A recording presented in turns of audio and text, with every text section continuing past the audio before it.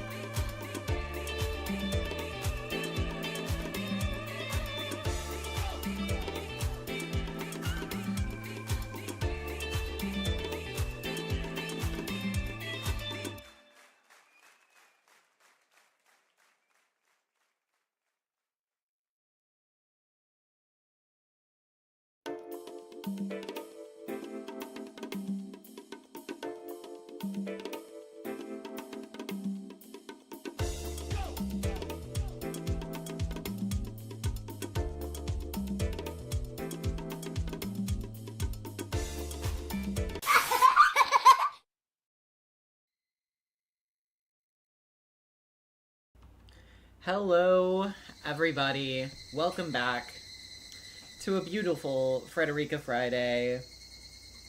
We're gonna be continuing Matsuri Bayashi again tonight.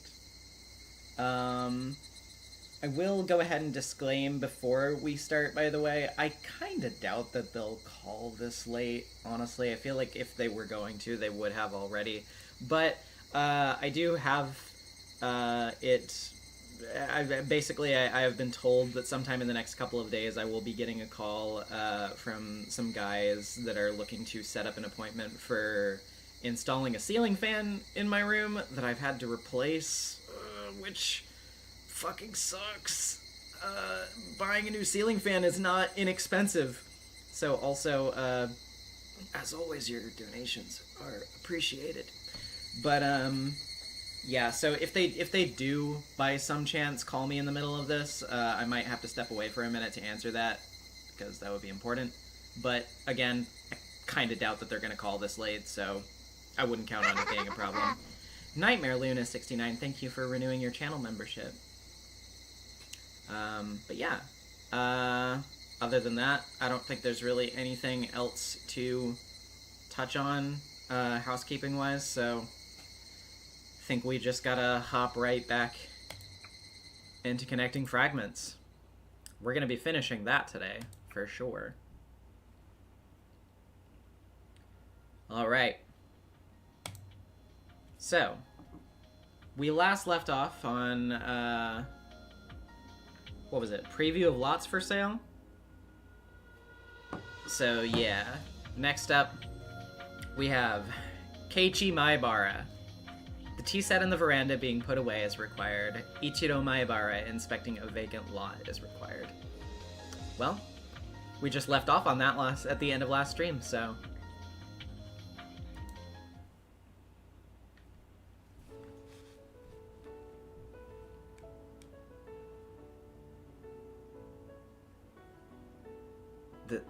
This is the school? Yeesh, this really is the sticks. Hey, Keiichi, don't say stuff like that. The people in this area love coming here. That was my first impression of the Hinamizawa branch school. No matter how I look at it, it doesn't look like a school at all. It even has a sign that says Hinamizawa Forestry Service. You're right.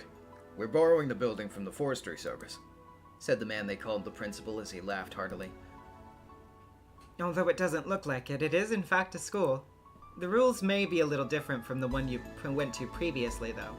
Are you okay with that? Yes. I heard all the grades are put in the same classroom at this school. I didn't believe it, but I think it really is true. They're all younger than I am, so I guess it'll be like kindergarten. Though it'll be interesting compared to my previous school, where everyone looked the same age. If you transfer here, you'll be the oldest boy in the class, so you'll have to be a good role model for the younger students. The younger students have the tendency to copy bad habits from the older ones. I'll be keeping my eye on you too, so make sure you're aware of that, okay? I understand. I'll do my best. Keiichi, what she means is that textbooks aren't the only thing you learn from. As a member of the class and as an older student, you have to be a good example. I know that already. After that, Chia-sensei brought us to an empty classroom and showed me where my desk would be. Since we're all still growing, I'm sure our sizes are very different. There are some desks that are way too small for me to even put my legs under, and also some that are just perfect for me. There are approximately 30 desks in here, but since all the different grades are in the same room, I'm sure it's very lively. There's also a wall full of calligraphy and art from different grades. It's all pretty exciting, nothing like my previous school. It reminds me of the days when I truly enjoyed my school life. Dad, I like it here. I like this school better than the other one in town. I think my son likes it here. I want him to go to this school too. I see. The school in Okinomiya has more resources and better teachers, though. Even while saying that, Chia-sensei looked happy to hear that a new student would be transferring into her class. My father and the teachers went back to the teacher's office to get the transfer process going. In the meantime, I decided to stay in the classroom and look around. I didn't care about the move. I'd lost the will to live because of what I did. I didn't have any willpower and I couldn't even get out of bed. So when my parents told me about the move, I thought that wouldn't change anything. But after the move, something did change. I want to restart my life. I want to restart my life and become someone I've always wanted to be. Here in Hinamizawa and at this school, I can do that. I'm not going back to who I was. I'll never again think that good grades are the most important thing in the world. I have a feeling that I can learn the things that are really important in life here at this school. I never had the chance to learn them before now. It's almost embarrassing to put it into words, but they're extremely valuable things. And if you don't learn them, you wouldn't become a decent adult. The students at this school learned them a long time ago. To them, they're a given. Yet I have to spend time learning about them even at this age. How to make friends. How to play with friends. To play. Things you can only learn from play. Things like socializing with others. Etc. Etc. It seems so easy, but it'll take me a while to learn them. I pushed those things aside and devoted myself to studying. I'm not trying to say studying isn't important, but you shouldn't become blinded by it. If someone says studying and good grades are the most important things in life, he's talking bullshit. So I can restart my life here at this school. Finally, I can become someone I've always wanted to be. I noticed two girls looking in at me through the window. The schoolyard must also be a playground for these children, because I saw a lot of them playing there earlier. I guess those two noticed me walking around the classroom and became curious. I guess that's natural. I'm a stranger to them. Should I say hello and let them know that I'm starting school next Monday? Finally. We've been waiting for so long. Oh. This will change things. Because Keiichi is the 6 on the die. Yes, he is. But his die rolls a 1 far too often. Oh. That's not Keiichi's fault, though. It's all your fault, Hanyu. It's because of you. Apologize to Keiichi. Oh. Eh? Do you know my name? She said my name, didn't she? Did I hear her wrong? I've never met her before. Nipa! Are you a new student? Nice to meet you. I'm Keiichi Maibara. I'm starting next Monday. Take care of me, okay? Oh, wow. Sure thing. Here's a message for you, Keiichi, from the Shrine Maiden of the Furude Shrine. On your first day, be careful when you come through the door to the classroom. Also, there'll be a thumbtack in the back of your chair. There'll be a toy frog in your desk, too. But even with this warning, you fall for it again and again. Your Monday's going to be disastrous. Poor Keiichi. That's why it's fun. Why don't you try overcoming that fate sometime? You'll be the one to teach us, though. In one of the many worlds, right? Huh? I'll be reminded of the prophecy made by the two girls next Monday because of the actions of a snaggle-toothed girl. I'll realize it too late, though. But I like it here. My name's Keiichi Maibara. This is my new beginning. And this time, I'm going to enjoy it to the fullest. I've been missing out on so much, but I'm going to learn all of those things here. I'm going to absorb all of it. And I'll become someone I've always wanted to become. It may take a very long time, but I'll definitely do it.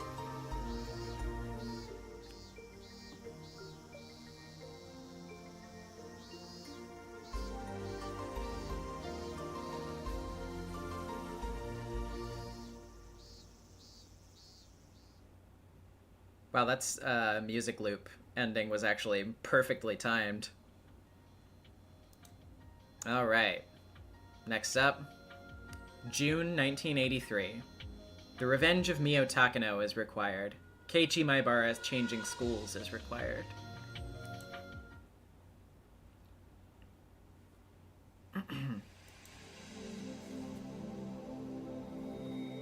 With this, do I have all the pieces lined up for 1983? It sure is a hard and exhausting job just lining up the pieces for the month of June. But finally, I'm at the starting line. Beginning from zero, at last. Yet, seeing all these colorful fragments together, I realized just how many sentiments were intertwined around June 1983. I used to think that thoughts of people with no relation to me were useless. But I was wrong. Rika Furude did her best to overcome her fate of June 1983. She did two things. One was to get in touch with the Irie Institute, because she knew that she would be protected there. Ironically, Takano from the Irie Institute was the one who wanted to kill her, but it was the best move for her at the time. And the other was to ensure that the Maibara family moved to Hinamizawa. It actually wasn't certain that the Maibara family would move here.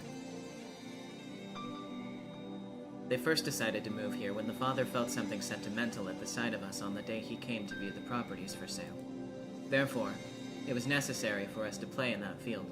It was the trigger for the Maibara family's move. It took me so long to find that out, though. After turning various conditions on and off repeatedly, I finally realized that meeting Keiichi's father at that field was the cause. Keiichi Maibara is a very important key for breaking Rule Z, one of the chains that was binding me. He's the fresh air that's powerful enough to break all of the old and evil customs in this village. He created many opportunities, but he also provided me with an important clue by letting me know that a strong conviction and the will to believe is what's important in standing up against a powerful fate. But I wasn't the only one who wanted him here. People in the Sonozaki family who wanted to wipe out the nastier traditions of the village also wished for him. Mion Sonozaki vowed to herself to protect Satoko and Satoshi, because she was very much bothered by how irrational the treatment of the Hojo family was. And on the night Satoshi Hojo disappeared, she exploded at Oryo Sonozaki and voiced her true feelings. Oryo Sonozaki understood. Oryo herself had come to understand the wicked customs of the village, and had been wanting to do something about it. But she didn't have the power to do so herself, so she entrusted it to the fresh air that was blowing in from the outside. That was why the lots went on sale, so the Maibara family could move in. Even if I danced in that field, if Oryo hadn't put the lots on sale, Keiichi couldn't have come. And Rena Ryugu, who provided many important opportunities for Keiichi Maibara, was saved by returning to Hinamizawa after the deep emotional trauma of her parents' divorce sent her into terminal condition. Keiichi Maibara's wish to restart his life was the same wish Rena Ryugu had a year prior. Maybe that's why Rena was able to understand Keiichi. It It's like the miracle where one can recognize moments in a certain fragment from another fragment. If they can use the lessons learned from one fragment, these humans won't make those mistakes. The game pieces will make their best moves, and the chances of winning this game of June 1983 will rapidly increase. In other words, Rena Ryugu makes extremely important moves on this game board without realizing it. The mighty Rule Z that surrounded the Hojo siblings was eventually smashed by their actions. Of course, Satoko overcoming herself was also a big help. Their hands met only because they reached from both sides. Keiichi and Rena are the ones who taught me that. Mion is the one who made it possible for them to move here, and she also helped them to become familiar with the village. That's not all. Irie is also an important piece with significant functions of his own. Feeling empathy for Satoko, he's the most influential piece on the board we call Hinamizawa Syndrome.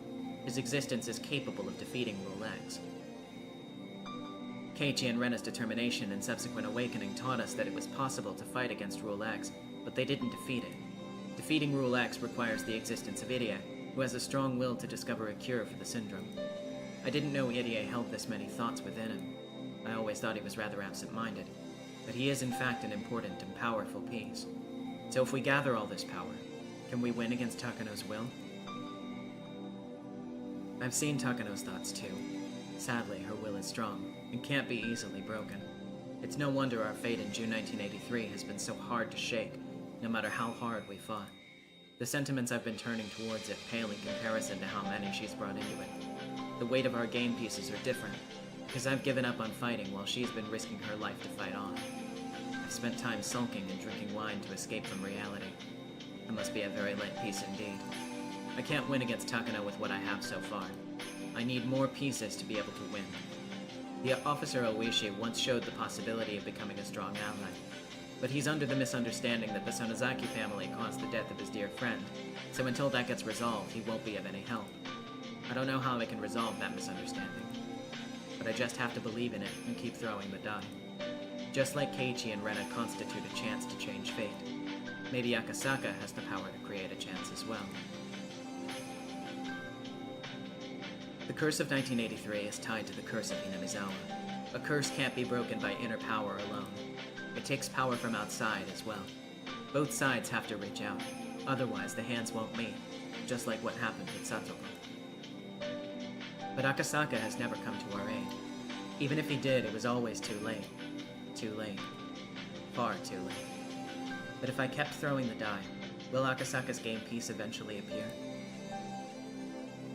The final rule, Rule Y, involves the evil masterminds who are using Takano as their own game piece.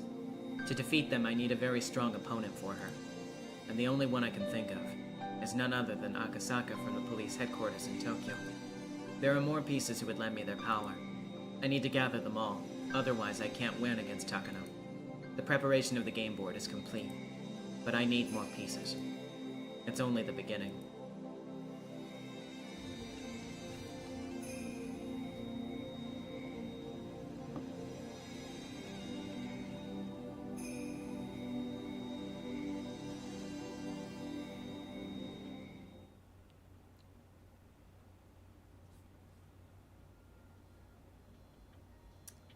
Oh boy. A fragment of Onikakushi. The game board must be set up.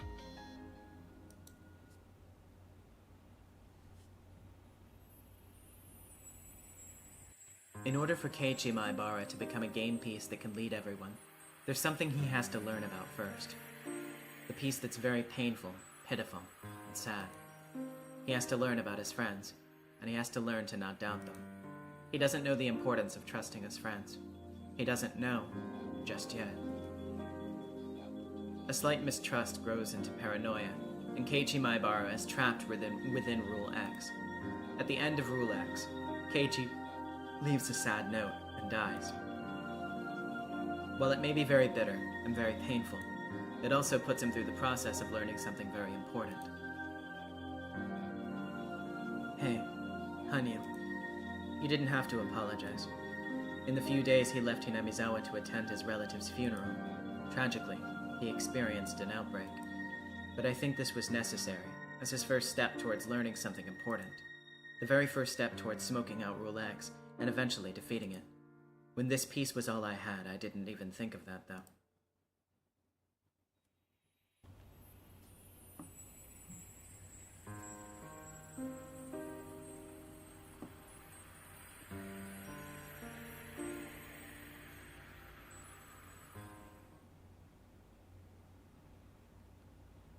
A fragment of Watanagashi.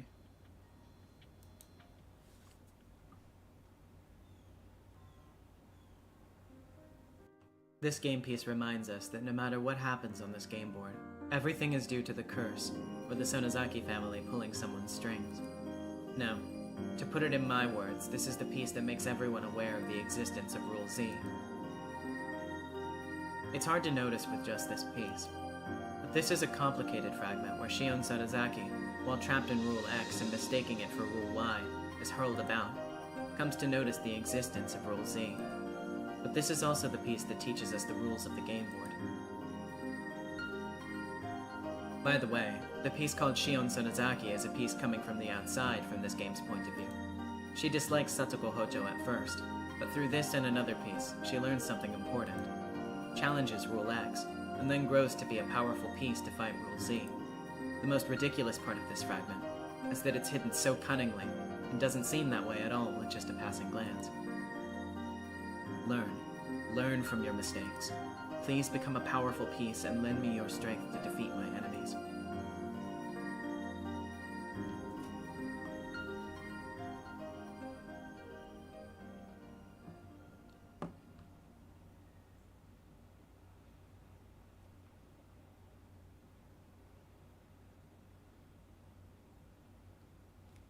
A fragment of Tatarigoroshi.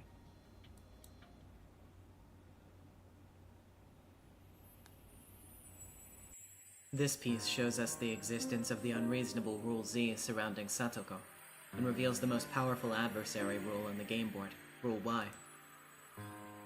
Can the rules X, Y, and Z be seen now? The enemy we need to fight, the things we need to learn, all are gathered and revealed here in this fragment. At this point, it's impossible to reach Rule Y. Fighting against Rule Z's effect on Satoko is the best that can be done. But in this piece, we make a mistake in our approach for fighting it. The outcome we gained through erroneous means is erroneous itself. Keiichi Maibara learned that through his own experiences. A tragedy doesn't possess the power to overcome tragedy. Violence doesn't possess the power to overcome violence. If they can grasp that, all the pieces on this game board will learn the true way to fight. But Takano is too powerful. The shocking end of this piece doesn't allow us to learn it that easily.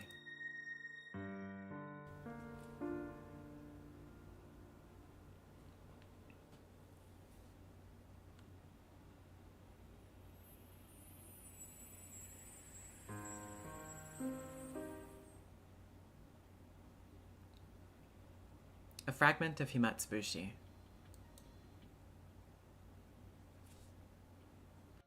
This piece is the only one that's so distorted. That's because it's from long before June 1983. Therefore, the existence of this piece has no effect whatsoever in the game we're playing on this board. But is this really a useless piece? The identity of Rule Y has been completely exposed by now. With the backing of a mighty organization, it's powerful enough to swallow up the small solidarity of individuals. I almost give up on this game because of its irrational power.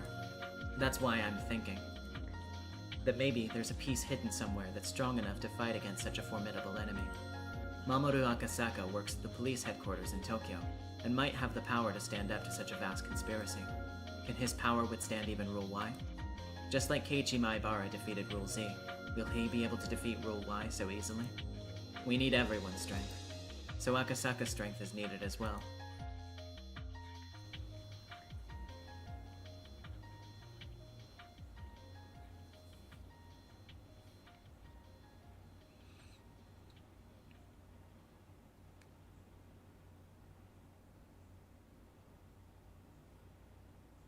A fragment of Meikashi.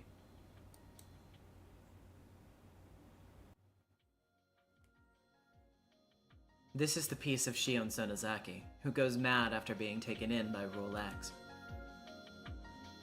With no room for sympathy, This is such a painful piece that one can only have pity. It distinctly identifies the keyhole of the padlock called Rule Z. Keiichi Maibara becomes a key himself to pry open this padlock. And as Mion Sonozaki wished for, he becomes a wind that clears out the stagnant air filling the village. This piece also teaches us an important lesson. Shion Sonozaki learns through this piece, and then becomes a strong ally for Satoko Hojo. In that way, maybe Satoko Hojo is a piece that represents the padlock for Rule Z. Unless she is saved, Rule Z can't be defeated. And when she is saved, that means Rule Z is defeated. This piece indicates only that. That's the only thing Shion Sonozaki learned by gambling her life. But now, I think that it's very important. Every time I see Satoko and Shion argue about pumpkins, I think about that.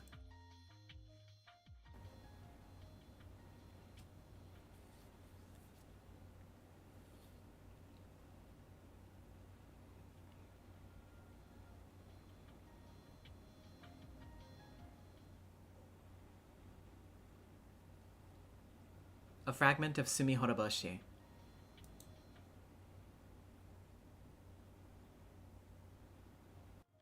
This game piece has a very important meaning for us, because it showed us for the first time that it was possible to poke a hole in the fate of June of 1983. To start from the conclusion, everything gets taken in by Rule Y at the end, and all our effort is wasted. But we're challenging the great law that governs this game board, Rule X, head on.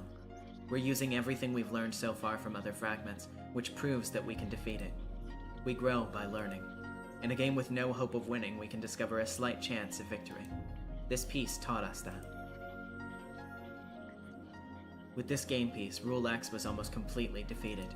Keiichi Maibara and our other friends won't be led astray by something as pathetic as the Hinamizawa syndrome and dance in tragedy any longer. It has also taught us that rules aren't indestructible and are possible to overcome. In other words, it's given us, the ones who are on the outside of the game board, hope. It's an important fragment that serves as our turning point, and the trigger for everything else.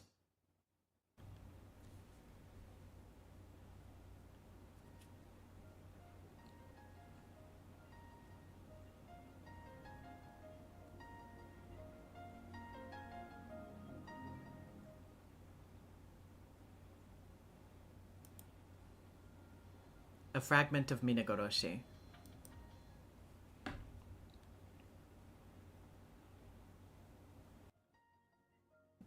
The game piece that uncovers the invisible Rule Y that has been pulling the strings from the beginning. Because the impression of that is so strong, it's easy to forget about something very important. We can't forget that this piece also shows the path towards destroying Rule Z. While Rika Furude lamented Rule Z as impossible to defeat, it was hardly a match for Keiichi Maibara and the others once they learned everything they needed to. They knew the correct way to fight, and fought according to the rules of the game board. As a result, we win, and that fact is more valuable than anything for us. Keiichi Maibara taught me a lesson. There's no need to subject ourselves to any fate. The will to believe can defeat anything. The fate that I was always subjected to was created by Mio Takano's own conviction, so what he says is correct. To defeat her conviction, we need a stronger conviction of our own. A strong will can be pierced only by another strong will. We defeated Rules X and Z, and then challenged the final rule, Rule Y, but we needed more pieces. Each piece fought at its best, but the strength of our enemy's pieces, led by Mio Takano, were just too powerful. She didn't even give us mercy. She squished us completely and made us restart the game all over again. Although we lost, we didn't give up the resolve in our hearts, because we finally found the true culprit, and also found a clue for how to fight against her. We can't win with the pieces we have now. We don't have a powerful enough conviction or a strong enough will. But Hanyu and I will keep trying. We'll roll our die repeatedly, look for the greatest result, collect pieces, and try again, with a will stronger than Takano. Didn't you think of giving up several times before you got to this point? But you made it, because you believed in me and followed me here. We're almost there. We can do it. Let's create the last piece. It will be the ultimate piece, and we won't need anything else.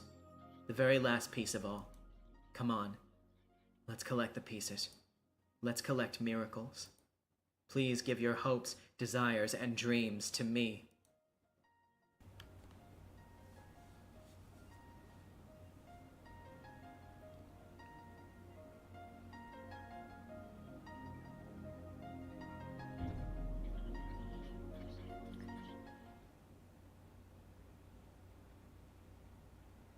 A fragment of NezumiVA. After collecting miracles from all 7 fragments, I finally got a hold of this one. This fragment holds our final fate. But before we take a peek, please wait for just a little bit. The fate that's inside will be decided the moment we take a peek. Have I told you about the story of the cat in the box? Is the cat in the box alive or dead? If you open the box, you'll know, but you won't know until you open it. It could be alive, and it could be dead. In other words, before you open the box, the living cat and the dead cat simultaneously coexist. And the moment you open the box and find out the truth, the incorrect answer disappears. The inside of this fragment is the same principle. The future we desire and the future Takano desire simultaneously coexist. They are opposing and denying each other. Once we take a peek, one of those futures will disappear. If we have enough pieces, we can take a look inside this fragment. But we've only had the same pieces lined up the same way on the game board. And the game under the same condition was Takano's complete victory. We've already tried that in the Minagoroshi fragment. We need more pieces. We need the help of a piece that's powerful enough to defeat Rule Y. Until I get hold of that piece, it's too scary to take a peek inside this fragment. But how do I get such a piece? It's a piece I've never gotten a hold of before. To obtain it, I need to look just one more time. I need one more miracle to obtain that piece.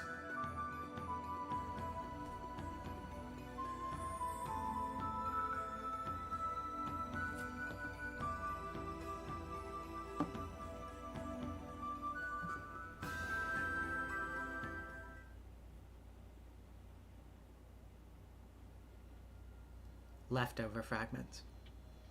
Do you need the final miracle?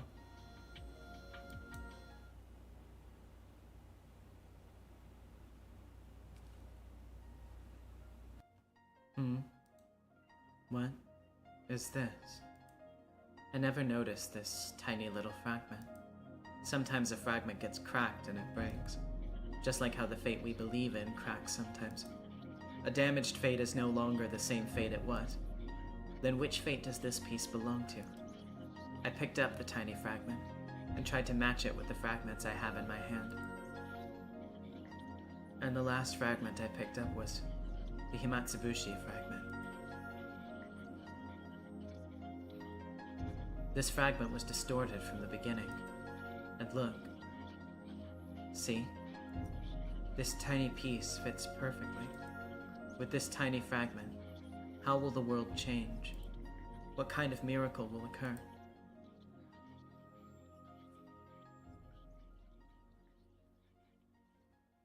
The whole world warped.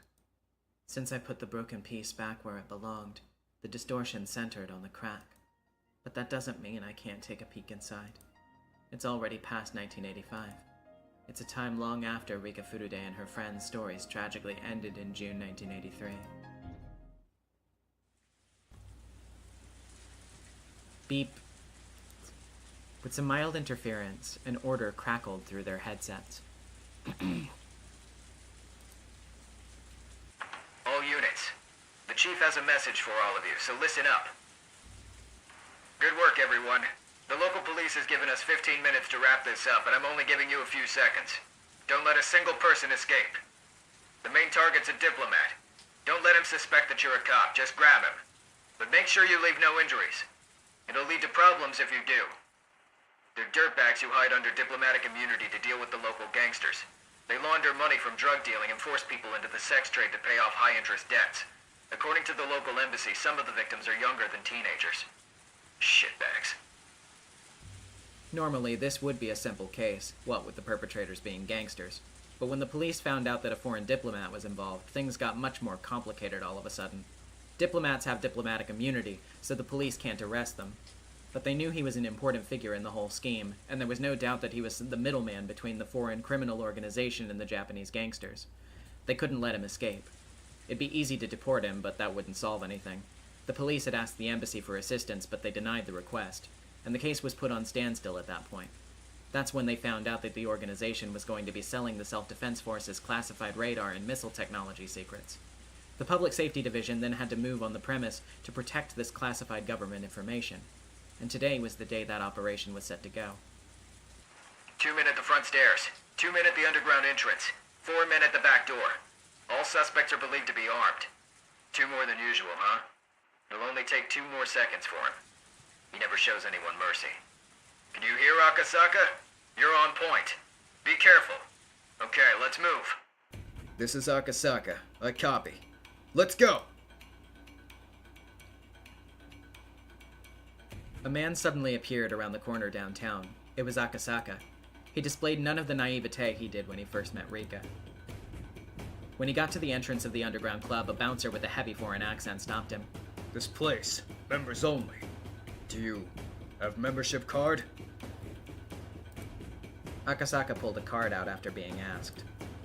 It was a card that was very difficult to forge, so they could only get one. As the man on point, he was the one to receive it. The bouncer let Akasaka in after confirming he had a membership card. Akasaka-san past the bouncer at the entrance. He's going down the stairs. Come on, Akasaka. At the bottom of the staircase, there was an overly decorated door like the ones you'd see at a high-class club. The venomous glow of the cocktail lights lit it up, silently warning everyone it was an entrance to a den of evil. Welcome. May I see your membership card?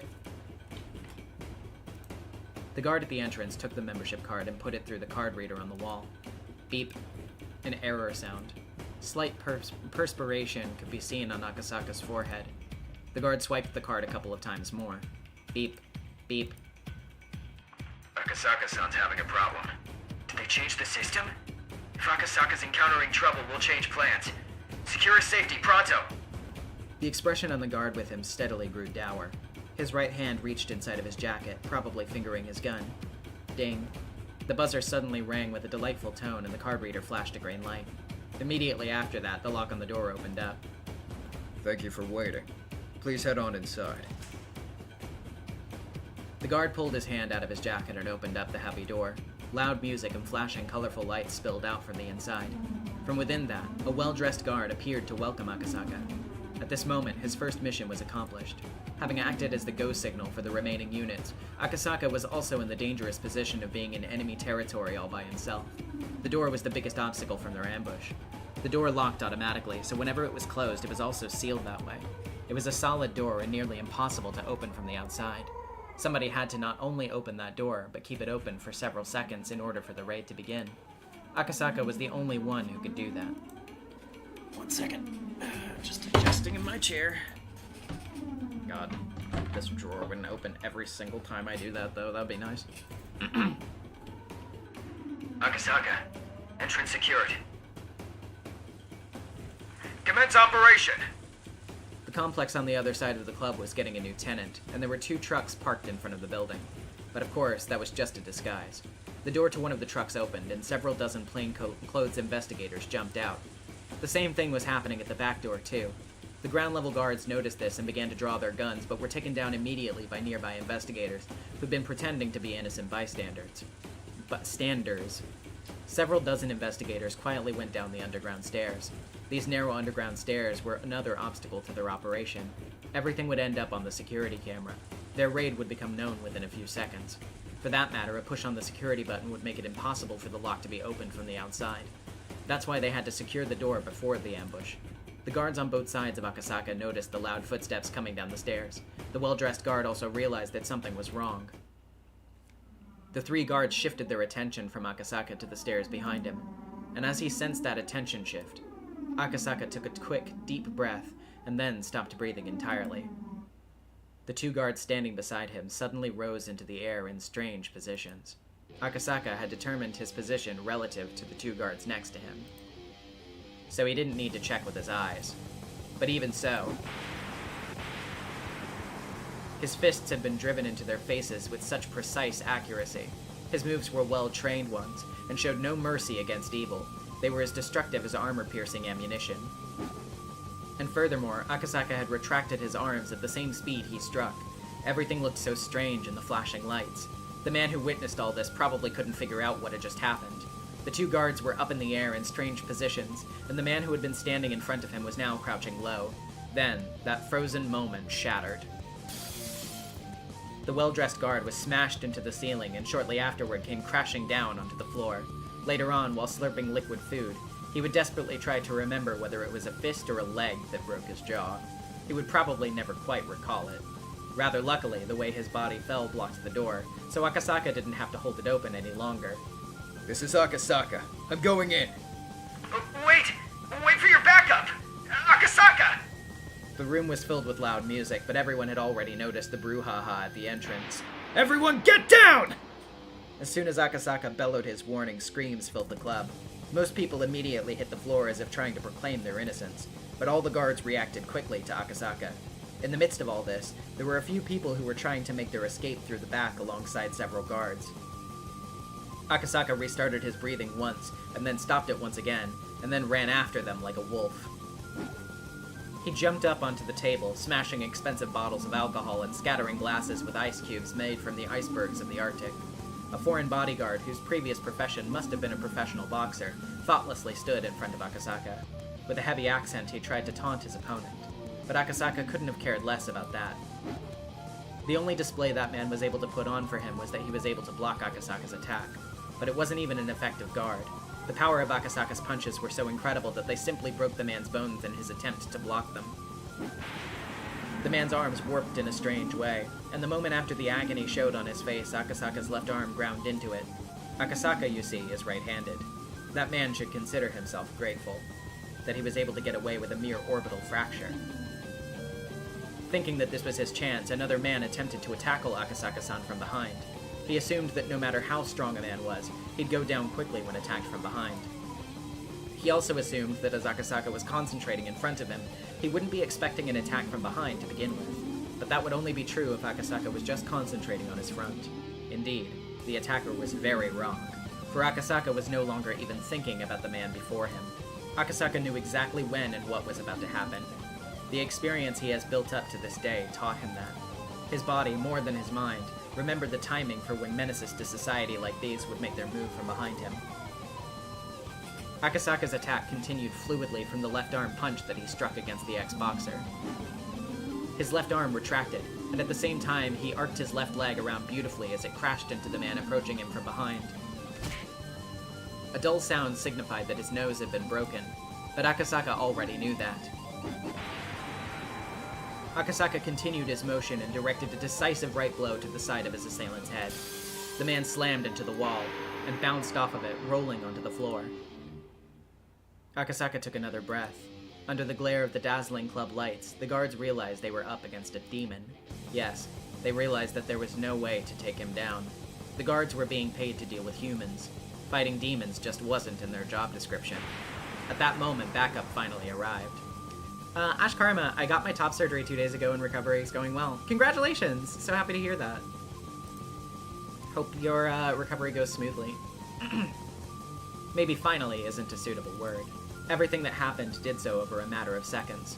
The time it took for Akasaka to take down those 5 guards was a span of merely 2 breaths. Put your hands above your head and get down on the floor! If you resist, we'll open fire! Thanks to Akasaka's furious action, the flow of events was already set. Akasaka's intimidating first strike shattered the gang leader's will to run. They were all down on the floor, but one of them began smiling. Shouldn't touch me. It'll lead to an international incident. Akasaka grabbed him by the collar and threw him against the concrete wall. Aren't you a policeman? I have diplomatic immunity! I'm a diplomat! Good for you. So how much did you get paid, huh? This will be an international incident! I'll be calling the embassy! With a dragon-like roar, Akasaka's right fist pounded the wall right next to the diplomat's head.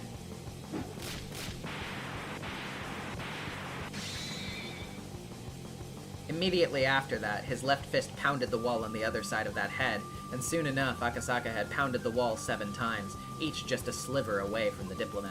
His fists were easily powerful enough to crush the man's head. The diplomat crumbled to the floor. This is Akasaka. Target secured. Further investigations discovered a secret getaway route that even public safety didn't know about. Dozens of Soviet military-grade machine guns were found, and if Akasaka hadn't stopped them there in the club, they would have escaped. Or even worse, the operation might have ended with a brutal death toll on both sides.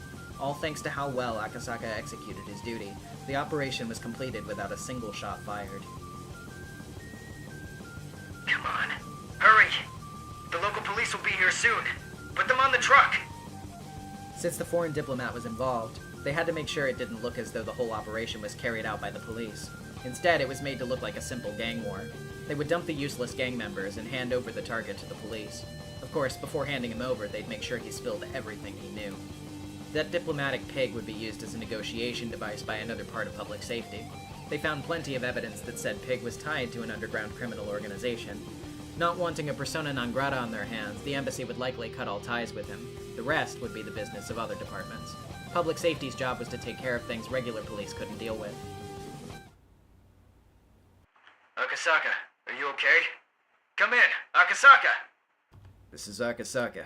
We're on our way. You've done it again! Report to the chief to get re-aimed out later. Reamed out. Later. Reamed out, sorry. I said it with the filter. Also, hey! It's the track! It finally appeared!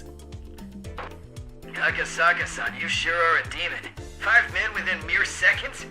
That's not even karate anymore. Your fists should be recategorized as lethal weapons. Sure was lucky that none of them drew their guns, though. Knowing how brutal Akasaka-san is, you could have turned them into honeycombs. Shut up. Don't make me sound like an assassin. I show no mercy against evil, that's all. Alright, Becky Gaming with the $2. Marcy, you should go get some water or something. I'm feeling alright right now. Hold on. Just checking something real quick. Okay. Sorry, I'm getting some group chat texts, but I don't want to mute my phone in case I get that call, so let me very quickly change my notifications so that it doesn't vibrate. Actually, where is that? God. Why are my phone settings so fucking bad?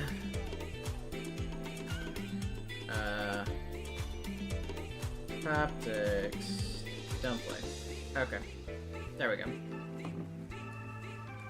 The pigs he had just caught were no average criminals. They had committed so many unforgivable sins. The strength behind Akasaka's fists were proportional to those sins. The heavier their sins, the more powerful his blows would be. Come on, round them up! Akasaka, make them hurry! The local police will get here quickly. This is Akasaka. Understood. Didn't you guys hear? Hurry up! Roger! Command, we have 5 injured here. Please have meds ready.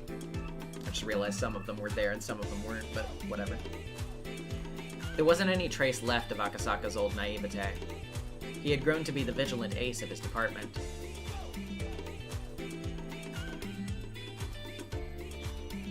I've conditioned you guys so much with this as the break music or lead-in music that it's very funny to actually hear it in the game for once. Akasaka was training inside a dark dojo filled with the smell of sweat and mold. The dojo was located in the middle of downtown, in a small building. It wasn't that big, and they weren't that well equipped either. It certainly didn't look like a dojo where a person as skilled as Akasaka would train. There were only 3 or 4 students there, including Akasaka, but this was the dojo he picked. To Akasaka, karate was certainly a weapon for crushing his enemies, but now he was seeking something further from it. To achieve his goal, a dojo with many young students having actual physical lessons wouldn't work. He had gone to so many different dojos, and this was the one he finally settled on. Every time Akasaka punched a sandbag, the heavy thud of his punch and the clang of the sandbag's chain would echo. He wasn't just punching blindly. He thought first, developed those thoughts, and then punch. It was more of a deep and low vibration than a proper sound. Drops of sweat scattered, and the dust welled up in the air. It was a perfect blow embodying the concept of 1 strike, 1 kill. But he wasn't satisfied. He closed his eyes, controlled his breathing as if trying to hear the cry of cicadas. Then he punched again. From a beginner's perspective, it looked like he was taking breaks between each. The other students training on their own would glance over and sense a fearsome respect at his focused blows. I heard Akasaka-san works at the police department. Really? If someone like him is a police officer, I don't want to do anything bad. Still, his concentration sure is amazing. He never gets tired. On his days off, Akasaka came to the dojo in the early morning, and he silently trained all day. His training was no longer physical, but mental. The other students were already aware that his continuous concentration was the secret of his strength. However, that was easier said than done. As long as a person lives, they're bound by countless ties and idle thoughts. For a person to submit all his will into such singular focus is more like trying to attain enlightenment than something in the realm of martial arts. Man has tried many different methods to achieve such enlightenment, and what we've learned is that there is no one way to reach it, and a path one takes can reach it if mastered. Karate is what Akasaka chose. The rumors say that his wife is dead. Supposedly he does karate to forget about that. Really? That's different from what I heard. I heard he couldn't save a girl on the job, leading him to realize his weakness or something like that. Hey, I can hear you. Quit talking about other people and train. Yes, sir! There was a small beeping noise. Somebody's watch was letting them know it was noon. Akasaka-san, we're going to get some lunch. Can we get you something too? Sure. I don't care what you get. Thanks. Akasaka was more pleased to be alone in the dojo than to have anyone bring him lunch. When they left, silence filled the building. Shit. My focus dissipated because they were talking about me. But if that happened because of that bit of small talk, that meant he had much more training to do. He had to train much harder if he wanted to achieve enlightenment. He focused again and started to punch the sandbag, but the sound was a lot lighter than before, and obviously the strength in his fists was no longer there. Realizing that he needed to take a break, Akasaka pulled a towel from his bag and sat down. The sound of cicadas soaked into his body. The windows were open, but there was no breeze coming in. Still, he could feel the cool air, if just a little. Just as they said, the reason Akasaka started karate was because of Yukie's death. Of course, losing against the suspect in that kidnapping incident was one reason too, but more than that, the pain from Yukie's death was what made him start. Yukie fell down the stairs at the hospital and died while he was on a business trip in Shishibane. He couldn't get rid of that depression, so he started learning karate. But in June 1983, when the Great Hinamizawa disaster occurred, he realized something very important. A girl had predicted Yukie's death, and in return, she wanted him to help her. Yukie's death was an accident. He could have told himself that there was nothing he could have done. But as for the girl, Rika Furude's death was different. She knew about her own death 5 years prior. When the disaster occurred, he remembered Oishi and called him to make sure that he was okay. Then found out about everything. When he was caught up, he fell into despair. Rika Furude was the turning point in his life. If he had believed what she predicted and did something about it, maybe Yukie wouldn't have fallen down the stairs.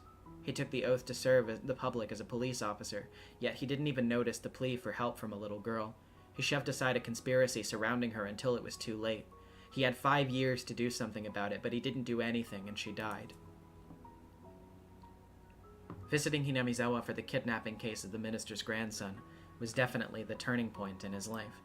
If he had only listened to what that girl said, Yukie would never have died, and he could have been there to help Rika Furude. Those two things continued to haunt him. The investigation into the series of mysterious deaths in Hinamizawa that he heard about from Oishi was put on indefinite hiatus because of the disaster, but it was apparent to both of them that there was some conspiracy behind it all. To challenge such things, he needed all the strength and experience that he could muster. He was devoting himself to gain such strength, but it was too late. Everything had already ended. While he was stuck in this dilemma, the dojo instructor admonished him. There's nothing one can do about what's already done. So in that case, the only thing he can do is train diligently, so if the same thing is to happen again, he will be able to save a person in need. It's all too late. Everything is already over. Yukie died in an accident. Hinamizawa was destroyed in the gas disaster, and Rika-chan was murdered as her intestines were ripped out while she was alive. Shit. I was too obsessed with Yukie's death. I couldn't hear the girl's pleas for help. No. If I had listened to her, I could have prevented Yukie's accident, too. Damn it. Damn it!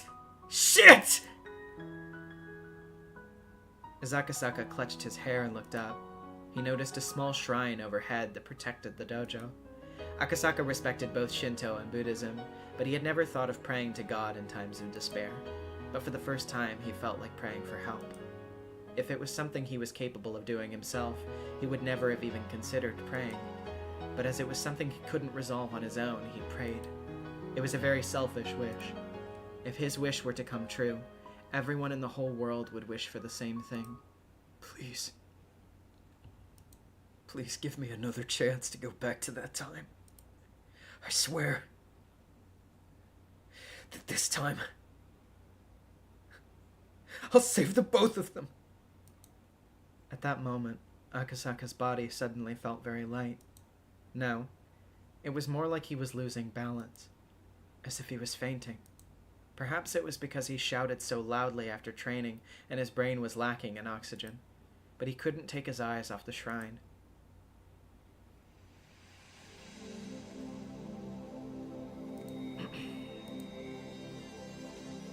Thank you, Akasaka. We needed your thoughts. Was this a hallucination? Akasaka felt like a stranger was talking to him. We must wish for a miracle. And you must wish for a miracle too. Otherwise, a miracle will never occur. Unless everyone wishes for a miracle, it won't occur. Unless both sides reach out, their hands won't meet in the middle. He didn't know what she was trying to say, but somehow he felt like he couldn't miss a single word of it. He felt like it was something very, very important. Akasaka, if you wish for it, I will grant you this miracle. And it will be a miracle for us, too. Joining these broken fragments will give us the chance to create an even greater fragment. Your resolve on its own may greatly influence everyone's fates and intentions. Can you turn back time to that day? No, I can't do that. The only thing I can do is let you notice. To let you notice that things you can't learn from one fragment, you can learn from others. So all you have to do is return this broken fragment to where it belongs. That's a big miracle itself, although you probably won't even notice it. Thank you, Akasaka. Thank you. For remembering me. I don't even know how much time I've spent asking you for your help, but finally it reached you. So I'll say it one more time. Please, help me. No. Please help us.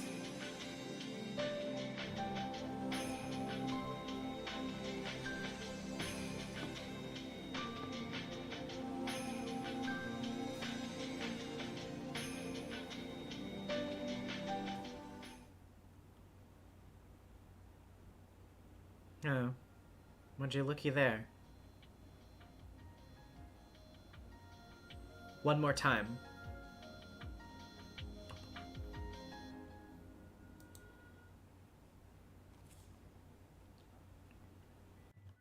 It was long. It really was long. Are you okay? Is your spirit still alive? Do we have all the pieces we want lined up on the game board? Is this everything we have that can go up against Takano and her minions in the Game of Fate in the June of 1983? I think, maybe, we have everything. And last but not least, Hanyu. It's you. The time you have left to be a piece is limited, but that doesn't mean you can't show up in the game. Shall we begin? I've put in hundreds of years just for this moment.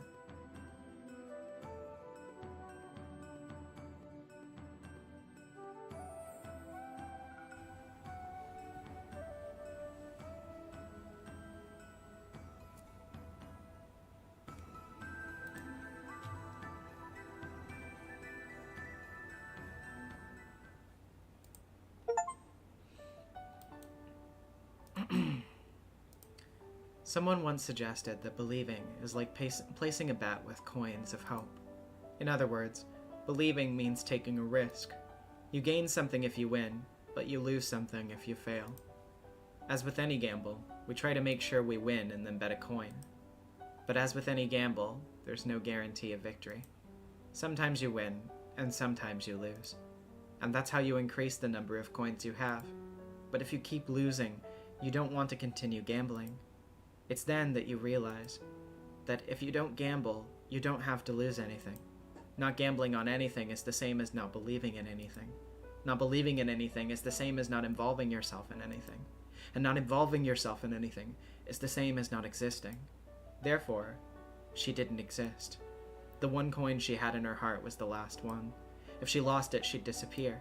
That was why she was hesitating to make a bet. She had been running, trying not to get involved in any type of match, because she was afraid of betting it by accident. But just like in a game of poker, she could lose her coin by folding. She tried not to lose her last coin, but that meant she was going to lose it eventually anyway. There was something she didn't know. Actually, I didn't know it at the time either. The more coins bet into the pool, the higher our chances of winning this game. In other words, the more frightened we are, the more we'll keep losing the game before us. It's just like carrying a portable shrine. It's impossible to carry such a heavy thing by oneself.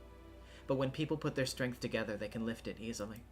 There's a clear borderline between too heavy to lift and easily lifted. It's just like how the balance on a scale tips with just a little weight. The big, heavy shrine before us couldn't be lifted. Everyone tried their hardest to raise it, but couldn't. I didn't help because I was sure it couldn't budge. I don't participate in games I know I can't win, so I didn't bet my coin. But that was wrong of me. Maybe the portable shrine could have been lifted if I joined. For the longest time, I'd been pretending to be a bystander. I always thought I was just there to find out if my coin was worth betting or not. But that was wrong. I'm not just an onlooker, nor should I be a bystander. I should have participated. The game I've been facing doesn't look like a game I can win. It doesn't look like a game that's worth betting on. But by betting on it, or by participating in it, or by believing in it, the outcome might change. To gamble on something is the same as to believe in something. To believe in something is the same as to be involved in something. To be involved in something is the same as to exist. Therefore, she existed.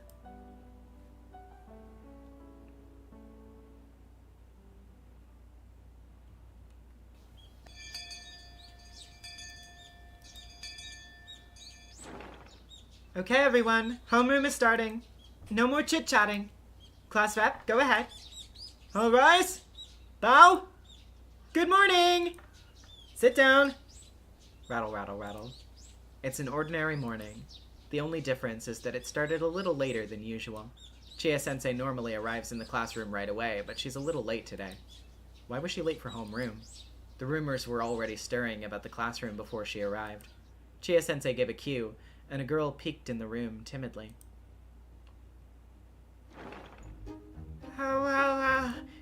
This is a new student, Hanyu Furude-san.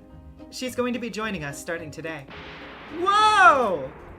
The voices of welcome, delight, and surprise all mixed together and filled the classroom. Furude? Is she related to Rika-chan? Yes, she is. She's my distant relative. My, that's quite a surprise, even to me. I was uninformed that Rika had relatives. Hey, this old man didn't know that either. Well, the three families are rather complicated. I wouldn't be surprised if I had distant relatives myself. But she does still look related to Rika-chan. Oh, what a cutie! Oh. All my classmates had gotten excited. The new girl looked rather intimidated by it all. Rika-chan's rather carefree, but this Hanyu seems like the complete opposite. She's more like a shy woodland animal. The exact type that Rena loves. Look, see? Rena's ready to swallow her whole. Okay, Hanyu-san, please introduce yourself. Settle down, everyone. Go ahead, Hanyu-san. Chia-sensei left the podium and encouraged Hanyu to take over. The even greater pressure of the silence left her standing there timidly for a little bit. Well, that's understandable. It's very nerve-wracking to watch, though. I'm Hanyu Furude. I'm Rika's relative. She's my relative. Please be nice to her. Rika-chan can tell that she's too nervous to introduce herself. She's right to break the silence. Presuming her like that and pressuring her like that isn't fair. Which is why I decided to make it more lively. You're called Furude, just like Rika-chan, huh? Now we have 2 Furudes in this class. Then how about we call her Hanyu-san? If we call her Furude-san, Rika might think we're addressing her, don't you think? We generally call each other by our first names here. She's one of us starting today, so we should call her by her first name too. Okay, it's decided. We'll call you Hanyu. I'm Mion Senazaki, class president. Call me Mion, okay? I'm Satoko Hojo. Very pleased to meet you, Hanyu-san. I'm Daiki Tomita. My parents run a tofu shop. Please come by anytime. I'm Suguru Okumura. Please ask me if you don't know anything. Hello. Let's be friends, okay? What grade are you in? Our classmates fell over each other to introduce themselves. Everyone tried to get her to remember their names so they could be friends. A friendly atmosphere swelled in the room. I've only just transferred recently myself, but this is exactly how it was on my first day too. I remember how nervous I was and how much I appreciated this as a result. I know more than anyone how nerve-wracking it is to be a new student. I should look after her. I agree. We'll have to help her blend into the class quickly. Right, you were a new student last year, huh? Were you nervous on your first day too? Yep. But Mi-chan and the others were so nice to me that I got used to the class pretty quickly. Well, yeah. To welcome a newcomer to the village is one of the 3 families' important duties. You only mention the 3 families when it suits your purposes. But it's true that you all helped me get used to such a different environment. In that case, doesn't that mean that it's your turn to look after her, Kei-chan? Yeah, I thought so too. Rena was a new student, but she looked after me when I got here. So it's my turn to look after the next new student. Rosalia Roslini with the $5. Happy Furu Dad Friday.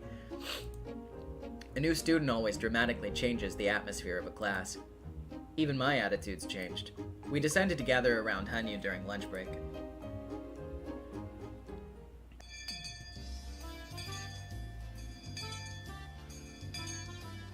Okay, remember you can only ask Hanyu 1 question each, okay? Why don't we ask her some personal questions so we can get to know her better? Let's see, who'll be the first to go? What's your favorite food? I like sweets. My favorite kind are cream puffs. Oh, that's wonderful. I love cream puffs too. There's a very good sweets shop in Okinomiya. I'll take you there sometime. Okay, boys, did you hear that? If you want Hanyu to like you, get her some cream puffs, okay? Not the cheap ones, though. Get her something expensive. Let's see, who's next? If there's no one else, I'll ask what color her... okay, Mion. Hello. Everyone kept asking Hanyu questions, and she looked all panicky again. I guess this is like a traditional ceremony for a new student. I remember this is exactly how my first day went. Mion and Satoko seemed amused, so it must be the same for them, too. I noticed Rena was watching the scene before her with a distant look in her eyes. She's probably remembering her first day, too. Are you recalling what it was like?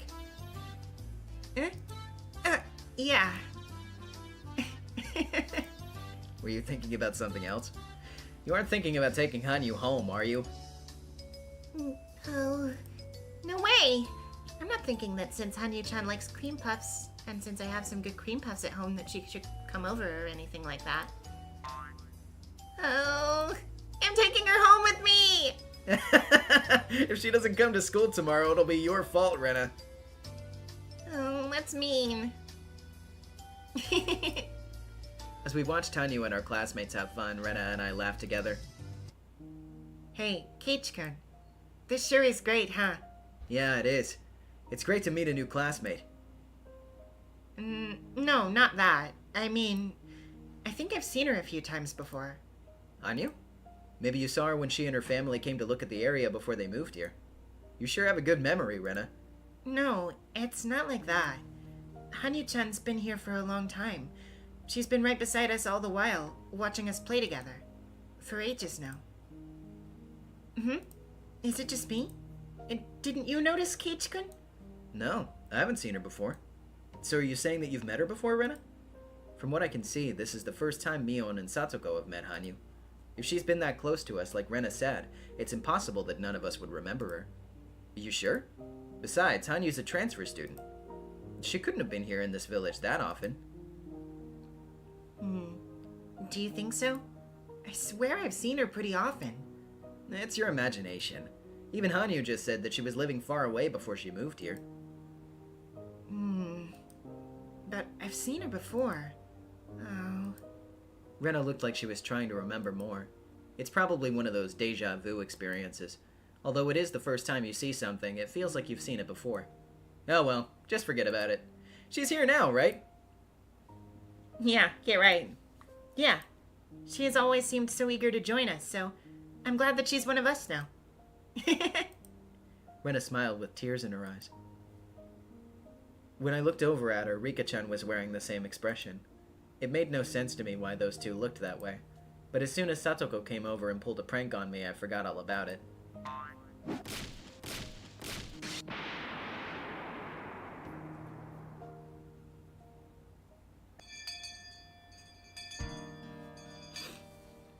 See you later! These are the words that signal the best time of the school day. As soon as the last period ended, my classmates ran out of the room. Hanyu was popular all day today. She's Rika-chan's age, so all the lower grade students gathered around her. Older students like me and Mion didn't have a chance to get close to her. Well, I'm sure they'd rather have had a new student who's their age than a scary-looking older guy. That's right. You looked so scary at first, Keiichi-kun. It was probably because you were nervous. Hey, that's mean! I was trying to be friendly so that I could get along with the class. You were far from friendly. You slapped me upside the head on your first day, Keiichi-san, don't you recall? Hey, that's because I was how I was treated on my first day. There was a thumbtack on the seat of my chair and even a frog in my desk. We heard that there was a new student in the teacher's office, so we went to take a peek. We saw you there and you looked so nervous that Satoko must have thought she had to do something to help you relax. Oh! As your elder, I was being considerate, you see. That's impossible. Although that blackboard eraser trap sure did help to ease my tension. But Satsuko will be so pleased with herself if I tell her that, so I'll never admit it. Hanyu-chan must have gone home with everyone else. I'm sure she's still popular even after school. Still, your first day at a new school is always really exhausting. I'm sure she'll sleep very well tonight. I'm quite sure too. Okay, everyone. It's been a while since I've been busy with work quite a bit recently. It's time for a club meeting! I've been waiting for this. It's been so long that I've gotten rusty. Meep. I've been bored because I haven't rubbed a loser's head in a while. Oh, I won't lose. I won't be holding back just because it's been a while. You sure have pent-up frustrations, huh? Great, that makes things even more interesting. Everyone's motivated, huh? You better watch out, I'm in top form today. Mion, you're gonna wish that you went to work instead. Mion's had to work quite a bit lately because of her uncle's shop. Her uncle's shop is short on staff. So we haven't done any club activities for a long while. For us, club activities are the main reason we come to school. In a way, we live for these few hours after school. If there are no club activities, there's no point in coming here at all. So it only makes sense for us to be excited about getting to have a meeting again. Guess none of us will be satisfied with an ordinary game. What should we play? Mion looked into the club locker. I'm always curious about what's in that locker and how much of it there is. I swear there's more in there than it can realistically hold. Just then, we heard the door open. Oh? Hanyu-chan? Oh, hello. What are you doing here? Did you forget something? I thought she had already gone home. Did she forget her lunchbox or something? It's not that big of a deal to forget a textbook, but you can't forget a lunchbox.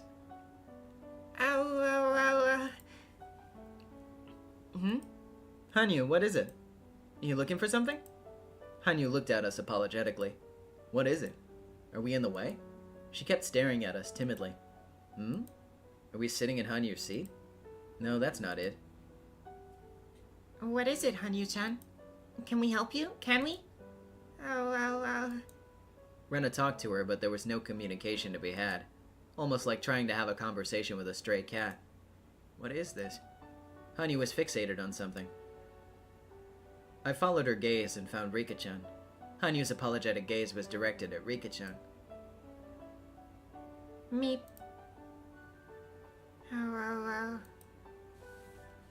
I won't say anything. If you want it, you need to say it yourself, Hanyu.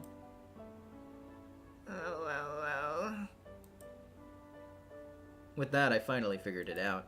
Hanyu wanted to say something, but she didn't know how to say it, so she wanted Rika-chan to say it for her. but Rika-chan told her to say it herself. In other words, we need to listen to what Hanyu has to say. We patiently waited for Hanyu to speak up, but when I think about what happened this morning, I realize this kind of silence makes her even more nervous. Rena, noticing that, talked to her in a sweet tone of voice. What is it, Hanyu-chan? Can you tell me? I'll help you.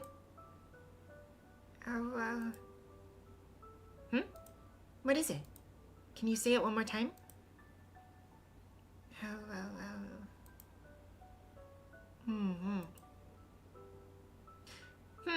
Huh? Rena raised her voice. What? Let this old man know too. What is it? Are you sure? What could it be? Please share it with us all. Well, I want to join your club. Huh? Hanyu said it loudly as if to shake off her embarrassment. No, that's a surprise. Where'd you hear about us? I want to join. I want to join your club. Very good. You did a great job. Clap, clap, clap. Rika-chan must have known that Hanyu wanted to join the club all along. Mion folded her arms with a smile and stared at Hanyu as if appraising her. Needless to say, Hanyu was intimidated. You're awfully reckless, jumping into mortal peril by choice. But our club isn't just any old club. Only a select few are allowed to join, and that's only after passing a gruesome trial. Just because you want to join doesn't mean that you can, you know. Look, Hanyu-chan. Mi-chan's club might look fun, but, it's not that easy. I already know that. You have to win. Otherwise, you don't know what might happen. Are you sure you're aware of that? Oh, I won't lose. Besides, Hanyu swallowed once and said what was on her mind. It sounded like a big thing to say for her, as though it had a much deeper meaning. I used to hate to lose, so I always ran away from every game. But running away is even worse than losing. I can win only if I continue to fight, despite the pain of failure. That's something I've learned. Hanyu. When Mion realized that, although she looks timid, Hanyu is actually very courageous, she grinned. She looks like she's grown fond of her. Well, well, she's got guts. How about it, Mion? Why don't we let her try, huh? Let her take the entrance exam.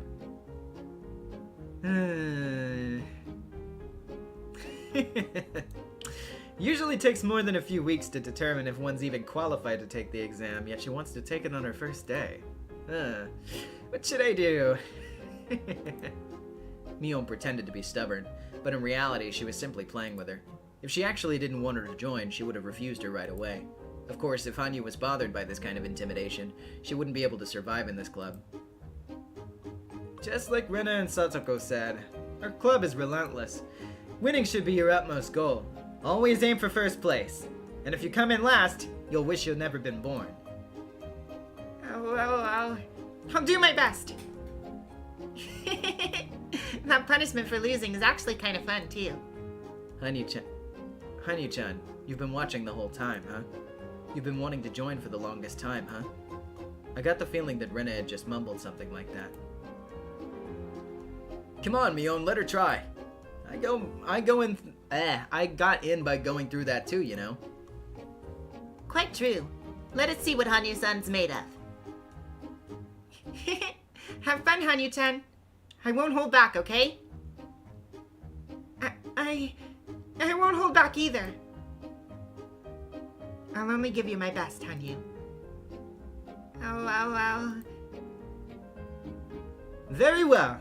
Hanyu Furude, you're on. You're allowed to take the entrance exam. Okay then. We'll have to choose a game that Hanyu knows how to play. What would be good? Ah! What about this? Mion threw a deck of cards onto the desk. Does this mean? We'll play a game that everyone knows. How about Old Maid? Which, if you remember, was the very first game, or well, a variant of this game, was the very first game that they played in Onikakushi. We're bringing it all back around, baby. No, that's fine. Here she goes. This is exactly what I had to endure when I went through this entrance exam. This is the marked tile deck. Oh, that's a very enthusiastic response. However, our club's version of Old Maid is a little different, no? Most of the cards have scratches on the back, so by memorizing the scratches, you can tell what card it is. In other words, the more you've played this game, the better you are at it. This is simply our way of being mean to newcomers. Hanyu-chan, you can do it. This is a trial, hell. Go for it. Yay! This sure brings back memories. I had to go through this too. It just happened recently, but I still feel so nostalgic. However, that doesn't mean I'll go easy on you. Just like how merciless they all were when I did this exam, I'll put everything I've got into this. Right, everyone? Prepare yourself, Hanyu-san. Here we go.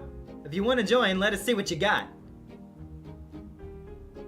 Roger. I'll call your hand from the right, okay? Ace, 3, 4, 7, Jack, and Queen. It's too late to hide now. Ow. Sorry, Hanyu-chan. This is the Ace of Spades, right? I'm out. Did you get it, Hanyu? This is the entrance exam for our club. Meep. Keiichi's putting his leftover grudge from his own entrance exam into this game. Come on, Kei-chan, are you sure you should be saying things like that? Hanyu, take Kei-chan's card on the right. That's what you need to win. Oh, I'm done. What? That's not fair! Okay, I'm dead serious now. How dare you make me mad? Hanyu, do you want to go home on a leash wearing shorts with a tail on them on your first day? My. I think you would look better in them. I think you would look better in them, Keiichi-san. Oh, yes! And I'm going to take him home with me. I'll make him do that punishment. That's a great idea. I'm in too. Hey, you guys, why are you picking on me, huh? Fine then. I'm going to make all of you do it.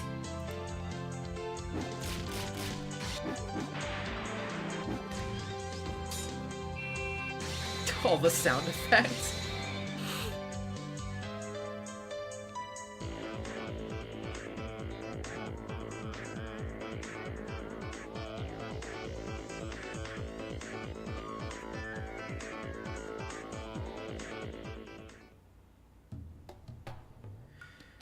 Okay, this is the banquet section. Can you hear me?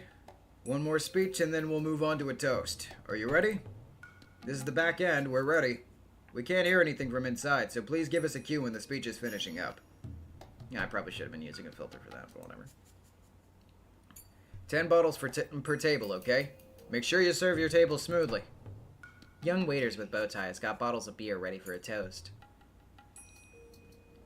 There are several dozen tables with white tablecloths on them in a banquet room. Approximately 8 people are sitting at each table, so there are at least a few hundred people there. The banquet room is teeming with excitement. There are many plates with different kinds of food on each table. A sushi platter, a sashimi platter, a fruit platter.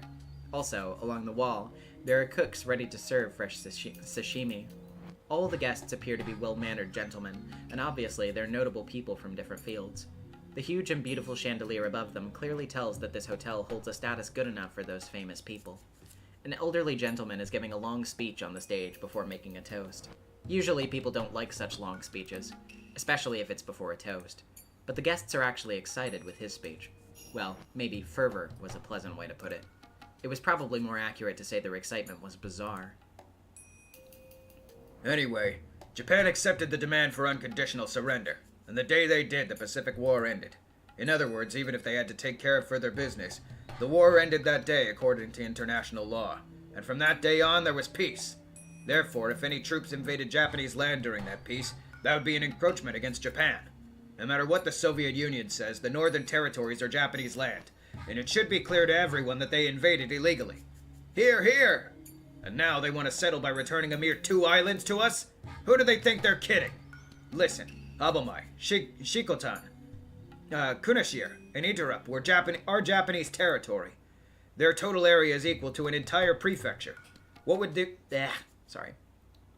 I'll get a little tongue-tied here. What would you think if the Soviets invaded and occupied one of our prefectures? Would you settle for just getting half of the prefecture back?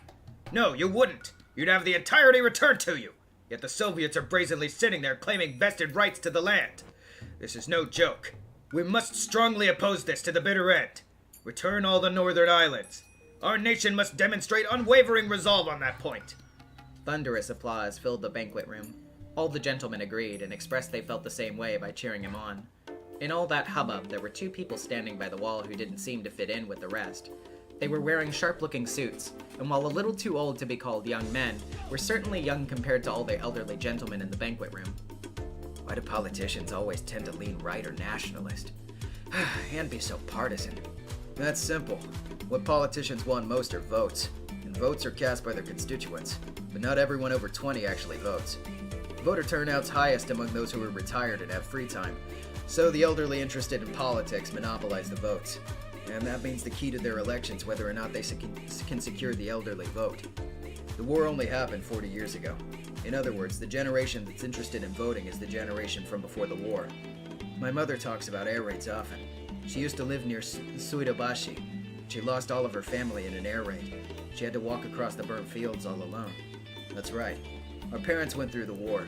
They shed their blood, sweat, and tears believing that it was for the good of the nation. We lost the war, but they believe the war still brought about change that serves as a foundation for the peace we have today. I hear that a lot. That if Japan hadn't fought in the war, the Asian countries would still be Western colonies.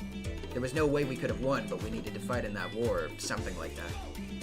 In that case, no matter how much they preach pacifism, politicians can't ignore the pre-war generation. War's bad, and we should never again fight in a war. But that war was necessary. Unless they say things like that, it's like they're denying the very lives that generation lived. I see. Politicians have to work hard to earn votes, huh? However, it'd be one thing if they were truly proclaiming their own beliefs, but many of them are simply saying that to get elected. As long as there are politicians trying to win over what remains of the pre-war generation, this country's post-war era will never end. That's how the ghosts of war will pass on their will on to the next generation and keep things the same for the next millennium. They'll just keep repeating that the war was justified yet regrettable every time an election takes place. When will our country ever be freed from that cycle? It's simple. Young people need to vote. Don't be fooled by war stories. Vote for those actually pushing policies. Realistic policies, that is. Yeah.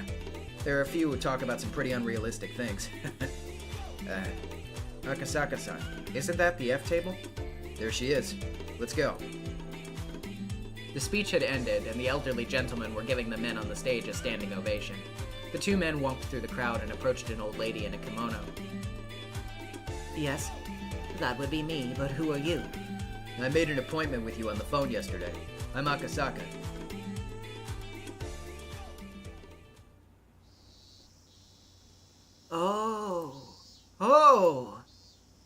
Oh, wait. Not that kind of oh. This is crying, I see. Not, ooh. Sorry.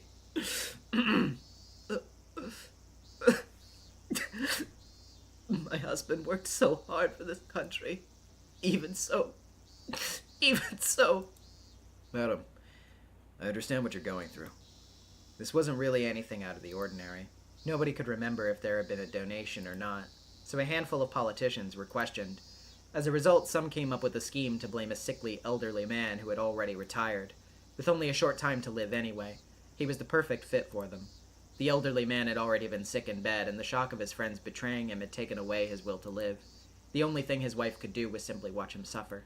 She kept crying while telling the men about her husband's achievements. If your husband is in fact innocent, a judge will rule accordingly.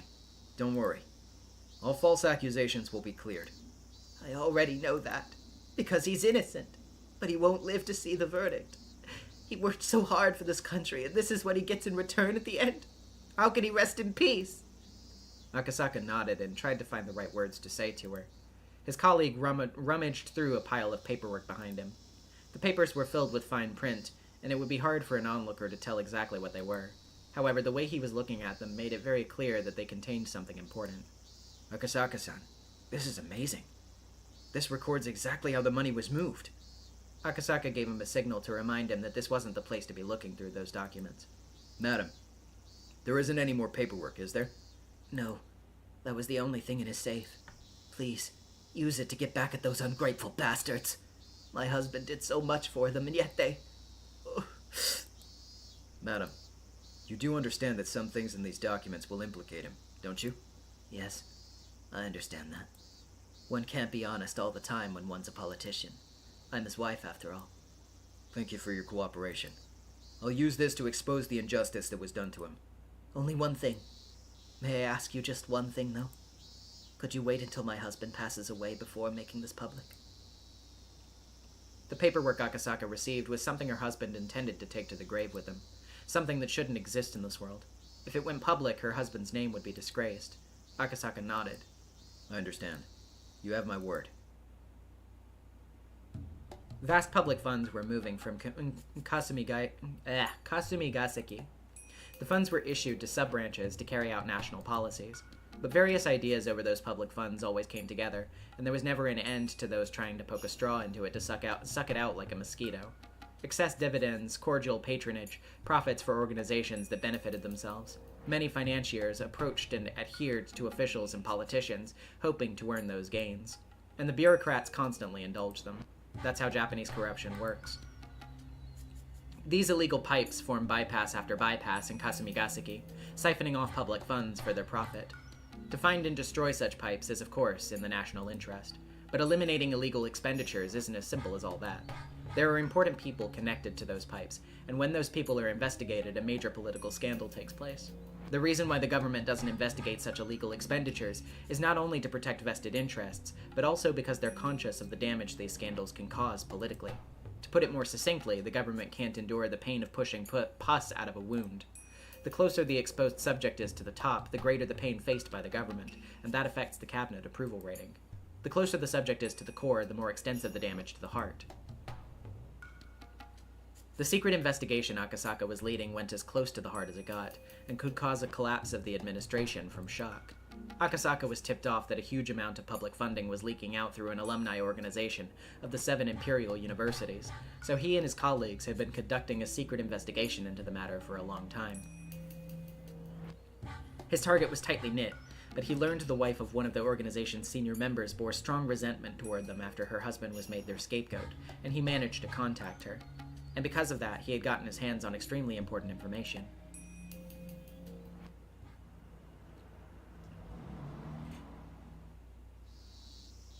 Good work, everyone. We've almost gathered enough proof. What Akasaka's kun brought us is particularly shocking. You must have worked hard to get it. Great work. Thank you. The small meeting room was filled with boxes that were in turn filled with documents. A whiteboard was filled with cramped writing, too. A few of the investigators in the meeting room, which was also filled with smoke, were reading the documents intensely. Their intimidating manner clearly indicated that they were police officers with a great deal of experience. Akasaka was one of those men. It had been a while since Mamoru Akasaka was transferred to this department. When he worked on the case of the kidnapping of Minister Inukai's grandson, he had been a rookie, but by now he was an experienced investigator. After a knock on the door, an elderly man entered the room. Everyone straightened up all at once. Excuse me. Sir, thank you for stopping by. Thank you. You don't need to stand. Relax. I brought a wonderful gift for you all today. Kano, you'll get to go to your son's Parent Day meeting after all. Parents' Day meeting. The meeting room was filled with sighs tinged with exasperation and resignation. It certainly wasn't because any of them hated getting to go to Parents' Day. I knew it. I thought it was about time. Shit! Akasaka's colleague complained. They had been so close to getting to the root of this issue. They had such strong evidence. Akasaka, on his part, wasn't too disturbed. This had happened several times in the past, and considering how hot the documents he obtained were, it was easy enough to predict. The case was suddenly transferred to another department. That meant their investigation ended here. The new department was supposed to continue the investigation to expose injustices, but that's never happened once before. It was just an excuse. The investigation had been terminated because of pressure from above. Damn it! What about everything we've worked for so far? It was just to see how much it hurt to push out the pus. They've realized that it would be too painful, so they decided not to treat the wound. In that sense, their hard work wasn't wasted. Because of it, the investigation was terminated. Akasaka understood that, but his colleague wasn't yet mature enough to understand. Of course, Akasaka's sense of justice was displeased by this. He felt frustrated with his superiors, who had hesitated to expose the truth. But he was mature enough to know not to say that out loud. We'll organize what we have and send it over to the other end later. Anyway, since you haven't had a day off for a long time, you don't have to wait until 5 p.m. to leave today. Please go home and get some rest. We'll talk about what's left to do tomorrow. Also, don't forget to use up your vacation time, too. Make sure you take a vacation and give a treat to your spouses. Please come with me. That'll be all. Yes, sir! Though his long secret investigation left a bad taste in his mouth with its resolution, he managed to earn a holiday until the next incident arrived. Well, I guess we'll do as he says. Everyone, go home and get some rest. If you go home that early, you might find out that your wife is having an affair, you know. Dumbass, you don't know anything. Akasaka-san and his wife are madly in love. He calls her every night from a public phone in a different building. I envy you, Akasaka. My wife is pretty cold. Akasaka smiled bitterly as he gathered the documents in his hands. One of the pages fell to the floor. It was a page from a huge pile of papers documenting illegal expenditures. They exposed the illegal expenditures of the Alphabet Project, the research team for the next generation of hardware in the Defense Agency. It was entirely possible that this project was created in the first place for the purpose of funneling these illegal expenditures. When he saw the paper, one thing caught Akasaka's eye. He picked it up, looked at it, and tried to remember. It was a list of people who illegally received public funds. It was also a list of retirees who were still very much in love with money. There should have been no connection between those people and Akasaka. However, there was one thing that caught his attention.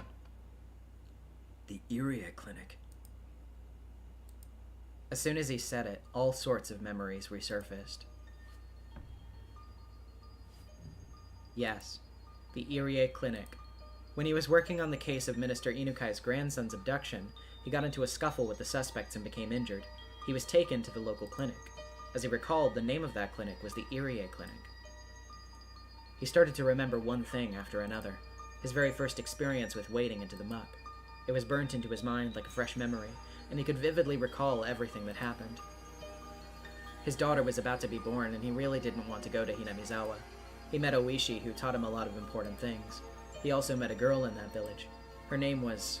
yes, Rika Furude. That was it. How long had it been? How old was she now?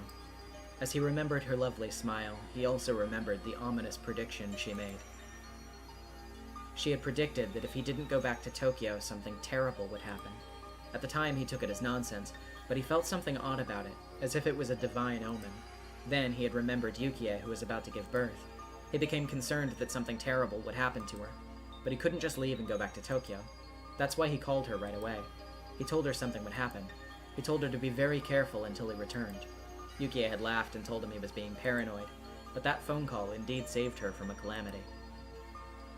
Akasaka had found out about that when he visited her after returning to Tokyo. A few days after his phone call, a janitor was seriously injured when he stepped on a loose tile on the stairs on his way to the rooftop. He also heard afterwards that Yukie had a habit of going up to the roof for a walk every day, but because of his phone call, she had stopped doing it. If he hadn't called her, she would have been the one to step on the loose tile. In other words, Rika Furude's prediction had been correct. There was no proof, but Akasaka still believed that he was able to save Yukie only because of Rika Furude's prediction. He'd intended to call and thank her for saving Yukie, but the busy days that followed put it out of his mind. Rika-chan. He wondered if she was still doing well, if she was still smiling.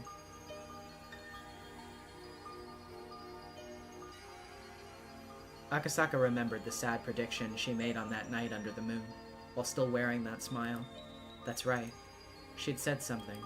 She predicted someone would get killed on the night of the festival every year, and that on the 5th year in, she'd be the one to be killed. That's right, he thought. She did say that. The 5th year. That's this year. The festival is... that's right, it's in June. If he remembered correctly, it happens on the last Sunday of the month. Akasaka looked at the calendar.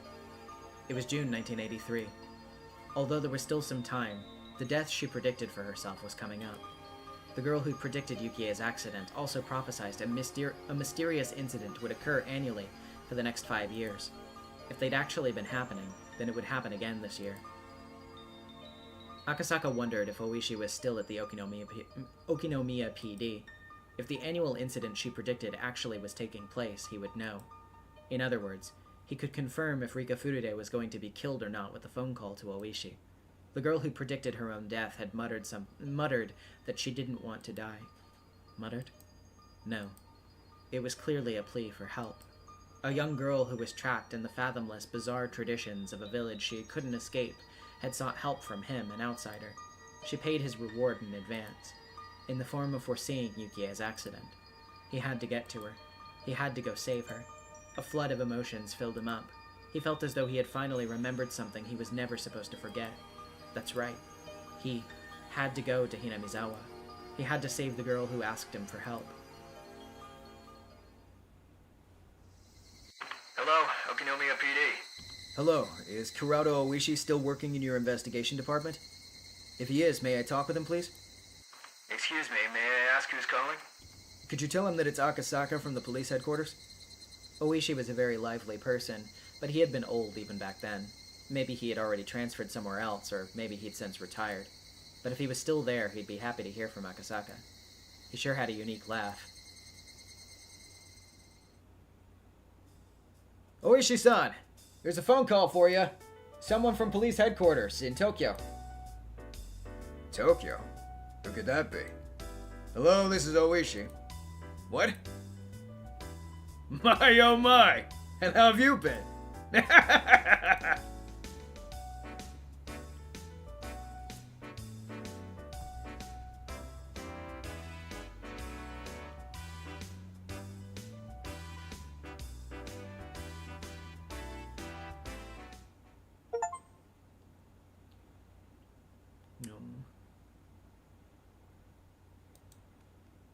Yeah, I just wanted to double check that. I know that we don't have tips, but I'm always like, wait a minute.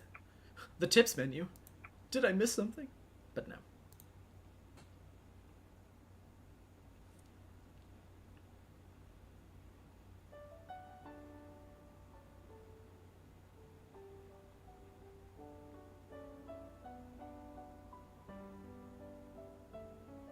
Hanyu has already grown used to being around us. Since Rika-chan and Satsuko are her age, she's become especially close with them. Of course, Rena and Mion are looking after her too. Rena told me something the day Hanyu joined the class. She said that Hanyu has been close to us for a long time, and that she's been watching us play, and that she always wanted to join us. I still can't remember seeing her before, but somehow I can believe it. Hanyu's accepted all the things that surprised me at first, as if she knew about them all along. She knows everything about us, and it seems she's truly excited about finally being able to join in. Hanyu's definitely part of our group now. She sure is. It almost feels like she's been one of us this whole time. That can't be true, though. Sorry, I don't know why I said it weird like that. No, it is. She's been by our side all this time. Are you saying that now, too? Rena told me that a couple of days ago. Is it just that I didn't notice? It's because you're dense, Keiichi. Meep. Fine, so what if I'm dense? Ow. Why are you two sitting down? Are you tired? You never feel tired, Hanyu. Meanwhile, we're exhausted. It's because I've waited so long to be able to play with you all. This isn't nearly enough. I want to play more and more. Ow. You're full of energy. By the way, those things on your head, don't they fall off when you play? Oh? Hanyu has horns on her head. I thought that it was a hair accessory of sorts, so I didn't want her to lose it while playing.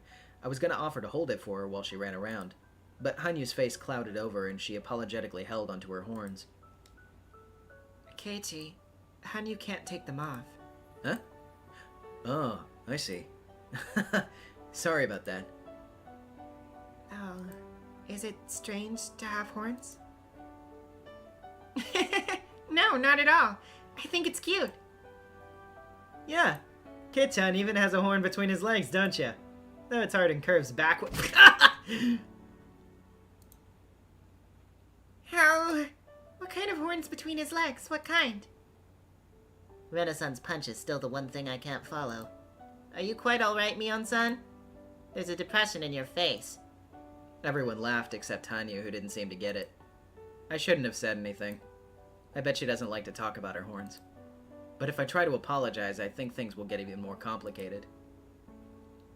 As I thought about what to say, Rena took the girls over to the shrine gate. Don't worry about it, Keiichi. Hanyu tries not to let it bother her, but she hasn't had enough training. Meep. So she doesn't like to talk about them, huh? Sorry, I'll be more careful. Hanyu came to Hinamizawa a very long time ago. She did? No wonder she knows so much about the village. I don't know where she lived before she came here. I asked her once, but all she said was that it was a place I wouldn't understand. Hanyu said that or rather, Hanyu's people couldn't live there anymore. They looked for a new place to live for a long time.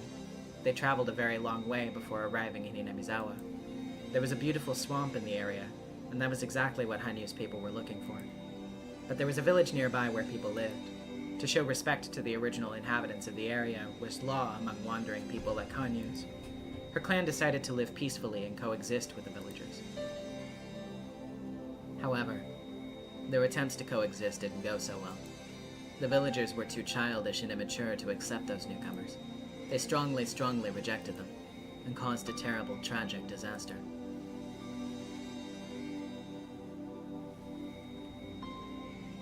Hanyu said that she took their form and descended upon this land in order to subdue the disaster. However, she just couldn't hide her horns. The forbidden ancient documents say that Hanyu descended into the Furude Shrine, appearing as she does today. It also states the following: Hanyu's people can't live anywhere other than this village. They can also only live by coexisting with the villagers. The Furude Shrine's priest once rejected them, claiming that coexistence was impossible if mixing with the wandering people's blood caused the villagers to become demons. But the young heir of the Furude Shrine fell in love with Hanyu, and when their child was born, the priest had to reconsider. O wandering people who cannot hide your horns, if you wish to settle in this land, if you wish to settle with our blood, then I shall consider granting your wish. However, as the demon's blood mixed with the villagers, it became hard to tell who was human and who was demon. The villagers began to cast suspicion on one another, haunted by that paranoia. Unless all of that was resolved, coexistence would be impossible. For you and us to coexist, we must lay down several laws for us to follow. They will be very strict. I am very, very sorry for imposing these upon you who have lived in peace until now. However, as long as those rules are followed, the village will be free from demonic disaster. Very well. The rules will be followed. But much blood has already been shed in the village. The anger, sins, and corruption people bear cannot be cleansed. The one law of the human world is that sins are atoned for with life. I see. If you say that it's your way to let someone take all responsibility and bury the sins with him, then we will do that. However, wouldn't people end up pushing responsibility on each other because nobody wants to die? Exactly. That's the ugly demon in the world of man. No one will accept their own sins, but only foist them onto each other. Since they can only clear the balance with their lives, everyone refuses to pay, and the sins just keep adding up. Without cleansing them, they stagnate, and people cast them upon each other forever, doubting each other and passing them around. I see. If that is the unopposable law of this world, and you yourselves are troubled by this law, then in exchange for coexisting with us, I shall grant you a world where people do not blame their sins on each other. What kind of world is it? So long as mankind exists, they will commit sins and give rise to corruption. How could that all be erased without foisting it onto someone else? Let me bear all the sins and corruption born from man, and purify my soul. Let all sins rest not with man. If they are born upon myself, then man will not need to force them on each other. What are you saying? Are you really going to make yourself into a sacrifice? Someone has to take on the sins, otherwise they won't be cleansed. That's the law of your world, isn't it? A different ancient document also states the following. Of course, it's a forbidden one too. Only the head of the Furude family is allowed to read it. Nobody else. Not even the other heads of the three families. It tells that the unrest grew in people's minds, that the villagers' evil hearts collected in the swamp and gave rise to demons. The Furude Shrine's priest explained that the root of all evil is the demon god of the swamp, and led the young villagers there. By the swamp, they found a demon mocking the unrest in people's hearts. The young villagers fought bravely, captured the demon, and dragged it to the Furude Shrine.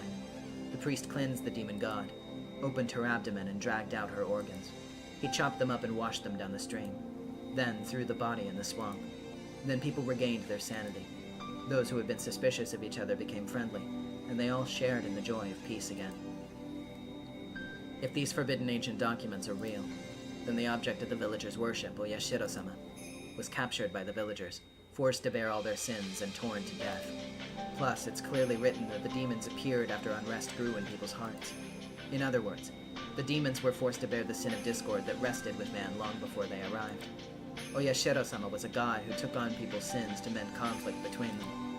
People eventually came to honor her, and it's said that she became the foundation of faith in Oyashiro-sama.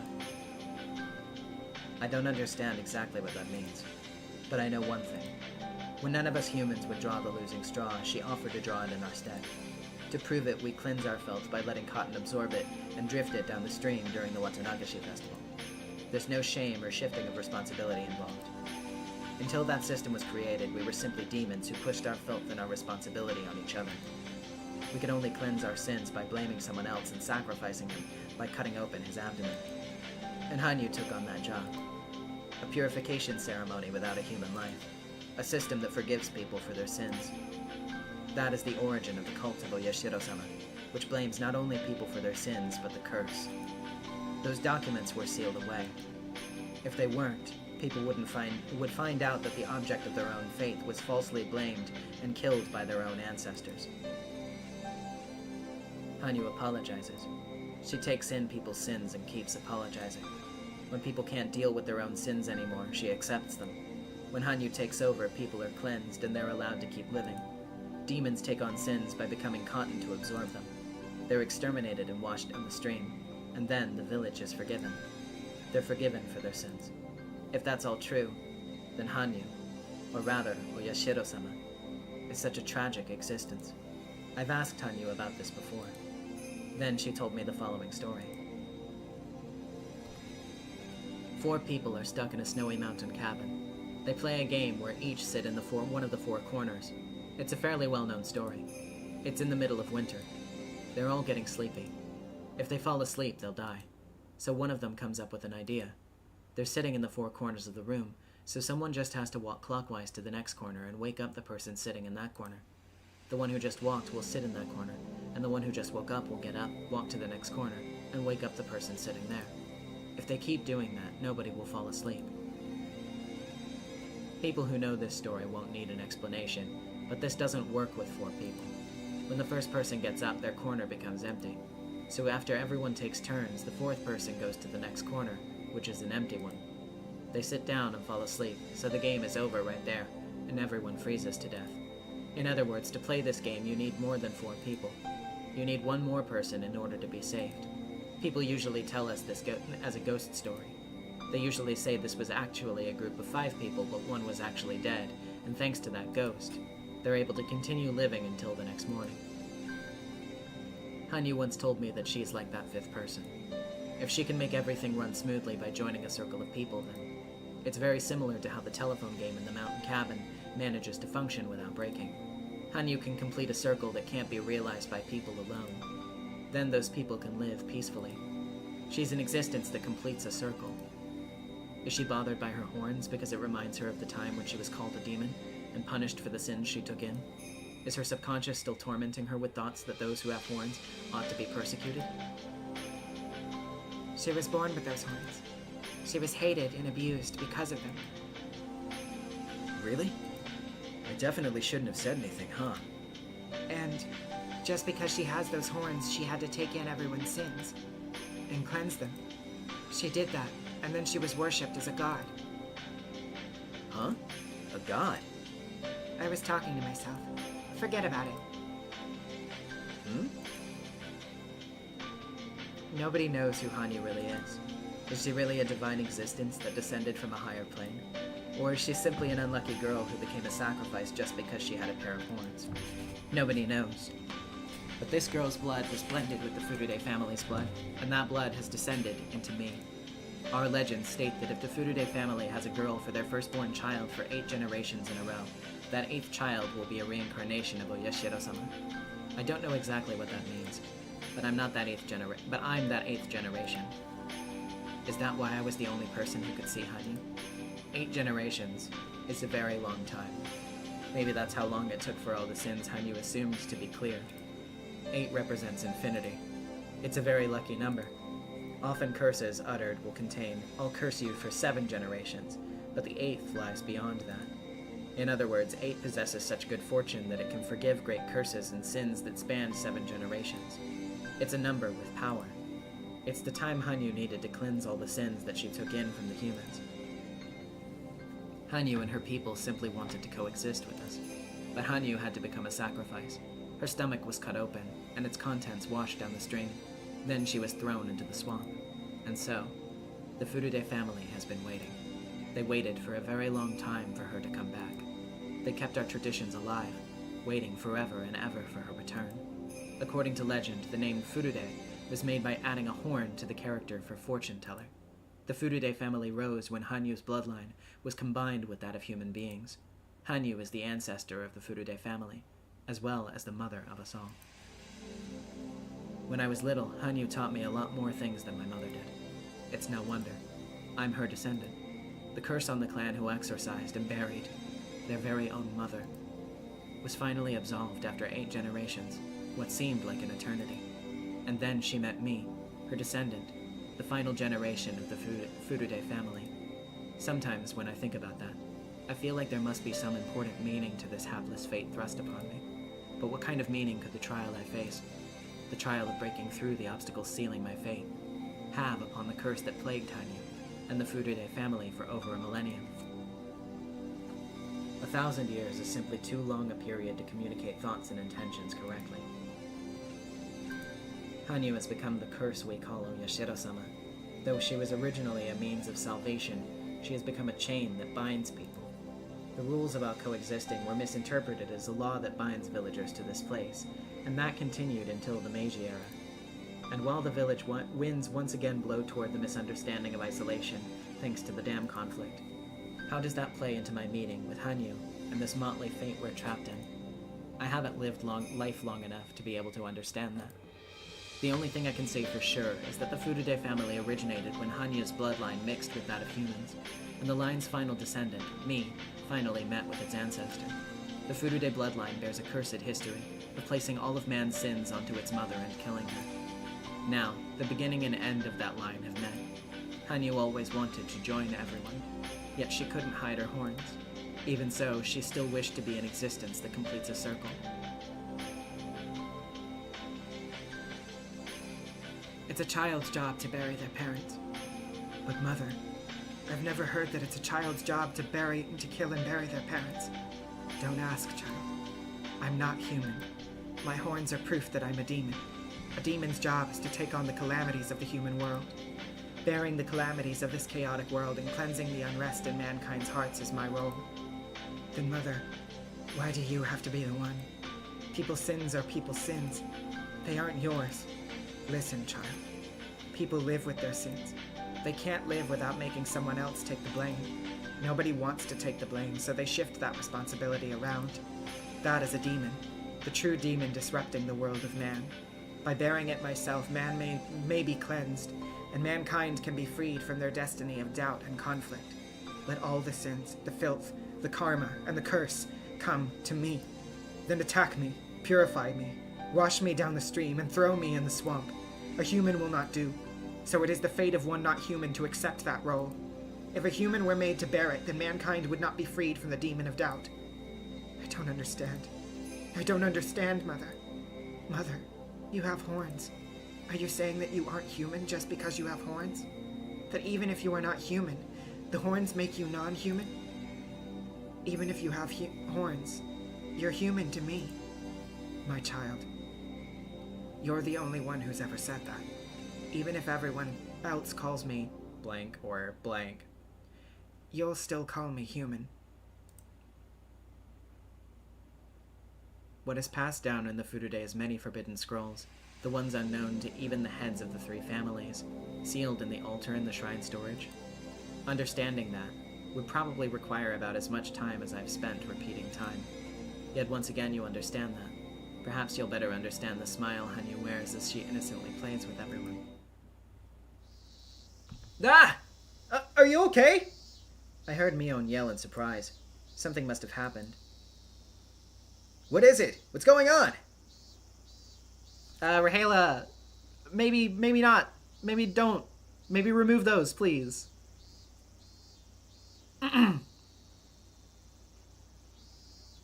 Hanyu-san tripped and tumbled down the hill over there. Hanyu-chan, are you okay? She rolled beautifully, but I hope she didn't sprain her ankle or anything. Let's go look.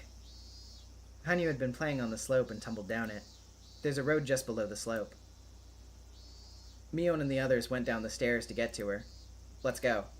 I hope she isn't injured.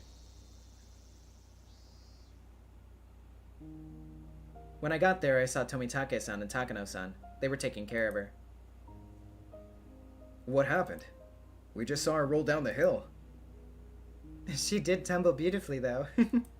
But I think she hit her head, so I'm sure she'll get a bump later.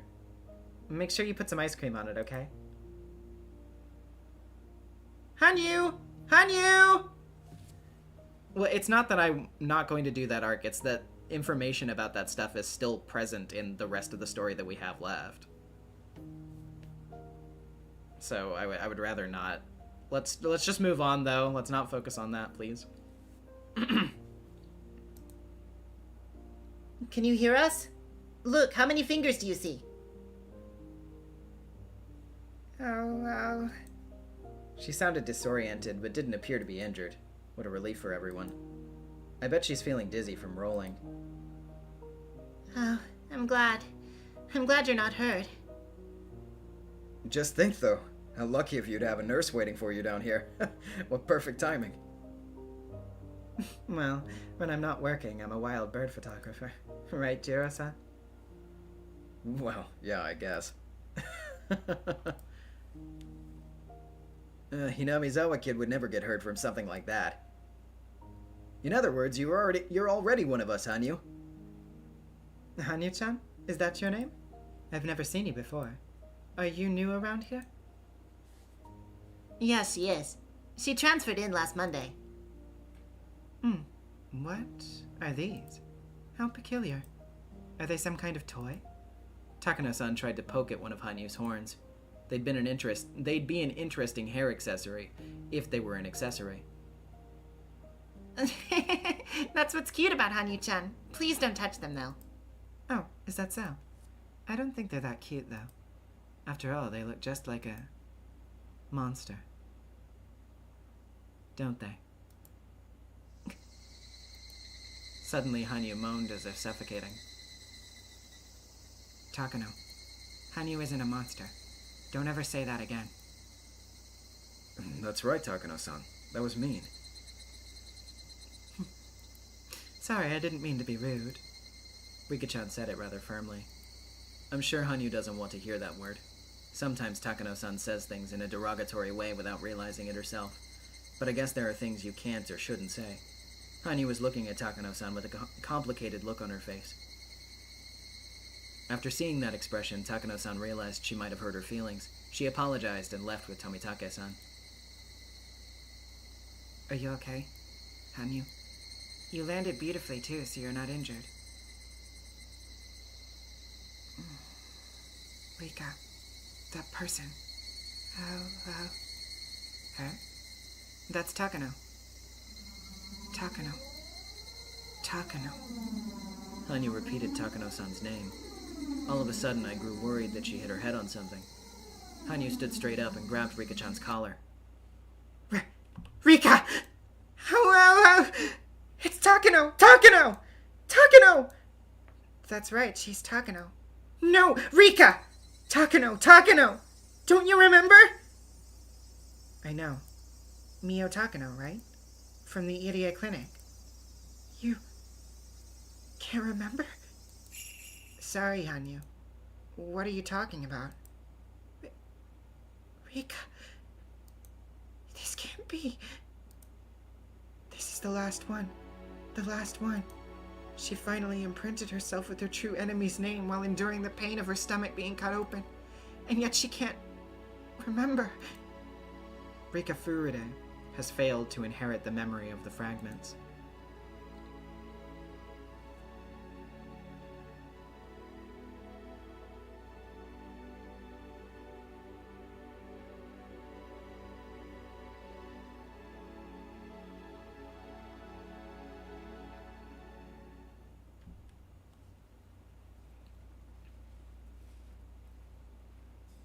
Oh, Akasaka-san! Long time no see!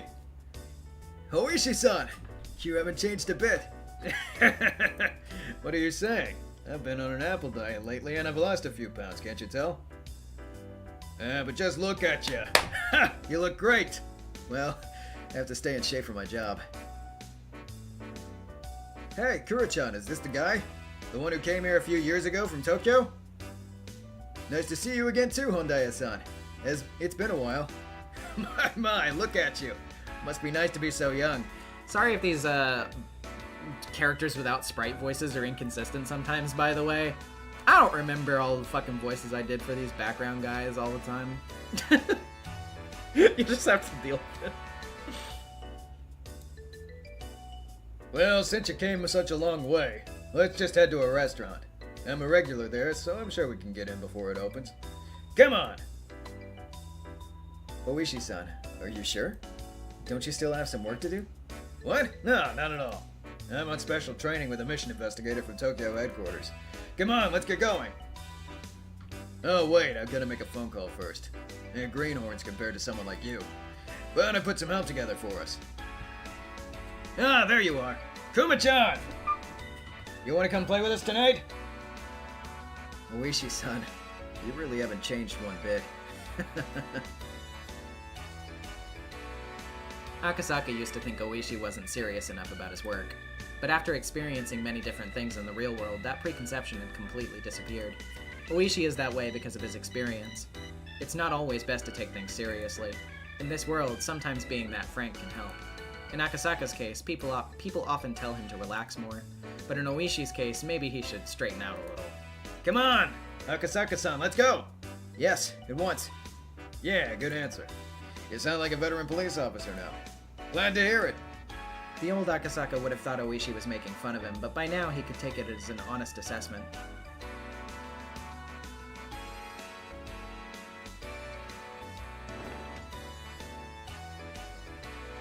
Boy, you sure can't drink now, Akasaka-san. I don't think I can keep up with you. Must be true that when one gets old, he can't drink as much as before. You're too modest. I'm just better because an intelligence officer has to be able to hold his liquor. I have a budget set aside at all times for training with my young colleagues. Japanese sake, Western liquor, Chinese liquor, whatever. Sometimes I drink at little bars and sometimes at expensive clubs. That sounds pretty good. I'll have to join you to coach them sometime. Yes, please come teach us your tricks. Young guys nowadays often talk about how they can't drink. I couldn't drink at all at first, you know. The more you drink, the better your body adjusts to alcohol, and the more you enjoy drinking. That's right. You listening, Kuma-chan? Yeah, I heard. I can down quite a few now. No, really, you're right. When you first teamed up with Oishi, you were already drinking oolong tea with the toast. That's no good. A toast has a very important meaning. If you don't drink any alcohol, you're saying you're not satisfied with the party. So when I see young people like that, I tell them, I'm not saying that you have to drink up in one gulp, but your first round has to at least be a medium mug. When Akasaka first came to Okinomiya, he was nervous, but there was no trace of that tension left in him. Seeing that, Oishi realized just how much Akasaka had learned in the past few years. There you go, Akasaka-san. Man, you've really grown a lot more dependable. During the years I've been waiting to retire, you've grown so much. It might be time for the younger generation to take over, huh? That's not true. There's one thing I've learned, it's that the only thing that matters is experience. Leave the hard labor in the crime scenes to us young officers, while you veterans take pride at your desks and work us to the bone. Did you hear that, Kuma-chan? Did you? Okay, I heard him. I'll give it everything I've got. Oishi, Kumagai-kun's already giving it everything he's got. He's diligent about his patrols to make up for your distaste for them. You know how Oishi-san is, right? I've only worked with him for a few days, but I understand what you're going through. Even so, make you into a good cop. Akasaka-san, there's no... I don't know why I said Akasaka-san. I'm not addressing him formally. Akasaka. Mr. Akasaka. There's no such thing as that, but go on. Just believe in him.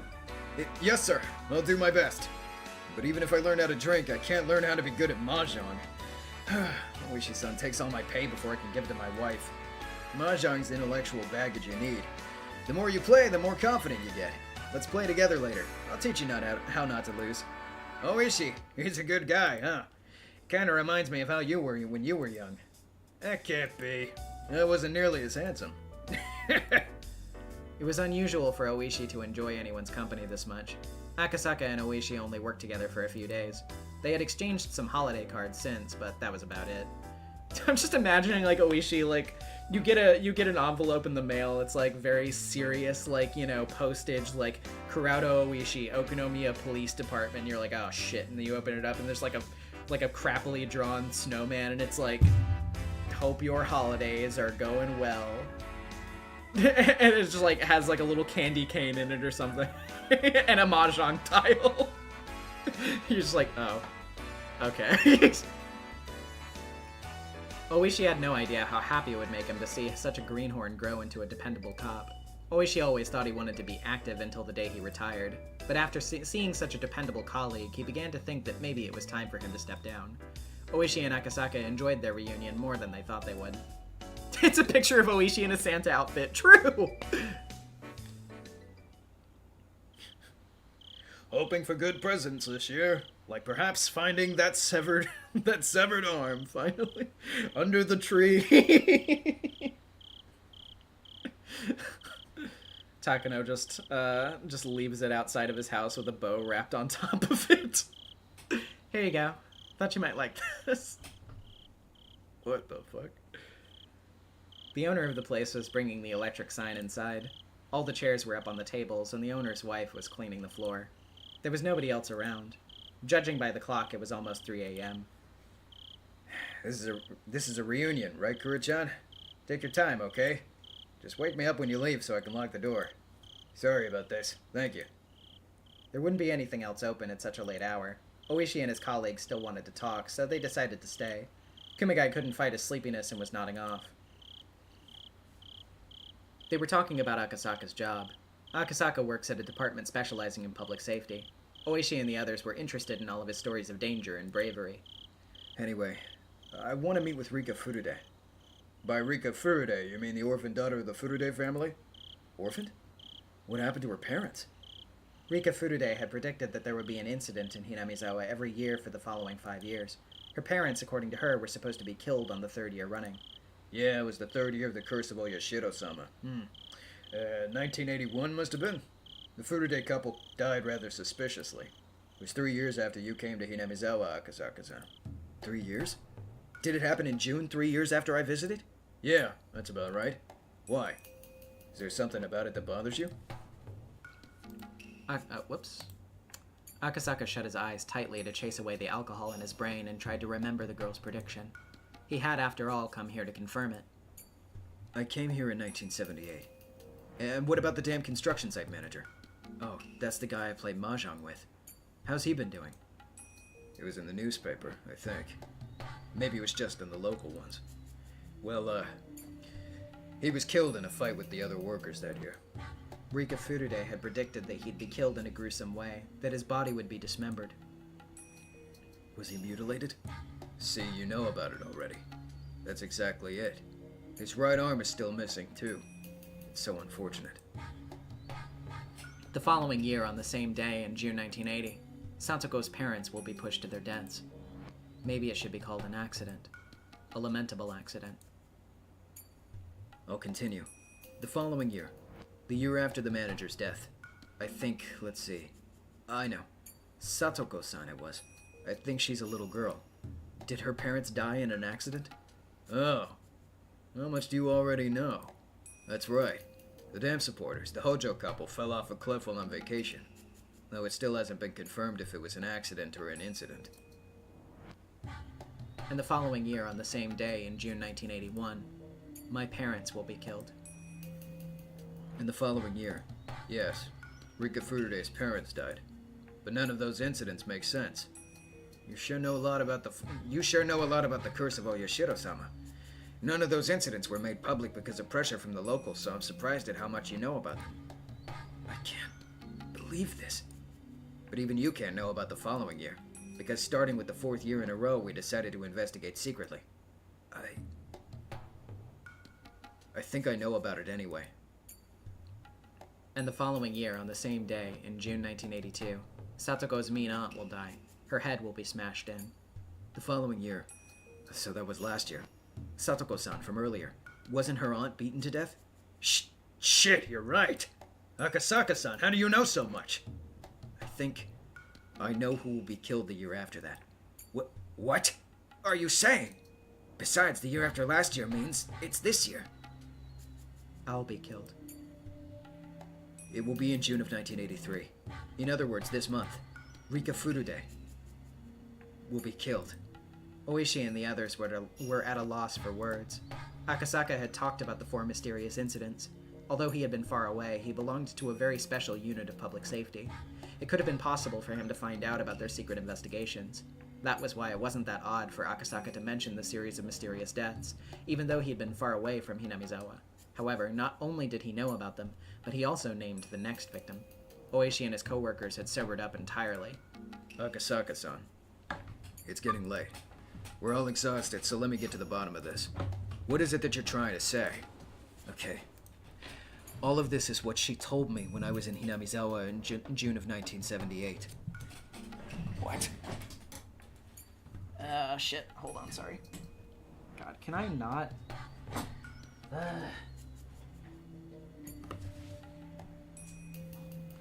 It's so annoying to have a bunch of cords around your desk because sometimes they like to get caught underneath your chair, and that's not good.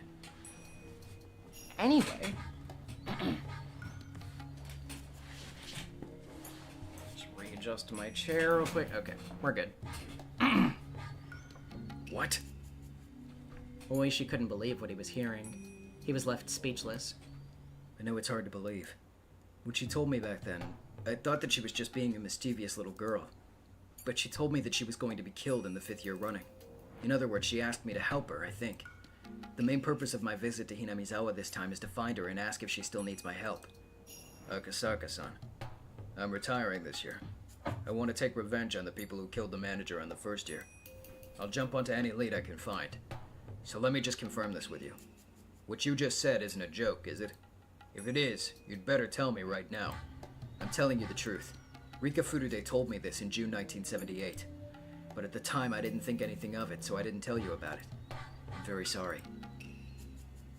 No, you didn't know. Even if you had told me, I don't think I would have believed you. Only because it happened 4 years in a row do we believe you now.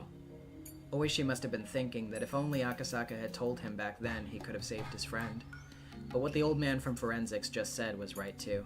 Oishi wouldn't have believed him back then, and his friend would have died anyway, and Oishi would have been left with regret at not being able to do anything. That's true. I should be the one apologizing. Still. Rika Furude. Why Rika Furude? I don't know exactly what's going on in Hinamizawa right now. I read in the papers that the dam construction plan was halted indefinitely. That's why I assumed Hinamizawa was peaceful now. The dam conflict is over, yeah. But starting the following year, these mysterious deaths known locally as the curse of Oyashiro-sama started to occur annually. And it played out just like you said. I think she's entrusted me with something extremely important. Oishi-san, let me ask you. Do you think it's possible for Rika Furude to be killed this year? They said that the Furude couple was held in low regard for being so passive during the dam conflict. And it might be the reason why the curse fell upon them in the 3rd year. So I do think the Rika Furude's death. It's possible, isn't it? Oishi nodded slowly. I'm going to try to get in touch with Rika Furude tomorrow. I think the best thing to do is to talk to her directly. Can I come with you, Akasaka-san? This story about Rika Furude sounds like something very important to me, too. My. You've come bearing quite the incredible gift. I'm getting a bit intrigued myself. I never thought I'd see the day when all the mysteries were solved. Well, I have some questions, too. For instance, why did she tell me something that important? If she wanted help, why didn't she ask the local police? Why me, a guy on a business trip from Tokyo? Bet she doesn't have faith in the local police. I'm a little unrefined. Rika-san probably doesn't trust me. Besides, there are people with connections to the Sonozaki family at the Okinomiya PD. In other words, she trusted me, the guy who came from Tokyo, more than anybody. Yeah, I guess. If that's the case, Oishi-san, please don't tell anybody else about this. Of course I won't. Anyway, let's head directly to Hinamizawa tomorrow and have a talk with Rika-san. We can start from there.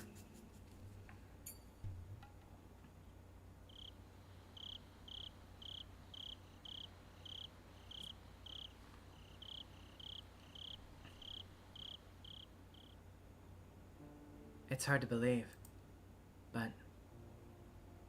it's the truth, isn't it? It was in the middle of the night. Only the sounds of insects and Satoko snoring could be heard. Rika was sitting by her favorite window. Yes. Takano was the one who killed you, Rika. You and I both saw it. You tried so hard to remember Takano's face. Even as she cut your stomach open. You burnt her face into your memory while enduring all of that pain. That's a horrible way to die. I'm glad I don't remember. But I can see it. That's the kind of death Takano would prefer. Oh. Still, I don't get it. Why would Takano kill me? I'm the Queen Carrier. And if I die, a disaster will occur, right? Isn't that what the Irie Institute of Mountain Dog... Why the Irie Institute of Mountain Dogs are protecting me? Then why would Takano, their leader, have me killed?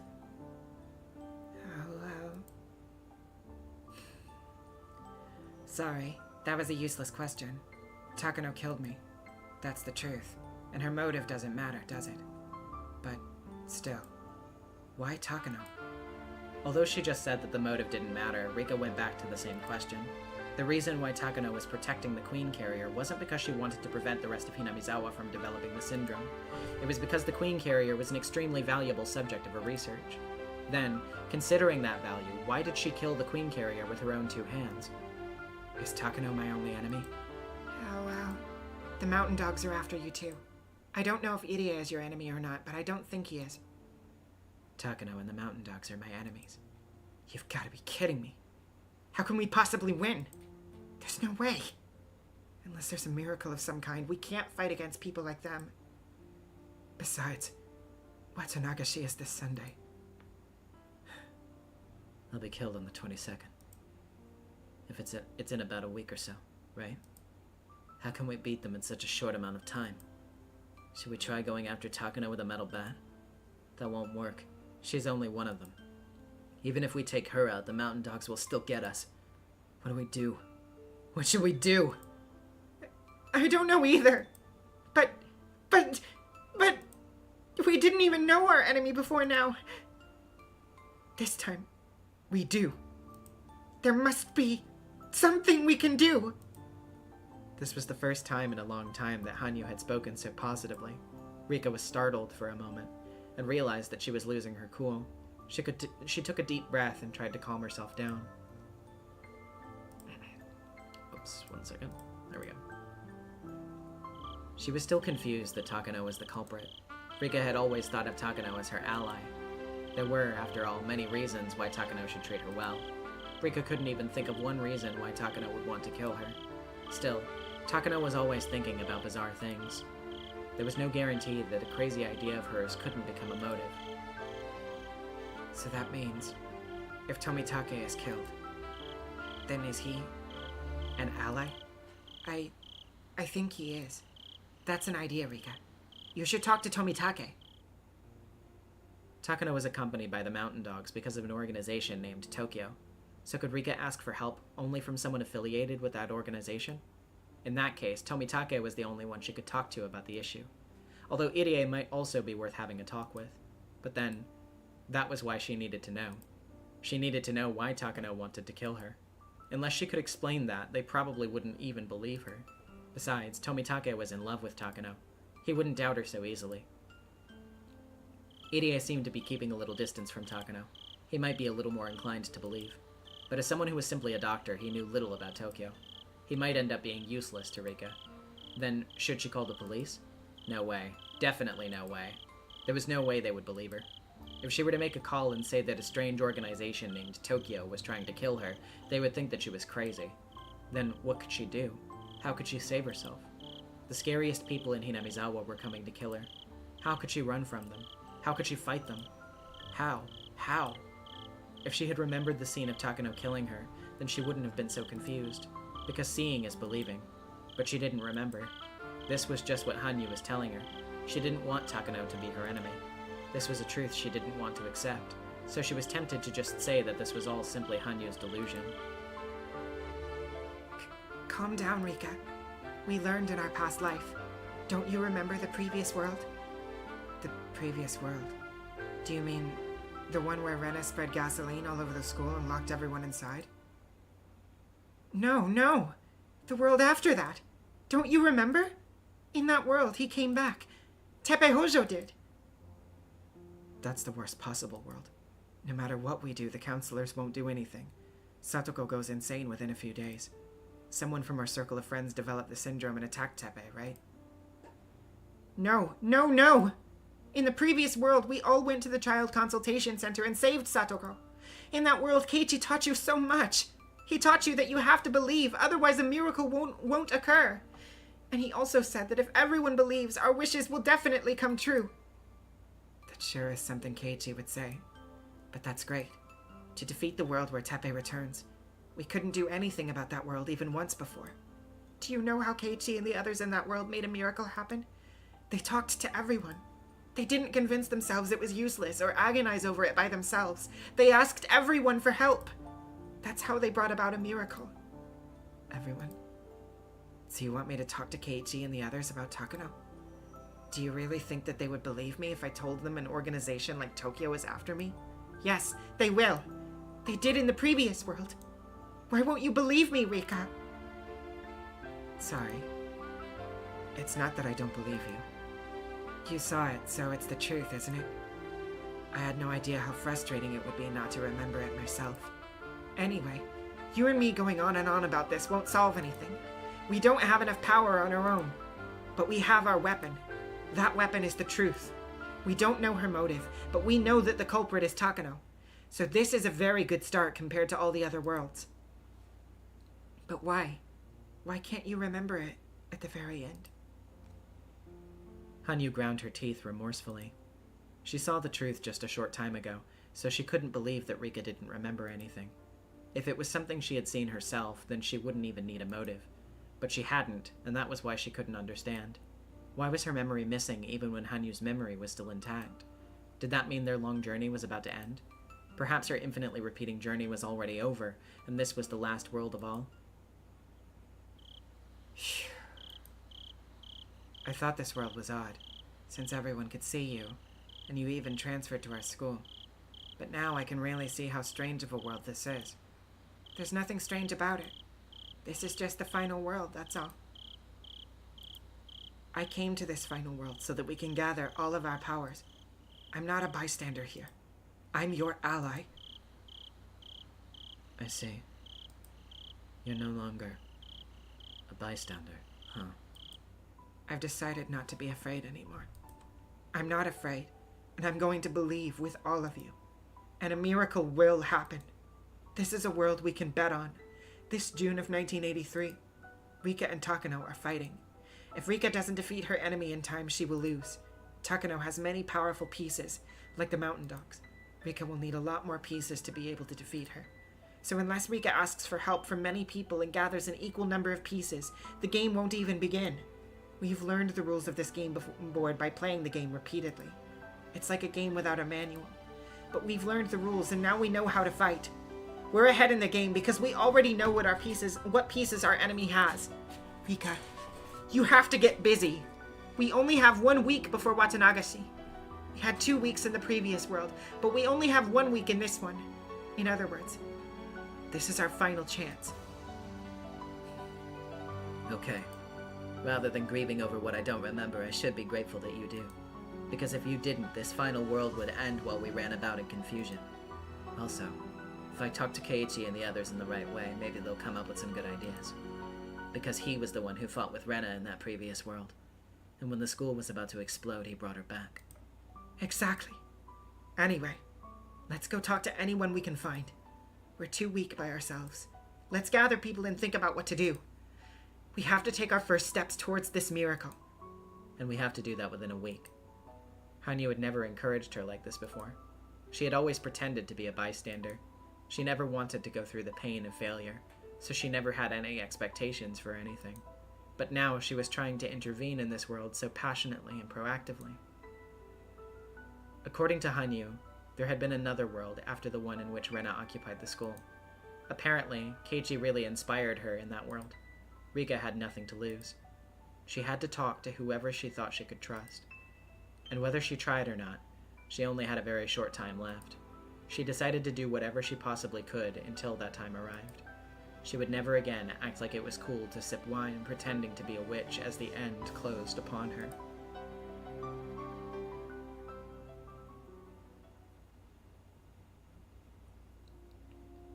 Hello. It's been a while. This is Nomura. Yes. Thank you for the detailed documents from the other day. Thanks to that data, men from the Ministry of Health and Welfare now understand how dangerous Hinamizawa syndrome is. That's the accomplishment of you and the late Dr. Takano. I've only made sure that you receive your fair assessment is all. Anyway, I'll make sure the Prime Minister reads your documents. He's our leader, after all. I'll have the most important person in the country read your article, and make sure he understands what important research this is, and why Hinamizawa syndrome is an issue that needs his attention. Also, I'll make sure the present board of directors realize how stupid they were to ignore your research and ridicule your grandfather's thesis. Indeed. I have great news for you. We've decided that after the operation's completed, the actual location will be isolated and shut down, and another department of the SDF will take over the research. You'll be welcome there, and you'll be able to continue your research for as long as you want, without worrying about political factions or funding. That's all thanks to your generous client who wants to reward you for your hard work. You'll be given the position of director so you can devote yourself to your research. Isn't that wonderful? Finally, you'll be able to accomplish something that overturns common knowledge by researching Hinamizawa syndrome and the existence of parasites that influence human thought. No, I'm not just saying that to flatter you. That's what we really think. I see. Sorry to take up your time. I'll be going now. I'll get in touch with you again. The woman put down the handset of her car phone. Then she picked it up again and made another call. Please transfer me to extension 1001. Yes, this is Watanabe. Watanabe? Yes, the issue from the other day has been taken care of. Yes. Major Takano's documents are wonderful. I made some people from the National Research Center go along, so the men believed it without questioning. Yes, that's no problem either. Most of the cabinet ministers from the enemy factions will either be leaving the country or going on vacation, so they'll be out of Tokyo after the 20th. Yes. There are still some unsettled issues, but everything will be set by June 23rd. Yes. Therefore, the on-site operation will take place at midnight on June 22nd, and the Prime Minister will be asked for emergency sanctions on the 23rd. Yes. Everyone aiding the Prime Minister on that day will be our people. He won't even question a thing. Yes. I'm certain. The Prime Minister will definitely sign Emergency Manual 34. Afterward, an investigation into Alphabet's duties will be taken up, and the Okuno, Chiba, and Old Koizumi factions will lose a great deal of sway. Yes, that's right. It's only a matter of time before we succeed with the Asian Amity and the Reconstruction Summit. That's true. If there's money to spend on developing domestic nuclear arms or the Japanese-American alliance spanning the Pacific, then it would be more profitable for our nation to spend it on ODA toward China. The 21st century will be the era of China, with their nation claiming a good portion of the world's population. Japan gets nothing out of wagging its tail for the US anymore. Yes, I know. The 21st century is almost here, yet we're still saying that communism is the greatest evil. Maybe we've been watching too many bad American propaganda movies. Yes, I understand. Okay, then I'll see you in Macau next week. Yes, I love to gamble. Yes, it was nice talking to you. I'll get in touch with you soon. The woman put down the handset of her car phone and took a breath. She smiled in satisfaction, then picked up the handset again. Give me the chief cabinet secretary, please. Yes, this is Maizawa. Yes, it's me, Chief Okuno.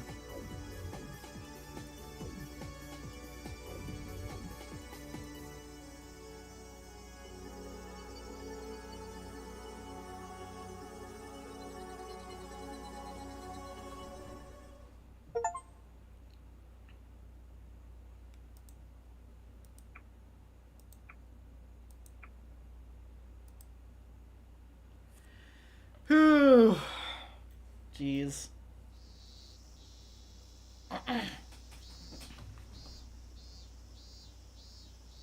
Whatever is going on. Rika, you aren't behaving normally this morning. Do you think so? Am I acting strange? I don't know how to say it, but you seem much more mature today. Ow. Rika's being mature. Ow. Honey, don't tease me today. You too, Satoko. Please don't mess around. I don't feel like it. About a week counting from today, huh? Satoko gave me a perplexed look. Maybe she thought that I didn't feel well. I want to talk to Keiichi and the others, including Satoko, but I don't know how or where to begin. We all like to joke around a lot, so they might not take me seriously. How can I get them to understand the danger that I'm in? Good morning to you, Chie-sensei! Oh, you're here as well, Coach. Good morning to you. Good morning to you, too. Good morning, Satoko-chan, Rika-chan. Oh my. Is that a headband from Mates? Man, shut up. That's against the school regulations. You'll be punished. Dr. Irie, stop acting like that at school. Coach, Rika doesn't seem to be feeling well this morning. Might you check her over, please? What's the matter? Did you catch a cold? I still don't know how to tell my friends, but Irie at least is on our side. Maybe I can talk to him more directly. If I keep thinking about it, I'll still be thinking at the end of the day. Maybe I'll start with him. Hanyu nodded, as if saying that was a good idea. Oh, Satoko, let's play a trick on Keiichi. Let's do something to his chair. Please, it's a trap, not a trick. I'll teach you how to set a trap for Keiichi-san. Ow. Hanyu and Satoko ran to the classroom. Hanyu must have left on purpose. I have to use this chance she's given me. Irie, can I talk to you in the nurse's office? Sure, that's fine. Let's go there. Irie probably thinks I'm going to talk to him about Hinamizawa syndrome, so he agreed to go somewhere people couldn't hear. If there's any change in my physical condition, it could be a sign of something very serious. Even if it's just a simple cold, Irie is very concerned about my health. What's wrong? Are you feeling sick? Irie, I'm going to tell you something odd, but I want you to take it seriously. It's a very important matter. I gave Irie the sternest look I've ever shown him as I spoke. Irie usually acts like an idiot, but he can be an adult when need be. Seeing the expression on my face, Irie started to look more grave himself. How do I start? Okay. Irie, I'm the queen carrier, right? Yes. The parasite that lives in your body is different from everyone else's. What happens if I die? Like I told you before, something terrible will happen. No, to be precise, we believe something terrible will happen. After all, it's impossible to verify until you die. However, several cases involving social brain parasites similar to those of Hinamizawa syndrome have shown that the death of the queen carrier can cause mass suicides or riots. That would be Takano-san's area of expertise. Maybe you should ask her instead. I don't know much about it myself. In other words, Takano knows better than anybody that if I die, something terrible will happen. More than ever, I don't know why Takano wants to kill me. There's no way I can figure it out myself. Irie is here with me right now. Maybe he'll know. I should ask him. Irie, please don't ask any questions and just answer. Would there be something to gain from killing me?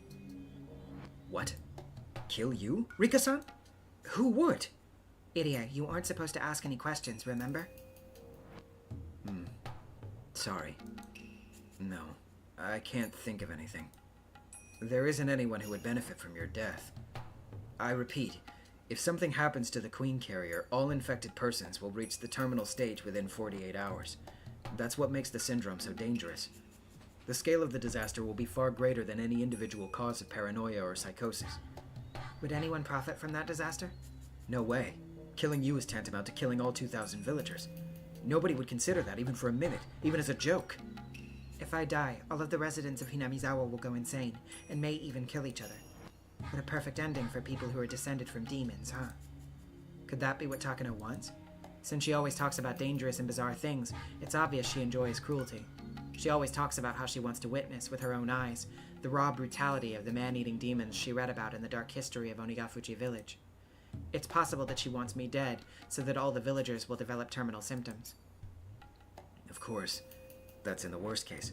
So if something happens to you, there's an emergency measure that we're supposed to follow. An emergency measure? I've never heard of anything like that. I've never told you this before. It's rather an unpleasant measure, so that's why I never mentioned it. The Irie Institute's top priority is protecting the Queen Carrier, but if you die and all infected persons develop terminal symptoms, we're supposed to go ahead with this contingency plan. That's understandable. If all 2,000 villagers were to go insane, there'd be no guarantee that the devastation would remain within the village. Obviously, it's a good idea to be prepared for the worst-case scenario. There are these things called emergency manuals, and among them, the one for the worst possible disaster, in other words, in the event of your death, is called Emergency Manual 34. What happens with that? Before all the villagers go insane, they'll be exterminated. To be exact, a special unit from the Self-Defense Force will seal off Hinamizawa and kill the villagers using poisonous gas. I've never heard of that before either. Sorry, I don't really like talking about it. I've been interested in things that happen before I die, but not in the things that happen after I'm dead. This disaster only takes place after I die.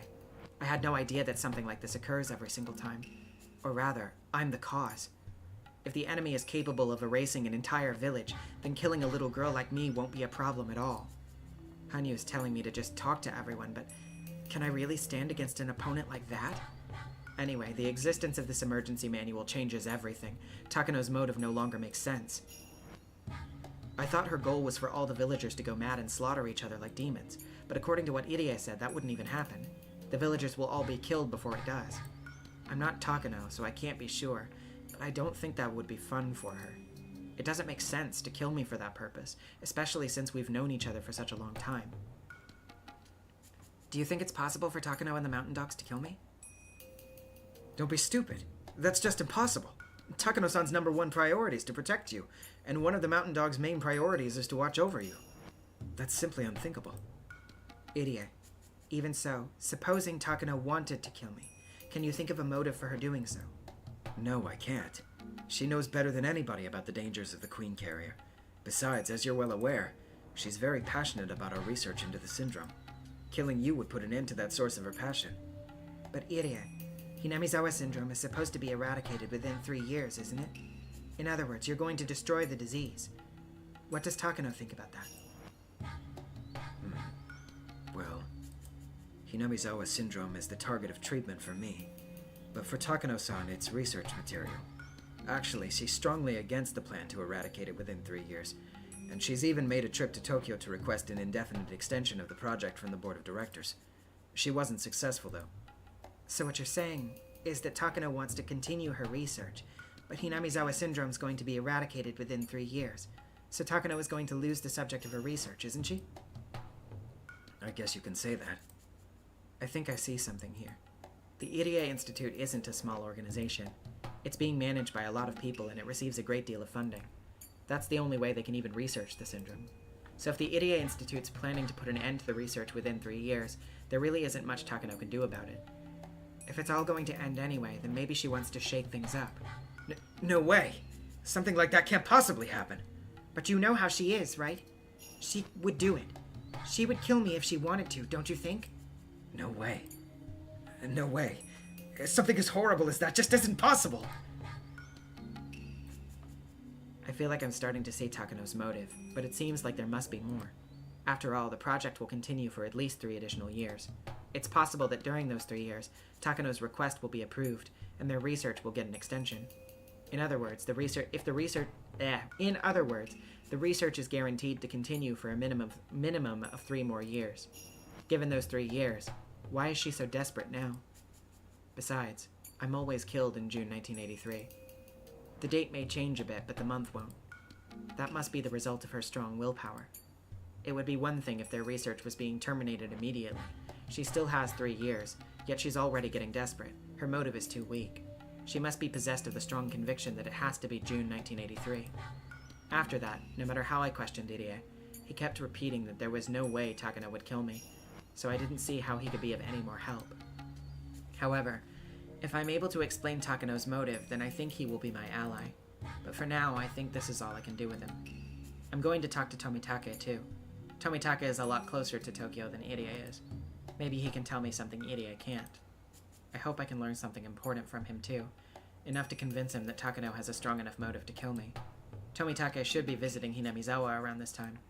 He spends a lot of time with Takano, but he often takes walks by himself to enjoy photographing birds too. I'll try finding him when he's not with Takano, and talking to him then. Although Tomitake does have strong feelings towards Takano, I'm worried he won't listen to me as seriously as Irie did. Thank you very much. I'm going back to the classroom. If you find out something about Takano, please let me know. Rika-san, why do you think that Takano-san is trying to kill you? You haven't developed symptoms, have you? If you're doubting me, then would you like to run a test right now? I said some terrible things out of the blue, so I don't blame him for becoming suspicious. However, thanks to the rapid diagnostic test Irie has developed at this point, it was easy to prove with the syringe. I just had to submit to the needle to show that I hadn't developed terminal symptoms. The results were negative. Of course. It's just impossible. For Takano-san to... Just impossible. Maybe now Irie believes that there's a possibility that Takano is trying to kill me. I left the nurse's office. I hope Irie will grow curious about Takano and try to find something out about her. So, how was it, Rika? Did you find out anything? Well, yes and no. It's hard to say, but there are a couple of interesting things. One is how the Irie Institute is trying to eradicate the syndrome within 3 years. Takano doesn't like the idea. She went to Tokyo to petition for the continuation of her research, but they refused. That might cause her to become desperate. The second is this thing called Emergency Manual 34. Supposedly, if I die, that will be executed, and the whole village will be murdered by poisonous gas. They say that when I die, the villagers will develop terminal symptoms, right? First, I thought that Takano wants me dead because she wants to see that happen. But since there's such an emergency manual, the village will be long gone before then. So that can't be her motive. Every time I ask Irie, all he says is that it isn't possible.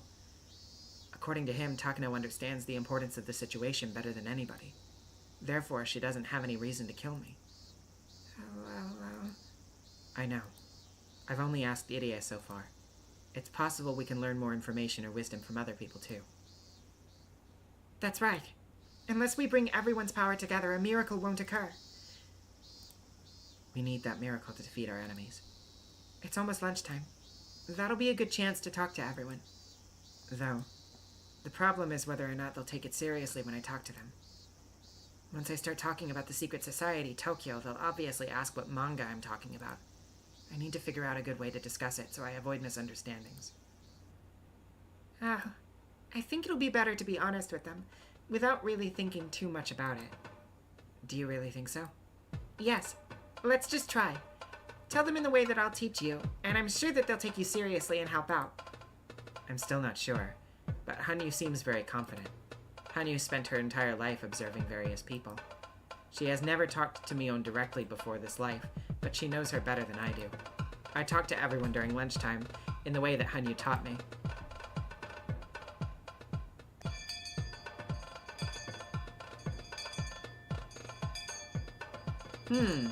That sure is interesting. And then? That's amazing, Rika-chan. How do you come up with things like that? I know. You're so talented. I know, you're so talented. If you work on it a little more, you could end up with a really great manga. I don't know what to say. I thought maybe something was bothering you because you haven't been looking good since this morning. Why didn't you come to me first? See? I told you that you could count on them. Oh well. Count on them, huh? It all comes down to how you put it, I guess. This old man can create application forms, make rough drafts, ink, tone, draw, backgrounds, typeset, and proofread. Take manuscripts to a printer, publish, distribute, and support. He can do it all. Uh-huh. Good thing you came to him. Oh well. You sure are great, Mion. You can be a cartoonist, an editor, a publisher, a bookstore owner, all at once. Really? My dad says things like that too. Is doing everything yourself in style now? Nice cheeky little reference to yourself there, Ryukishi. Oh, I'm curious about what kind of comic Mi-chan would write. I'm curious. Hold on. You're all getting sidetracked. Let's help Rika out, alright?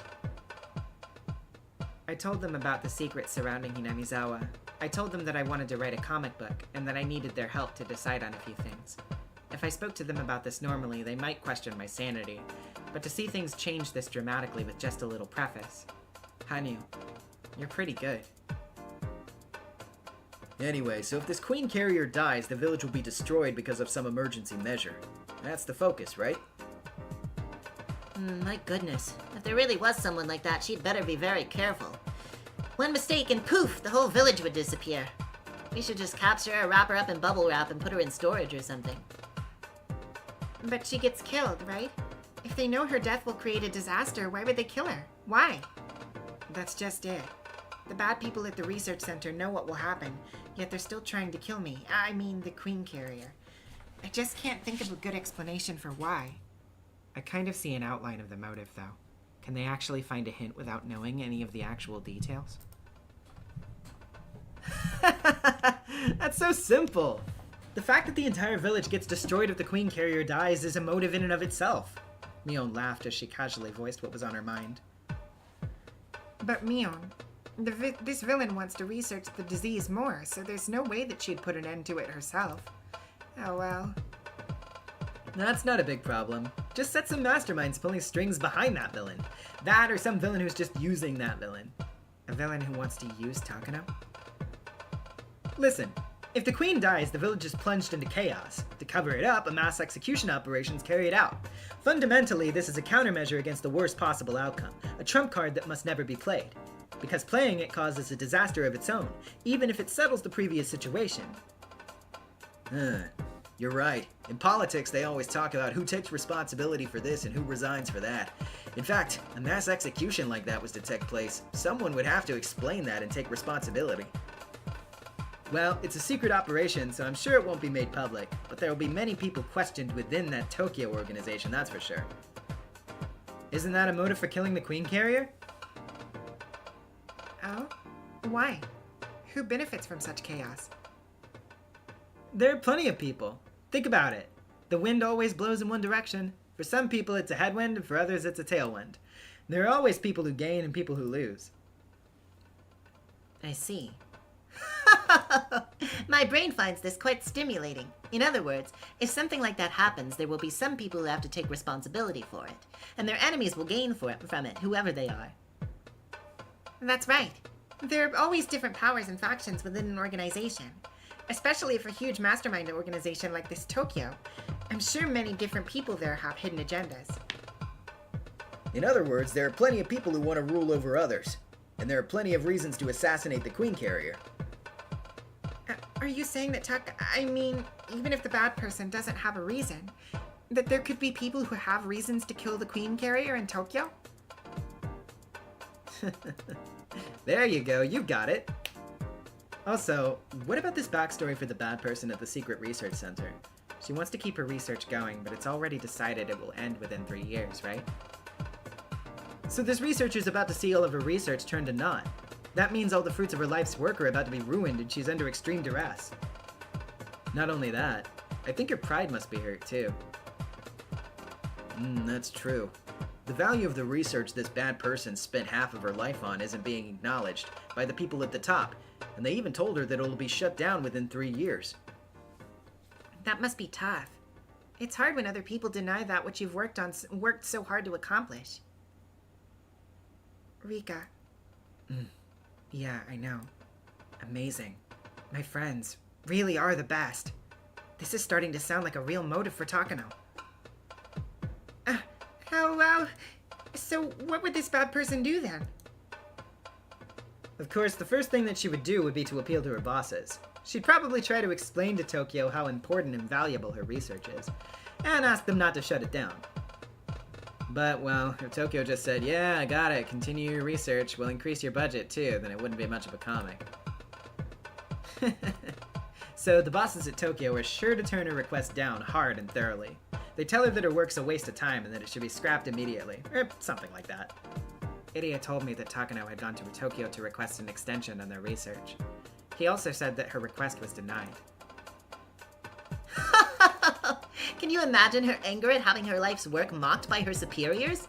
There are then only two options open to her. Satoko. What are they? That's easy. She can cry herself to sleep over it, or she can take revenge. Keiichi and Satoko gave each other a high five. Well, lying down and taking it wouldn't be very interesting either. In that case, the villainous researcher, who loved her research more than anyone, starts growing desperate and believing that she should at least end it herself rather than letting someone else end it for her. All because of her pride.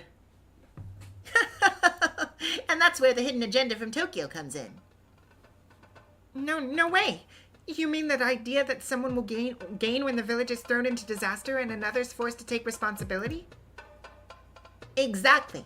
The villainous researcher is depressed after having her life's work rejected, but by riling her up the right way, they can cause a tragedy in the village without soiling their own hands. Then they can take their time investigating and demanding responsibility. Well done. See? That's right. There's more. This villain's depressed after having her life's work rejected, right? So then, one of the young leaders plotting to kick another member of Tokyo down and climb the ladder dispatches his own agent to entice this villain. She's depressed because her reason for existing was trampled on, right? If someone tells her that he believes in her and such, she'll fall for it easily. The stronger a person's pride is, the easier they fall for that kind of encouragement. That means the bad person's simply being used by her evil masterminds. Well, this happens a lot in action shows. You know how, like, someone devotes his life to an evil organization, but after one mistake he gets eliminated? But in this story, the evil researcher has to be eliminated for sure, right? For the masterminds, there's no point letting her stick around. That's right. So this poor bad person, she thinks she's got an evil little part to play, but at the end, her life's work is insulted, she gets used by the masterminds, and after all of that, she gets killed. Although she's a bad person, people may sympathize with her for what she has to go through. But I guess that's what makes a story interesting. Don't you think? Maybe we can use that in the next issue. Hanyu and I could only listen to them talk. They're truly amazing. They really are. It's very possible, especially if I think about Takano's character. Come to think of it, Irie kept repeating that that isn't possible a whole lot. Which means that those words could be a reflection of how possible it might really be. I'm sure my friends can answer that question. I'm going to ask them, so let's ask them. Oh, then why is she so desperate when she still has 3 years left? Well, that doesn't matter. It really doesn't make a difference if you're getting executed tomorrow or 3 days later, right? It's just a matter of the length of her probation. This bad person doesn't feel like she has 3 years left. She feels like she's been sentenced to die in 3 years. That's just what the masterminds want. They're the ones controlling this bad person. I think it's the masterminds who want to destroy the village at this particular time, not the bad person. This is a huge operation, you know? It has to succeed. The death of the Queen Carrier isn't their only key to success. Whoever's at the top has to decide to go ahead with the emergency measure. The responsibility issue after the operation aside, they have to take care of things like preparation, or rather, they have to figure out the perfect time to do the most damage. After calculating all that, I think they're going to get on with the operation now that the project only has 3 years left. So in the end, after this bad person gets used, she's eliminated. She's the villain, but I feel sorry for her. I see. How, okay, let me move on to the most important thing. To defeat them, how can the Queen Carrier girl fight back? She's the main character in my story. Huh. That sounds interesting. So the girl they're trying to kill has to run from the evil people, right? It depends on how you serialize it. If you want a long series coming up with new pursuers and assassins one after another, we'll let you go on for a long time. If possible, we want a short-term and concentrated series. I burst out laughing at Hanyu's metaphor. Okay, then we just have to take care of the bad person quickly and shoot for a happy ending. It's more exciting to fight than to run. But the main character's just an ordinary little girl, right? How can she fight? Girls nowadays aren't powerless. She might appear to be a cute, weak girl, but she has a secret hidden power. She's an S-rank hunter with the blood of royalty, and her nickname is the Ebony Fallen Angel. That sounds like the lame original character of some middle schooler. Hey, Mion, what's wrong? You have a stomachache or something? Fine. This old man's just not talented enough. Mion, you can do it. Though when you read that manga 10 years from now, it may be so bitter you writhe in agony. Oh, well, I don't know exactly what Mion is trying to say, but anyway, the main character is a weak little girl, and she doesn't have any special weapons. If anything, she's good at acting innocent. Also, she's mean, and she abuses me with spicy food. That sounds good. I'll try that starting tonight. I see, so she's just a regular girl, huh? But a story where a character like that beats such a conspiracy is going to be difficult. No way, it's impossible. She couldn't win without at least gathering a variety of weapons and the skills to operate a radio and a helicopter. Either that or a professional survivalist who underwent special forces training with the Soviets. That or someone capable of causing confusion in their ranks with just a truck and a few weapons once they're in the jungle. I have a feeling that Mion and Satoko were the main character's friends, that would solve the problem right there. Huh? This old man? Oh, sure, if he was a character, it'd change the whole story. My fighting techniques and leadership skills are unparalleled.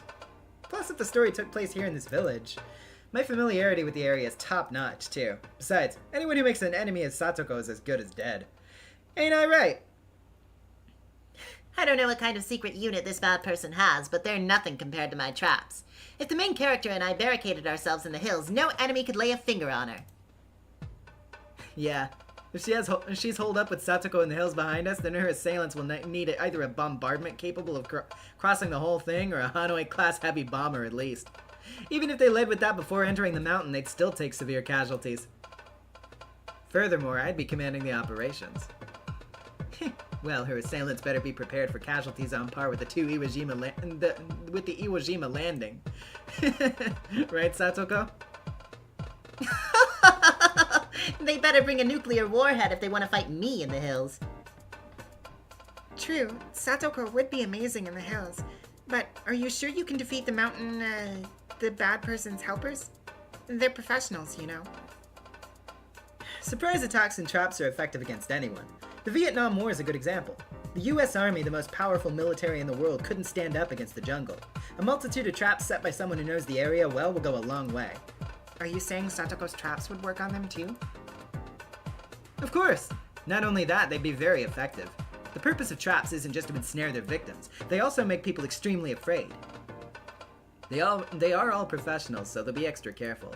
Therefore, their commander will become indecisive. He'll have to decide whether to go into the hills or not. That means we gain more time. So they won't need at least a bombardment to capture us. They'd need at least a bombardment to capture us. But this isn't a war, so they probably won't go that far. I definitely don't think that's possible. Anyway, Mion's a professional when it comes to deciding on tactics. And she's saying that Satoko's traps will be more than effective, even against the mountain dogs. That's very reassuring. The flip side of traps is that they can only be used to defend, and it takes a long time to set them up. Also, traps don't discriminate. Satoko's hills meet all the requirements, though. That's true. Nobody goes into the hills, and Satoko-chan's traps are already everywhere. The main character can barricade herself in just by going there. If I'm going to be there, it won't just be a simple barricade. I'm going to use it as a diversion to draw away the enemy's main force, and then launch a surprise attack. Drawing the enemy in deep and attacking from behind while the defenses are light is the rudimentary tactic for an ambush and counterattack. Repelling them at the beachhead is the height of hard-headedness. Oh, Mi-chan and Satoko-chan are so cool! By the way, guys, if you've been wondering why I named this part of the streams what I did, then, well, I'm sure you get it already. But Al, Keiichi-kun and I are left out. Then all of us will be the main characters. We'll all fight them off together. There you go. That's better. Now that we're all in on it, it's like this is the club versus members versus an evil organization, huh? I don't know what kind of bad person this is, but I feel sorry for her and her friends. Though I don't know how powerful they are. Fighting face to face is one thing, but if we use our knowledge of the terrain, they have no chance of winning. If they want to defeat us here in Hinamizawa, they'll need to bring an Overlord-class army to bear. Though we'll fight off even that. Neon laughed and everyone nodded along.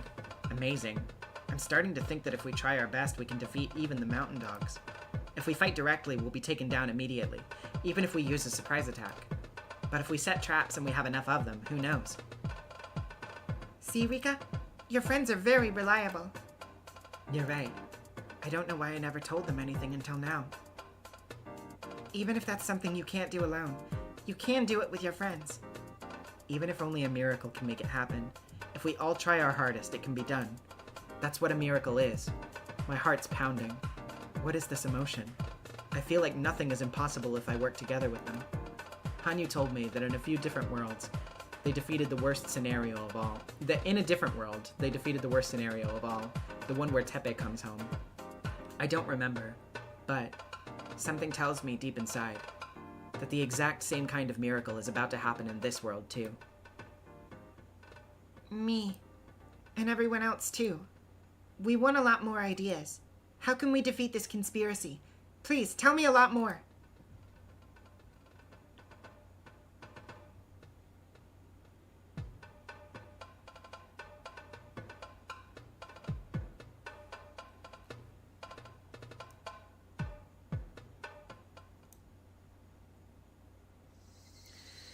Alright, I am going to take a quick step away to grab some water, so I will be back in just a second.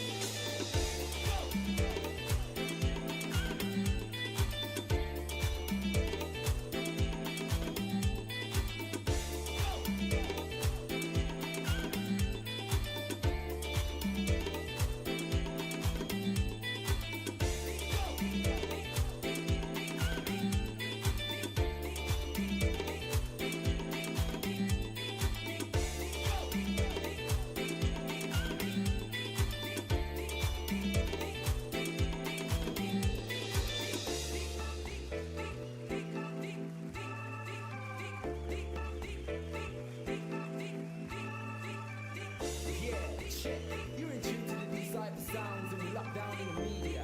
It's all about high-level music for the Y2K vibe. Shout out to the UK talent. Just keep pressing on and moving forward. Cause UK talent is nearly at its peak, yeah? Don't give up now, it's not long. It's just a matter of time.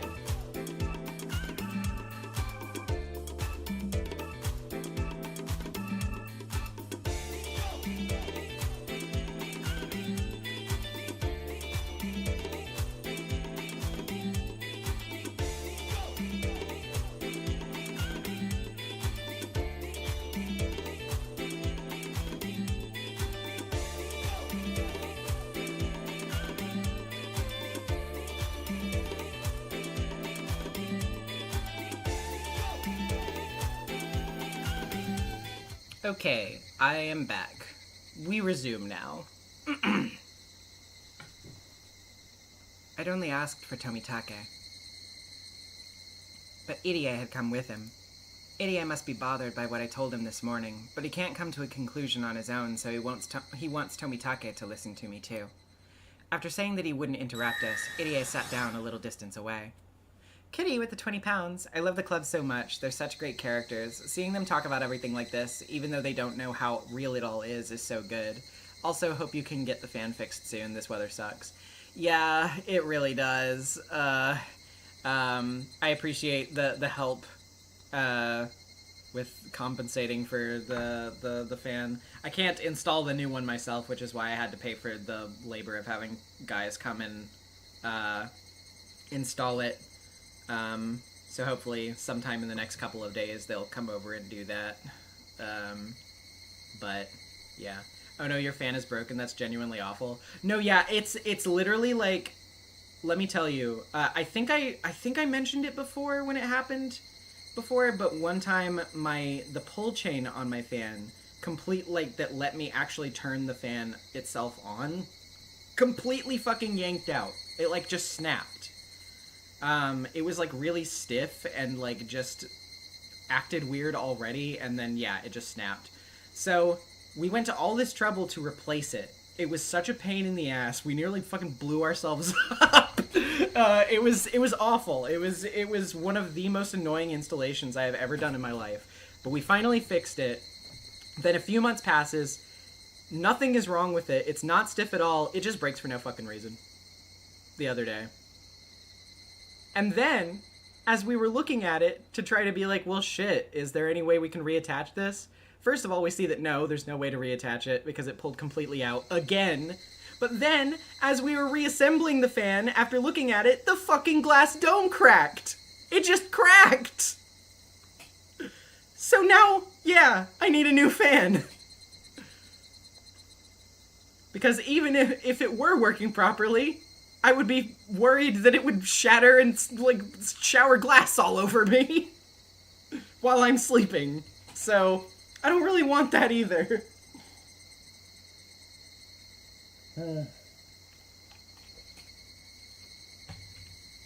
And buying the fan, buying the fan that I bought and paying for the labor of installation cost me nearly $300. So, yeah. Again, the help is very much appreciated. Thank you, Kitty. I appreciate it. Anywho. After saying he wouldn't interrupt us, Irie sat down a little distance away. I heard from Director Irie. Why are you suspicious of Takano-san? She knows better than anyone that your death would cause a disaster. Besides, Takano-san has been good to you and Satoko-chan, right? And to say this about her now, don't you think that's a little ungrateful? I expected this from Tomitake. If I was in the same mood as I was in this morning, I probably wouldn't have continued. But having expected this, I'm able to continue without getting upset. Tomitake, please be honest with me. I want you to really think about it too. Of course, Takano wouldn't kill me under normal circumstances. But can you absolutely guarantee that she would never do so? Atropos with the $2. I'm drunk, but here's fan money. Shabbat shalom. Thank you. What do you mean? Takano has devoted her life to the research of the syndrome. Isn't that true? Yeah. Just between you and me, she's the most important person at this institution. Director Irie's position is just a formality, and Takano-san is the only one who's really leading the research. Is the one who's really leading the research, not only one. This is supposed to be a secret, but the syndrome was discovered by her grandfather. Takano-san respects him greatly, and she opened the Irie Institute so she could continue and complete his research. So how does she feel now about being told that the project will be shutting down within 3 years? Takano even went to Tokyo and requested an extension, but it was denied, right? Couldn't you say then that the meaning of her life itself is being denied? Don't you think that she's hurt? Rika-chan, where did you hear all of that? Tomitake went silent for a moment. He must have realized that I'm not just saying random things. It is true that Takano-san went to see the board of directors, and that she was evaluated extremely poorly. According to what I've heard, they really ridiculed her work. She was told that the research project was a waste of money. She's been acting normally, but I think she was really hurt by it, yeah. See? So how can you be sure that she won't become desperate, thinking that her research is going to be shut down anyway? No, not Takano-san. That's impossible. That's the same thing that Irie said. He kept saying that it was impossible, yet he couldn't deny it completely. He repeated the same phrase over and over to refute that possibility. In fact, even though we know Takano is the enemy, we can only guess at her motive. The only way to find out is to tie her down and make her confess. But there's meaning in making Tomitake become suspicious of Takano. It's even important to do that, so that he'll become my ally. Of course, this is also a strategy devised by our club leader. It's rather a scary thing to imagine. But Takano-san won't gain anything from your death. I can understand her becoming desperate, but she has self-control. Time heals all wounds. Isn't it easier to deceive the heartbroken? Deceive? What do you mean? Tomitake, if I die, something terrible will happen, right? An emergency manual will be executed, and the whole village will be destroyed.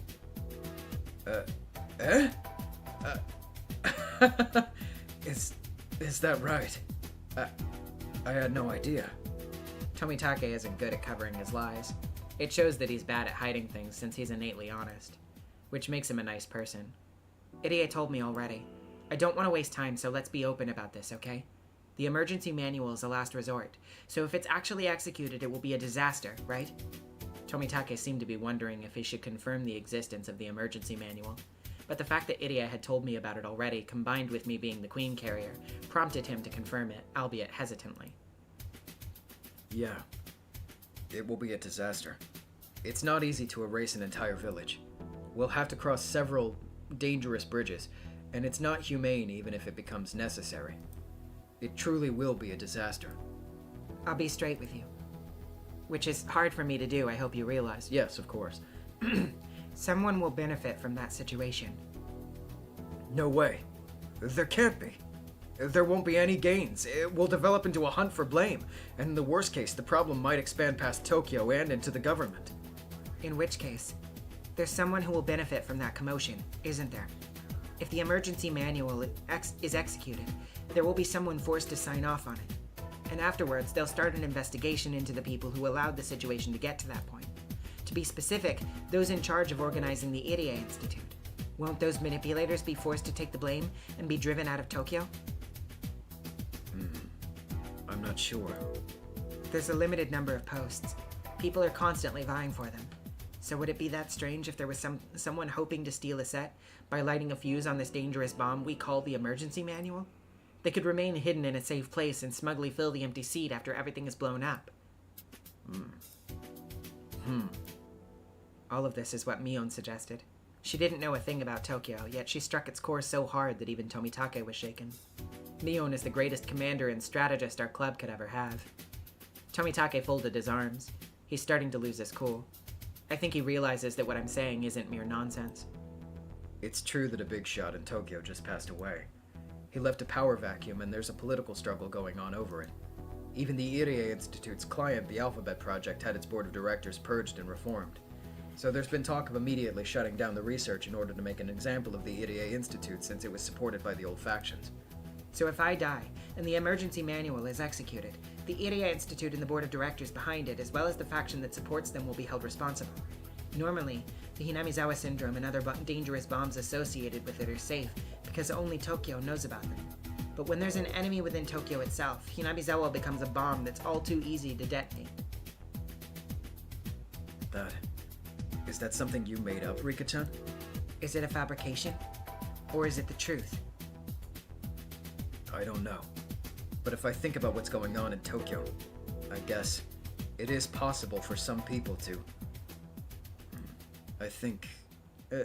think things like that. Tomitake, you're a good person.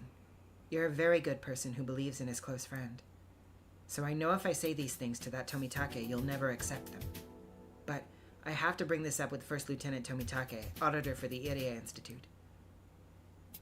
You aren't saying. Are you saying that it's Takano-san? Yes. Her request was denied, as was her own life. Not only that, she was denounced by the board of directors, so she's very hurt.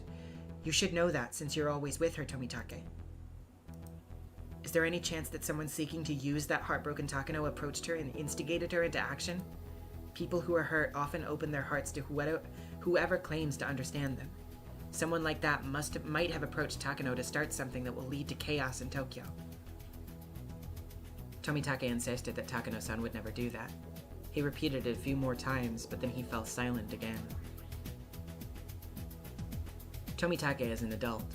He must have experienced some heartbreaking events himself. That's why he can understand that Takano is very hurt, and that it's possible that someone is using her. I understand what you want to say. I should clear some issues first before I can truly trust Takano-san, huh? Tomitake, I'll get in touch with both Okanogi-kun from the Mountain Dogs and the Tokyo office to see if there have been some suspicious reports regarding Takano-san lately. The Mountain Dogs' specialty is counterintelligence, after all. no. The Mountain Dogs are on Takano's side. What? This is someone who persuaded Takano. Of course they've taken measures for the Mountain Dogs as well. That isn't impossible. The Mountain Dogs are a special counterintelligence unit. Even if there was a collaborator in the Irie Institute, it'd be very difficult so long as they were attending to their duties. But if the Mountain Dogs themselves were... Can that be? But... Tomitake, please look into both Takano and the Mountain Dogs. Irie's on my side, but he doesn't know too much about Tokyo. That's true. I'm just a researcher. I know my position is just a formality for their convenience. That's why I can't clear Rika-san's suspicions by myself. I understand. I've been told that there's a possibility the Irie Institute could become rebellious. That's the reason why I'm here. I'll start investigating Takano-san and the Mountain Dogs right away. Thank you for believing me. This is the first time you actually have. I've been laughed away in many worlds, but Tomitake finally listened to me. Just take a sip of water real quick.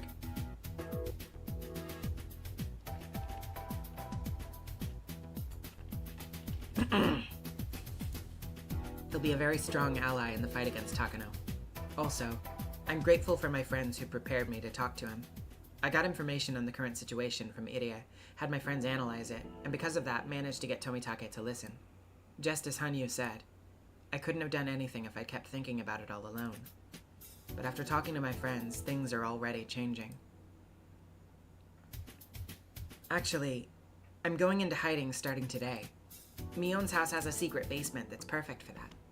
I haven't talked to Mion about it yet, but I think she'll understand my request now. So, if you find anything, please get in touch with her. Starting today, please act like I've gone missing. Understood. I think that's the safest too. I'll act like I usually do, so people don't grow suspicious. Though I'll be careful, of course. Dr. Irie, please act normal as well, but always be on your guard. I understand. I'll be very cautious. Tomitake, please be careful yourself. I have a feeling you might be assassinated within a few days. This is the part that he's never taken seriously. Please, hear what I'm saying.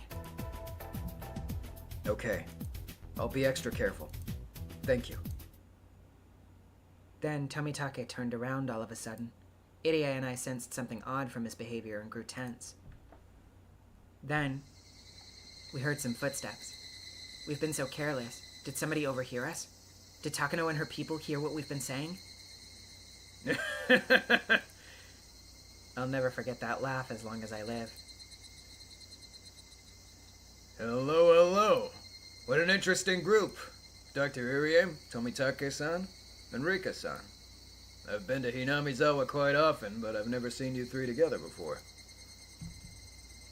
Oh. Hello. Oishi-san? Is today the meeting day for Watanagashi? It's still so early. Irie tried to change the subject, but obviously Oishi had heard everything. Tomitake from Tokyo is okay, but it's too early for Oishi from the police department to get involved. Things are already complicated. Why does he have to show up now? Anyway, this isn't good. Well, when I went to your house, Hojo-san told me that you were here. And I happened to run into your secret meeting. Sorry to bother you, though. The air froze, leaving only silence. The way Oishi is speaking makes it obvious that he's trying to sniff things out. I bet he only heard part of our conversation, so he can't exactly grasp what we were talking about. That's why he's trying to make us confess the whole thing. Come now, don't look at me like that. Getting embarrassed. Well, brought someone with me today. Someone Rika-san would love to see again. Wonder if you remember Rika-san. Because if you don't, he might even start crying. What? Who? I can only think of one person. But did he ever come here in June 1983? But who else would come visit me? Come on in. Oishi encourages a virile young man to enter. He looked a lot more mature than the last time I saw him. Akasaka. Thank you for remembering me, Rika-chan. You won't tell me to go back to Tokyo this time, will you? Akasaka! Akasaka! I remember how you helped me. Or rather, maybe I forgot at some point. But if I forgot about it completely, I'd regret it. So I recalled it. You told me to call Yukie, and because I did, she avoided getting into an accident. You saved her life, and I'm here now out of gratitude. It feels like I've forgotten about it for a very long time. But now I finally remember. Sorry to make you wait for so long. That's right. You made me wait forever. Atropos of the $2. Peter, the horse is here. By the way, I won't say anything else about it, and chat, those of you who pick up on what I'm saying, you dare not speak another word as well. But now do you understand the irony of casting Akasaka's voice actor being Daisuke Ono, who was cast for another notable When They Cry character? Yeah, think about that for a second. And now you show up in this final world. You waited until the very last minute. How dare you? Akasaka. Akasaka. I'm your ally no matter what. I'll believe everything you tell me. And I'll defeat whoever's trying to kill you. Akasaka remembered some strange things as he talked to me. He remembered the sad world where he lost his wife working on the kidnapping case in Hinamizawa. Habaki Gaming with the $2. If he shoots armor-piercing bullets, a horse bullet? No, we can't keep doing the horse bullets. He forgot about me because of the despair, and only remembered her afterwards. He regretted not being able to do anything for me. That memory from a different world brought Akasaka here. Akasaka calls himself my ally. That means a lot to me, since I never thought I'd have any allies at all. I could only bury my face in Akasaka's chest and cry. I haven't seen anything. I don't know anything about you having such a young wife here in Hinamizawa when your wife's back in Tokyo. Oh god, Oishi, shut the fuck up. Shut up, man! Nope, don't know a thing. Oishi-san, no! This isn't what you think. Akasaka. Akasaka. Akasaka. Akasaka. I complained that I couldn't defeat Takano alone. Hanyu admonished me. She told me that if we put our strength together and all believed in the same thing, we could make a miracle happen. I didn't believe her. But after I talked to Irie and my friends in Tomitake, things were getting better and better. And now Akasaka is here too. Was Akasaka supposed to be coming back? Or is this a miracle? Miracles do occur. This man never helped me once before, yet he might be my most dependable ally. Now he's back, and he's even telling me that he's my ally no matter what. See? It happens. Miracles really do occur. Indigo with the 5 pounds picks you up and puts you down 100 times. You're right. We can make them happen. If we keep putting our strength together, do you think even more miracles will happen? Then, do you think we can make a miracle happen and defeat the curse of 1983? Yes, because we can smash through June of 1983 only by putting everyone's strength together. Hanyu, who used to just be a bystander, is now persuading me. She's admonishing me for pretending to fight, Well, I too was actually just a sulky bystander. Are you okay, Rika-chan? Yes.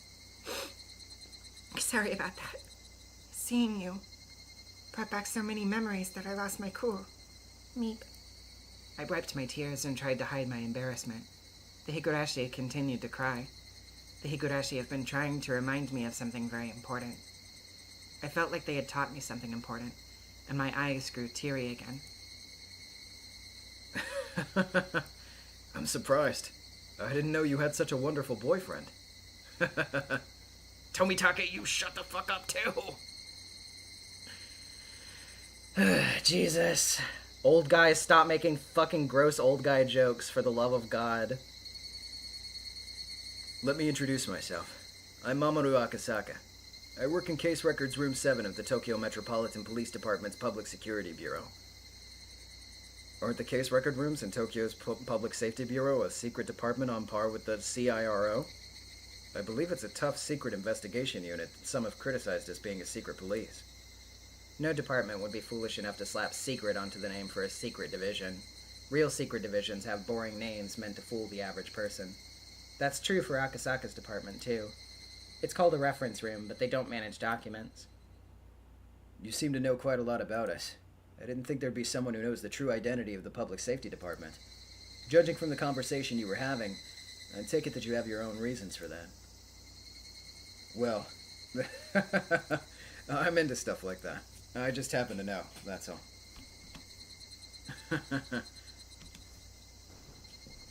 Tomitake-san, why don't you reveal your identity, huh?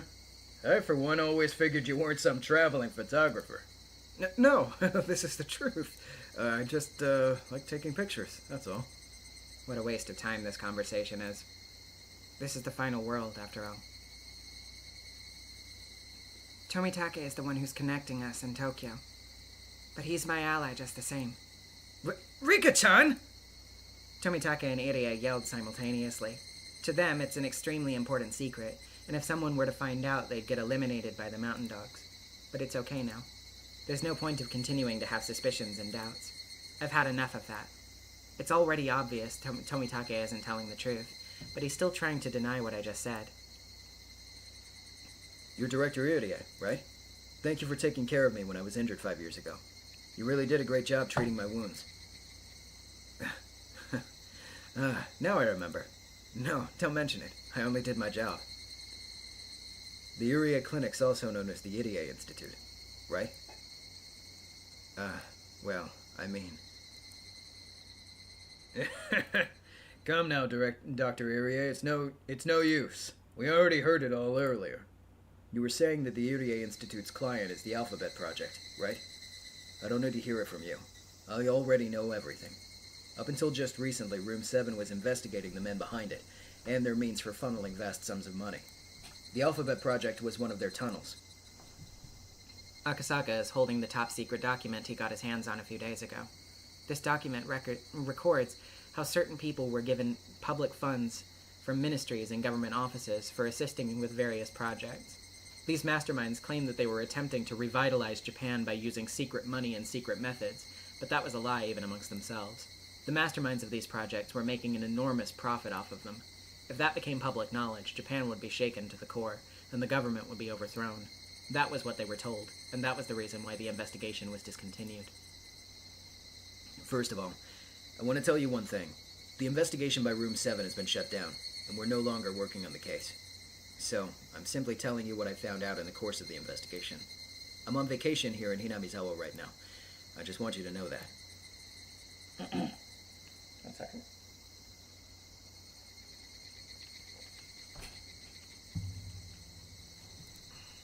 Tomitake is still trying to hide his identity, but Irie isn't. He must have made up his mind, since Akasaka already knows about the Alphabet Project. Oh, actually, I just noticed this just a second ago. I guess it's probably been the case for at least a couple of weeks. But you guys remember we had that stream where YouTube had changed the thing where, everybody's ats were showing up instead of their display names? I think they changed that back again. I think enough people immediately told them that it sucked shit and they decided to change it back. I'm glad, because it was a dumb change.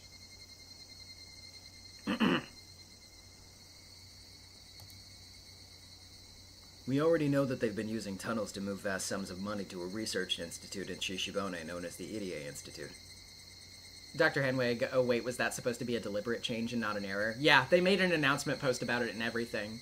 They were like, this'll make it easier for you to communicate with your chat members. You'll recognize them better from their handles. And it's like, no? No, you really won't. That's stupid. You guys are fucking dumb. And, yeah, I guess they changed it back.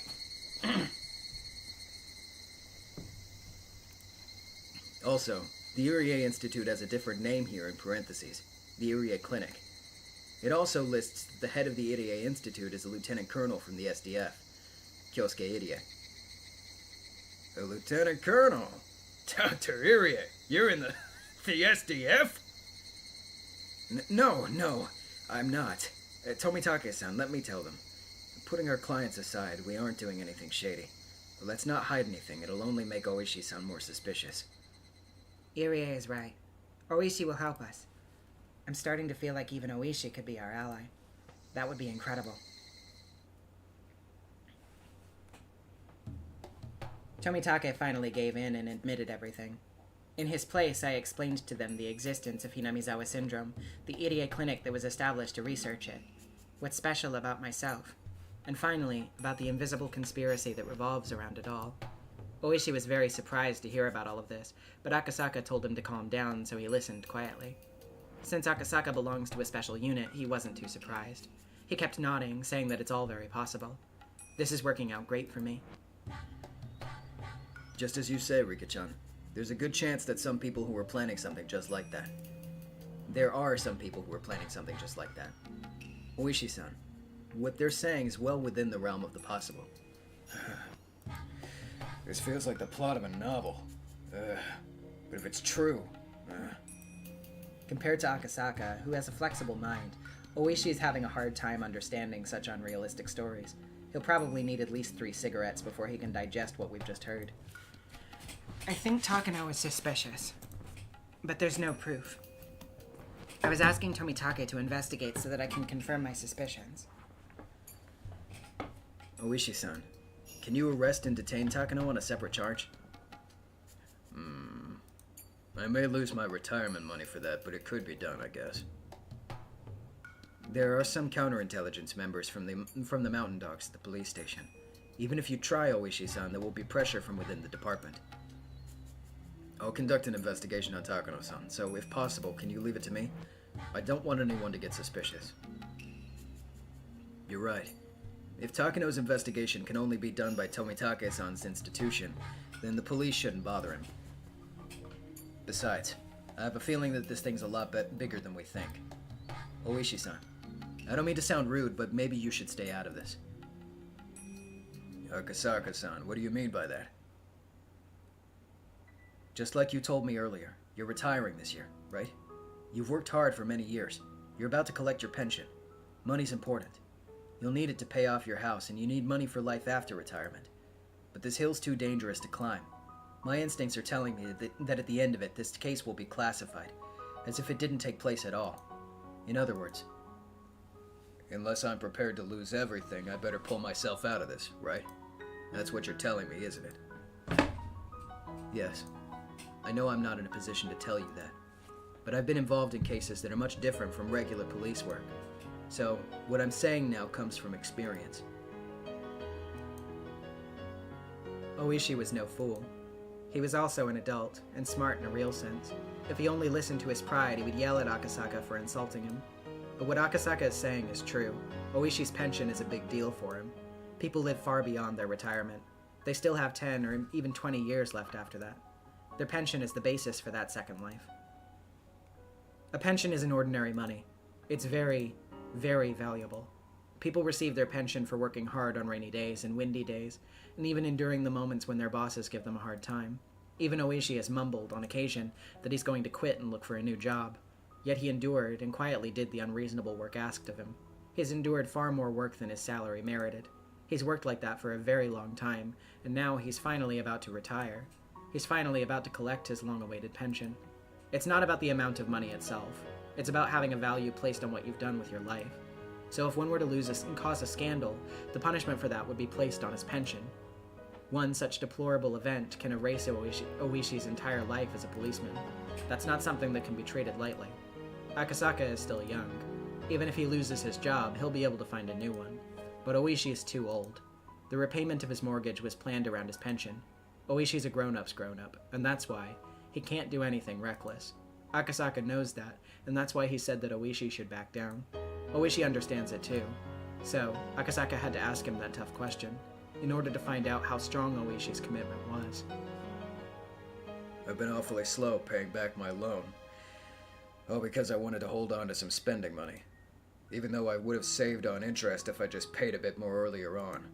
But I just wanted to gamble and drink. If I'd lived my life so I didn't have to depend on my pension in my old age, I could just jump right onto this case. Oishi's fists were trembling. That's how he sheds his tears. But... I'm an officer until the moment I retire. No, even that doesn't matter. I promised in front of his grave. I promised the old man I'd find out who killed him. I promised to stay a police officer until I arrest his murderer. In other words, me being a police officer isn't the issue here. What matters is that I keep my officer's spirit until I find that murderer, even if I'm fired. But am I afraid to be fired? Am I afraid to lose my pension? Yes, I am. It'll ruin my plans for my future. I need a lot of money for them. My dream's to live a leisurely life in Hokkaido, work on a vegetable garden, have fun in Susukino, and take up ballroom dancing lessons. But why am I afraid? Is my officer's spirit so weak as all that? I've dreamt of uncovering the truth behind the series of mysterious deaths in Hinamizawa. And the door to that truth I've sought for so long is right here in front of me. Damn it! God damn it! Why can't I just throw away my badge? Why can't I stop caring about what the police think? Damn it, God damn it!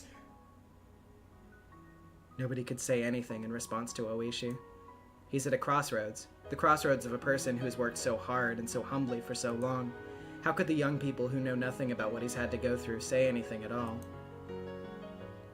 You are a friend of the departed construction site manager, right? Yes. He was a friend, a brother, and a father to me. Although it's only a formality, I am the director of the Urie Institute. If the conspiracy that surrounds Rika-chan is exposed, I'll be the one who takes the blame. Isn't that right, Tomitake-san?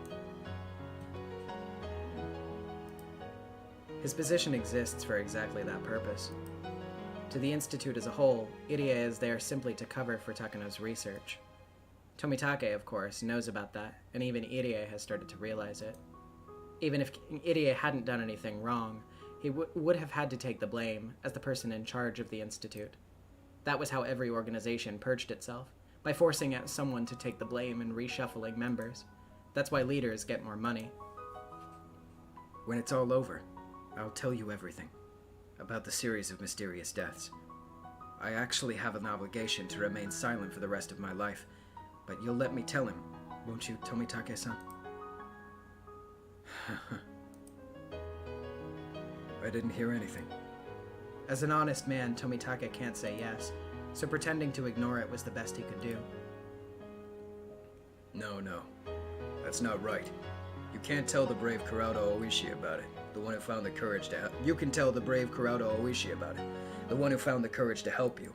The cowardly Kuraudo Oishi, the one who didn't want to lose his pension, doesn't deserve to hear the truth. He faced a dilemma. Even though the truth behind the mysterious deaths he sought so hard was right in front of him, he couldn't just accept it with his head held high. To understand what he's going through, one would have to live the life he did. His dilemma is very vast and very heavy. Young people couldn't possibly understand. Can I have some time to think about this? I really do want to find the truth and put evil behind bars. I just need some time to gather my courage. Could you grant me that? Why is he even asking? Nobody here will force him to make up his mind. Of course, I won't either. However, Oishi needs someone's approval. Oishi is still passionate about his work as a police officer, Yet he isn't brave enough to take on this case. He wants somebody to forgive him for that. But nobody can do that, and nobody can stop Oishi from crying. Yes. I will grant you that time. Hanyu? How long has she been here? Hanyu has arrived. I didn't see her come in. But then again, she's always around. Hanyu is the guardian deity of Hinamizawa, after all. I'll grant you some time to make your decision. You've been honest, and you must have been tough on yourself until today. Your life is not to be taken lightly, and that's why you're having such a hard time deciding. One should never be proud of careless decisions or brute courage. A careful judgment made by a person who has lived a worthy life, like you, that's what's worth being proud of. She might sound arrogant to us, but that was exactly what Oishi needed to hear. Right. Who among us had the right to admonish Oishi, the eldest one here? No one. No one should be able to. Nobody but one. The one who's been protecting humans for over 1,000 years. Hanyu. No matter if you decide calmly or courageously, I will praise you, as long as your decision was made well. I've never even met you before. But thank you. That makes me feel better. Thank you for giving a coward like me the time of day. If it was me, I would have asked Oishi to be my ally, and asked him for help. But that wouldn't have reached his heart. Wanting help is my selfish request. I don't know anything about the life he lived, and that's why my words wouldn't reach him. But Hanyu's words did. Hanyu has never told me this, but I can tell that she's been watching Oishi since the day he was born. She's been watching all that he went through. That's why she can say that. And why what she said could reach him. Only Hanyu can do that. Dr. Irie, there's only one thing. Please tell me one thing. Sure. Ask me anything. I've long suspected that the Sonozaki family was pulling the strings in the old man's murder case. Am I right to think that? No, you're not. You're wrong. We can explain everything about the series of mysterious deaths in Hinamizawa. I see. Oishi pretended to scratch his head. For so long he pursued the case with that belief, yet someone deeply involved was telling him he'd missed the mark, so he must be feeling at least some frustration. What Irie said wouldn't be enough, so I have to continue. Oishi, none of the curses of Oyashiro-sama were done in secret by the villagers. The Sonozaki family, the 3 families, and the other villagers, none of them are involved. There were only misunderstandings, misinterpretations, coincidences, tragedies, and comedies. The real identity of the curse of Oyashiro-sama is simply a series of misinterpretations. It only looks like the villagers are acting in secret. So all the information I've gathered so far about the Sonozaki family is worthless? The heads of the Sonozaki family have a secret precept. They must always act as if they command even natural disasters. The Sonozaki family knows nothing. Moreover, they are even afraid of the incidents that occur every year. But in order to maintain their dignity, they act as though they're the ones behind everything. Oh my goodness. I see. It all makes sense now.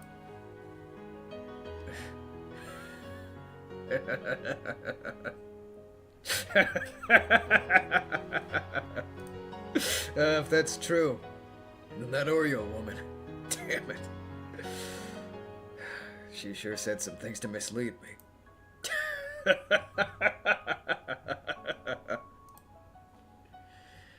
You're telling me the truth, aren't you? Yes, I am. It's written in the Furude family secret scrolls, too. Do you want to see?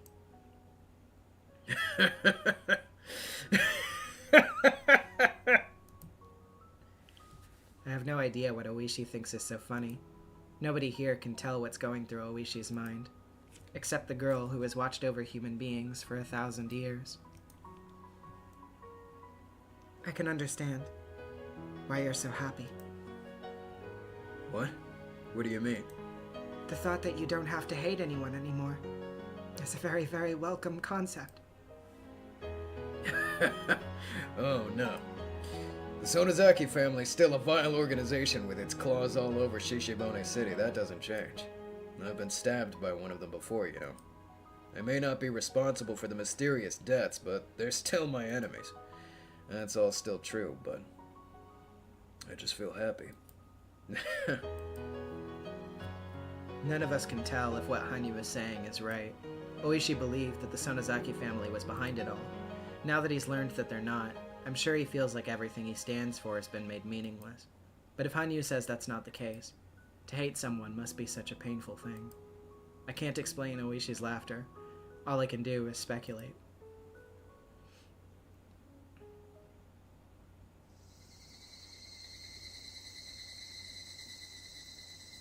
Oishi left with a cigarette in his mouth, saying that he wanted to cool off a little. We won't get anywhere until we know if Takano-san is guilty or not. So we won't be able to act until we hear the report from Tomitake-san. I don't know why Rika-chan is so suspicious of Takano-san. Personally, I feel bad for her. But what she said makes sense, too. 1 second. Rika-chan is an important person, and we can't let anyone suspicious get near her. Tomitake is making it sound like he's going to prove Takano's innocence. Hold on. I'm actually a little bit confused. I need to check something on the side real quick. I am very sorry for the pause.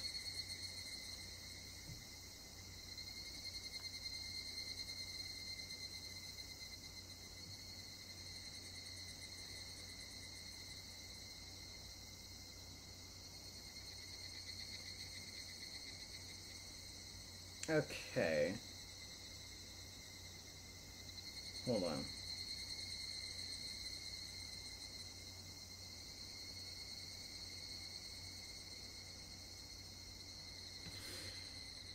I think there's another scene, like, to be clear, to tell you what I'm confused about, there's a scene that I wanted to end on, and I thought for a second that it was this one, but then I'm like, wait a minute.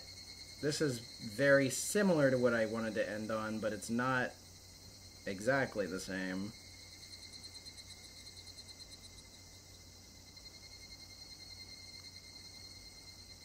So I'm trying to, like, figure out where I'm getting confused so I can make sure whether or not we're good.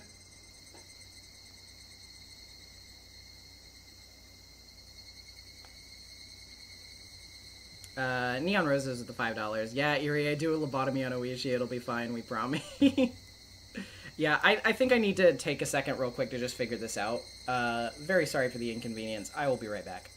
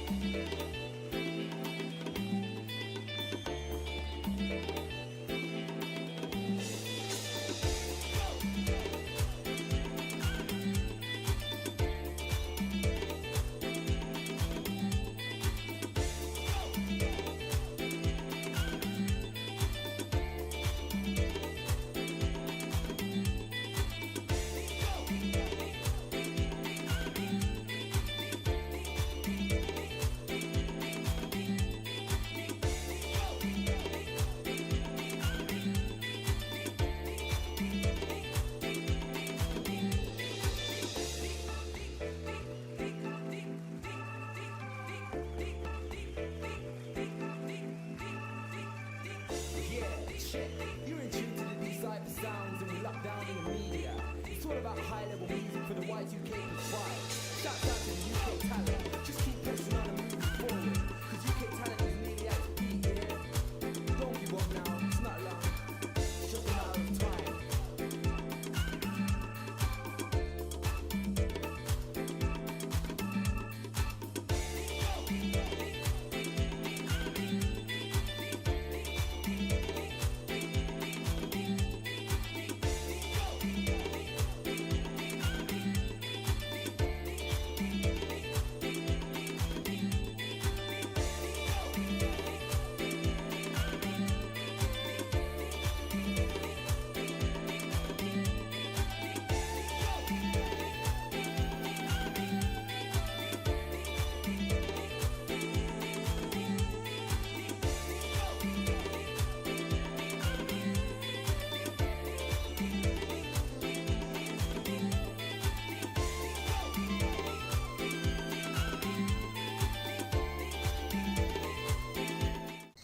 Okay, so I figured it out. I'll read this donation real quick. Seditious at the $5. Can't wait for the epilogue where we all see how well Oishi's ballroom dancing lessons went. So I figured it out, and this is really fucking funny. Okay? Because it's been a hot minute since I've read Matsurebayashi. So, you know, I just wanted to make sure that everything was, you know, good. Usually I use Lambda Delto's uploads to time out where I want to stop stuff. I just, like, judge by, you know, like, run times on the videos and, like, add to, you know, what seems to be around 4 to 5 hours-ish. And then just find a line to stop on there, take a little screenshot with my phone and be like, okay, once we hit this point, we will stop there. No, see, that's not, Evie Curry, it's not that we went past it. It's that for some reason, in this particular part of Lambda Delta's uploads, there is a visual glitch in this scene where Mion is just there for no reason. She's just standing there for no reason, not doing anything, not contributing any dialogue. She is just on screen for no reason in particular, even though she's not supposed to be in this scene. So, when I took the picture of the line we wanted to stop on, Mion is there. And I was thinking, okay, this really seems like the scene we're supposed to stop on, but I don't see Mion.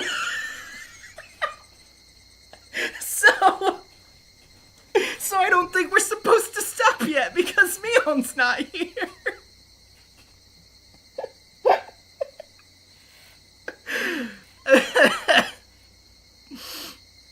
So, no, yeah, we did hit it.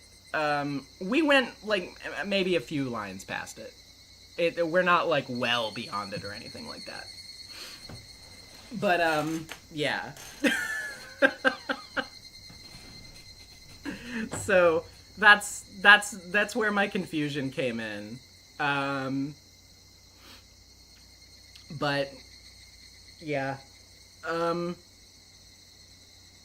Now that we've passed that line though, we're still gonna end like right around here. Let me just try to find another sort of stopping point-ish, because it feels awkward to just kind of in the middle of a scene like that. I guess I can't blame him, since he's in love with her. To be honest, I'm also hoping that Takano isn't guilty. Takano understands me, and she was one of my allies. Deathbird, which line was meant to be ended on? It was the one about, like, Oishi being like, I need a minute, and then going around to smoke, like, right after the white screen transition. I had a friendship with her. I've trusted her for over 100 years. But Hanyu says that Takano is guilty. If something pops out when we poke her, then the question is how well Tomitake can catch it. To get people to help me, I have to find proof of Takano's guilt. So I have to trust Tomitake for now. Tomitake-san, please be very careful. If she's guilty, then you'll be in danger too. I understand. I'll move to a new hotel without letting the Institute know. I should probably leave Hinamizawa immediately, but if Takano-san is guilty, that would backfire. That's pretty tough, yeah.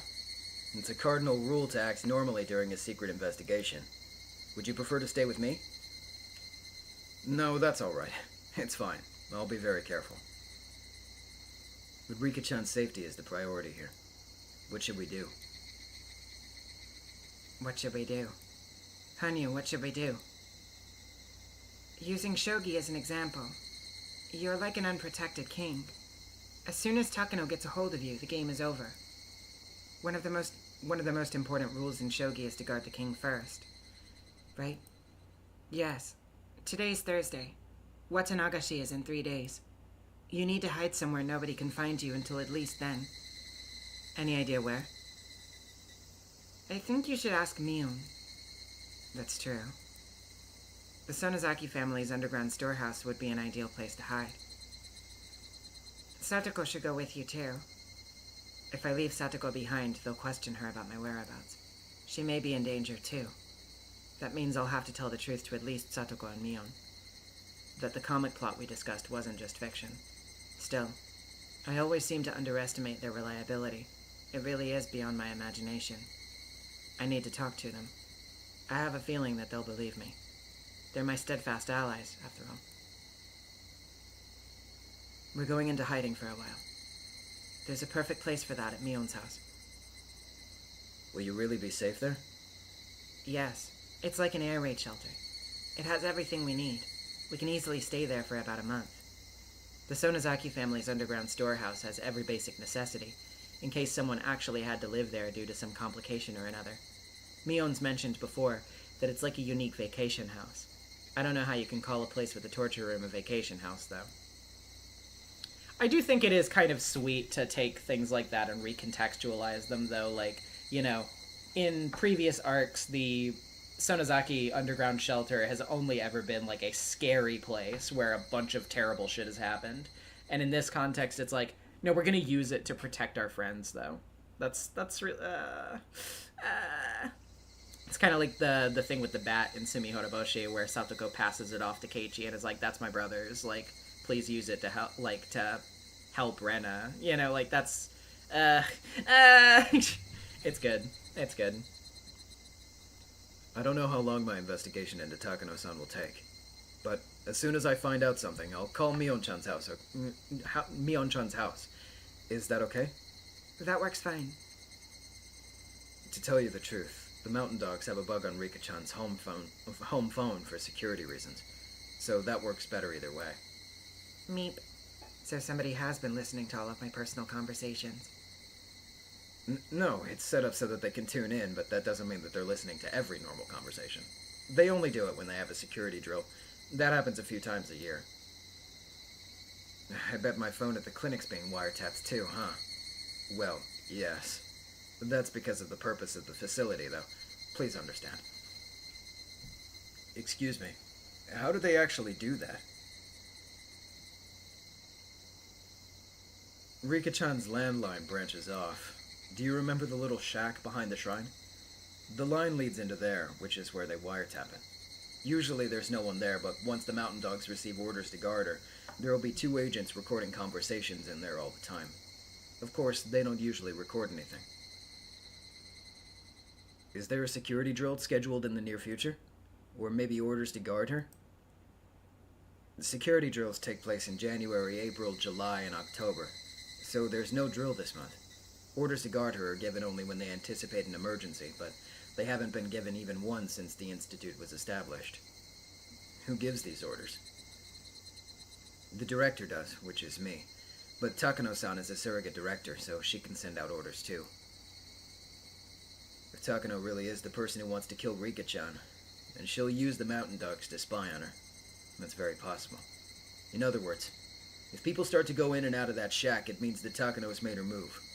So we could just take that as proof the tensions are building around Rika-chan, right? And I don't know if that would prove that Takano-san is behind it, but we can take it as a sign that danger is approaching. Indeed. Regardless of whether Takano is guilty or not, that's what it means. As long as we keep our eyes on the shack, Rika-chan will stay safe and secure. That's a great idea. But there's one problem, Rika. If there are no lights on in the house at night, it'll be obvious to everyone that there's nobody home. Takano doesn't even have to wiretap your phone. As soon as she sees the house, she'll realize you're skipping school and ran away. You're right. And that puts Tomitake, who's investigating Takano, in a tight spot. We'll have to think of something to counteract that. So, we're dealing with having to observe the wiretapping shack, like Akasaka was saying earlier. Then there's the problem with having to keep the lights on at your house. It's also a fact that it's better for Akasaka to stay in the village. If I put all 3 together and mix them up, I get... Ow, ow, ow. I have an idea. Oh no. You aren't thinking about letting Akasaka stay at my house, are you? No. Absolutely not. My house is such a mess. It smells and it's filthy. I can't let Akasaka stay in there. No! Ow, ow, ow. Akasaka's staying over. Ow, ow, ow. I said no! No. Why are you making such a fuss, Rika-chan? Meep. I lost my cool there for a moment. Meepa. Jeez. Just because Hanyu is insisting, okay? Ow. It's true that if Rika-chan's house ends up empty, there won't be any lights on at night, and leaving them on would be even more suspicious. Akasaka. Neat. What do you think of staying at my house while I'm gone? I see. That's a great idea. As long as it's okay with you, Rika-chan, let's do that. Akasaka seems to think it's a pretty good idea. Am I selfish for wanting him to get a little embarrassed about staying at my house? I should be ashamed of myself. Ow, ow, ow. Everything's set. Tomitake is going to get in touch with his colleagues in Tokyo and start an investigation on Takano. That's all. That's all we can do from our end. Irie is going to lead his normal life. To act normally after doing something like this will be pretty difficult, but there really isn't anything else for him to do right now. Takano is sly. She'll never let Irie ruin her plans. Actually, Irie only comes into the picture after Takano has been exposed. Oishi didn't say he would help, but he said he wouldn't interfere with us. In fact, there are some people with ties to the mountain dogs at the police department, too. It's probably best if Oishi acts normally like Irie is. I'm going to tell Satoko the truth and hide at Mion's house for a while, starting today. I don't know how long I'll have to hide, but it'll be at least until something happens. Akasaka's going to stay at my house and make it look like I'm homesick. If something happens, coming all the way from Okinomiya would take too long. It feels much better to have him stay in the village. Everything will begin only once Tomitake finds out something. Irie says he hopes things will get moving soon, but I don't think we need to worry about that. They'll try to kill Tomitake on the night of Watanagashi, on Sunday, 2 days from today. That has never changed in many, many worlds, so that's definitely their plan. In other words, even if Tomitake doesn't find anything, the wheels will start turning in 2 days. I'd warned Tomitake again to be extremely careful, but still, if I still get killed, I'll curse your family for 7 generations after I die.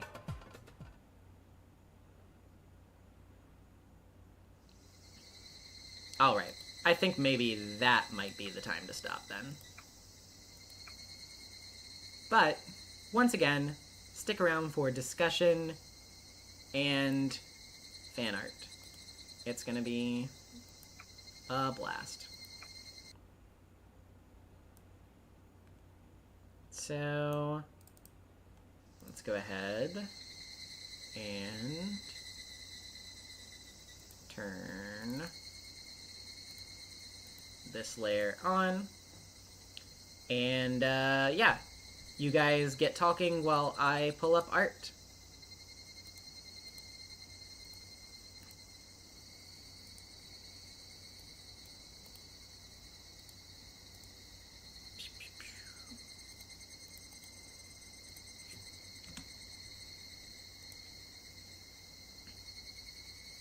Damn, no Tumblr again today. Sad.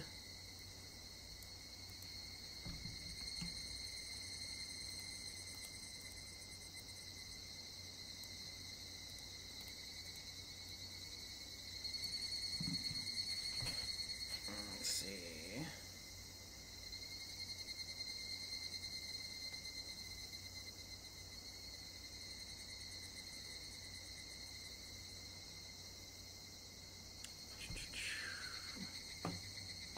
Let's see.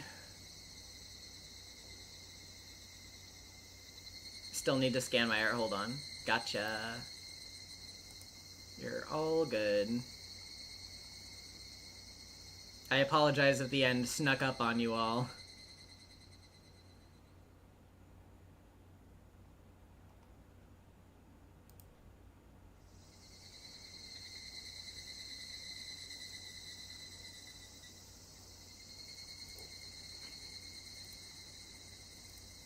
Let's see.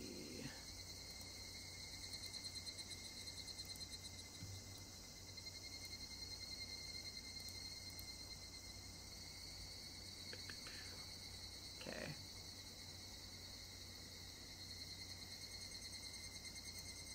Well, I've gotten everything up that we've got so far, but I know that we're still waiting on some stuff, so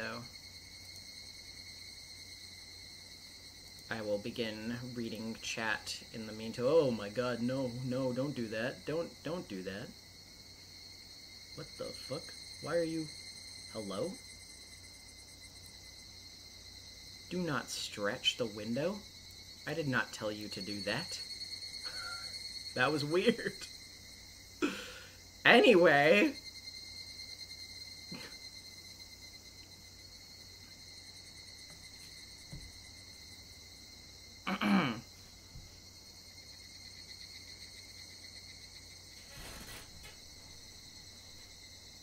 Takano is moving it with her mind true. Gona, is it mean to say I don't trust Tomitake to keep a secret? He's such a bad liar. If Takano meets up with him, she's going to immediately realize he's hiding something. I mean, he can try. We'll see how it goes. Let's at least give him a chance, I suppose.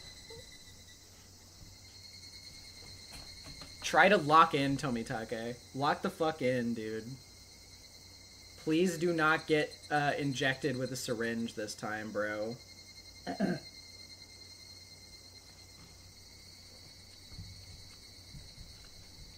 Seditious. Furudad fact, not even theory anymore, has more fuel, as Keiichi's dad goes to the school the first time with Keiichi and Rika isn't there, and Hanyu has them turn their defense into a manga/comic, which we know, like, the only fact about Keiichi's dad is that he does doujins, aka literally what Hanyu said they should explain the murder plot as to their friends. Well, hang on, he does paintings, but, yeah, I suppose he probably could also be making other artistic ventures on the side. He does seem like the type of fella. So you make a good point.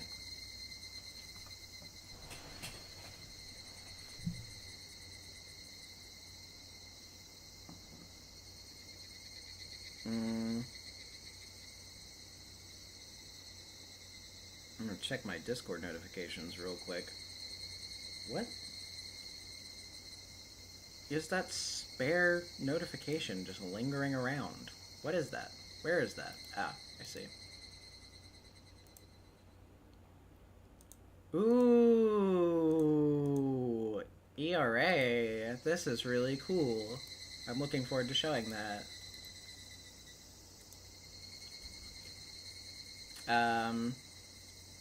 Gona. Also, I think the club definitely suspects there's more to Rika's manga. They're smart and they know their friend. Yeah, I mean, like, they get into the flow pretty quickly. Jupiter August. The reason Hanyu hasn't appeared to everyone else until now is that she's been filling in for Rika as Furudad when Rika has to be in the same scene as Keiichi's dad. Yeah, she's been too busy. Arhabaki Gaming Theory. Mion and Shion's birthday was yesterday, and we should celebrate both of their births. We know they need it after all. Yeah. In fact, that's the reason why the mishap with Mion's prank happened. It was a silly little birthday prank because they wanted us to tell them happy birthday. So please, everybody, say happy birthday to Mion and Shion.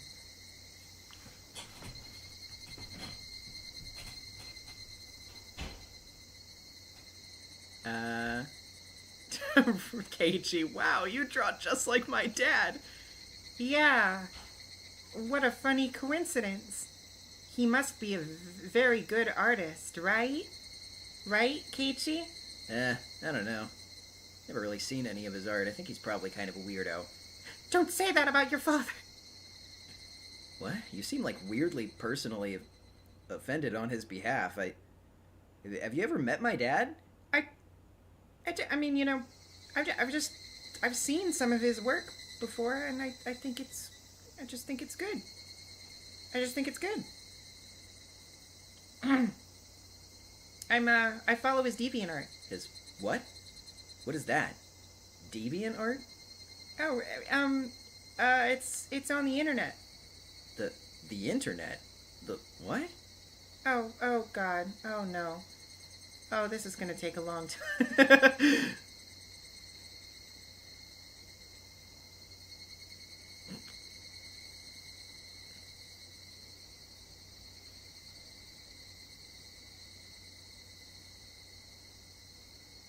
Let's see. Neon Roses, I noticed you changed the donation background to Yunahu's Fumo. It's not the Fumo. It's actually a different plush. A better one. The official Fumo for Beatrice was revealed recently. If you don't remember if you don't know the context, their Manga Gamer is making a limited print run Fumo of Beatrice, and I don't know. I don't really like it that much. I think it uses like the anime colors for Beatrice, like from the Studio Dean Umineko anime. It's bad. It's ugly. Also, it's really overpriced. And Manga Gamer's site, like, immediately crashed when they first put the page up. So, you know, typical Manga Gamer moment. I don't really care for it. There's, like, a fan plush, like a fan Fumo that's made by, was it Pikapuyo? I think made it. I think that one is way better. Way, way better. They also made ones of, Burn and Lambda, too. I own the Burn one. It's very cute. And I gave my partner the Lambda one. So, yeah. Oh yeah, and Battler and Anjay. I forgot as well. God, I want the Anjay one now. Man.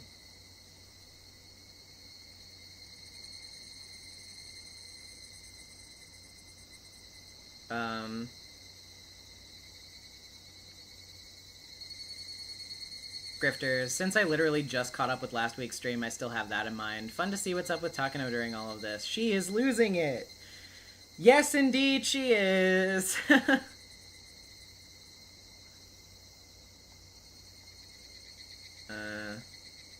see.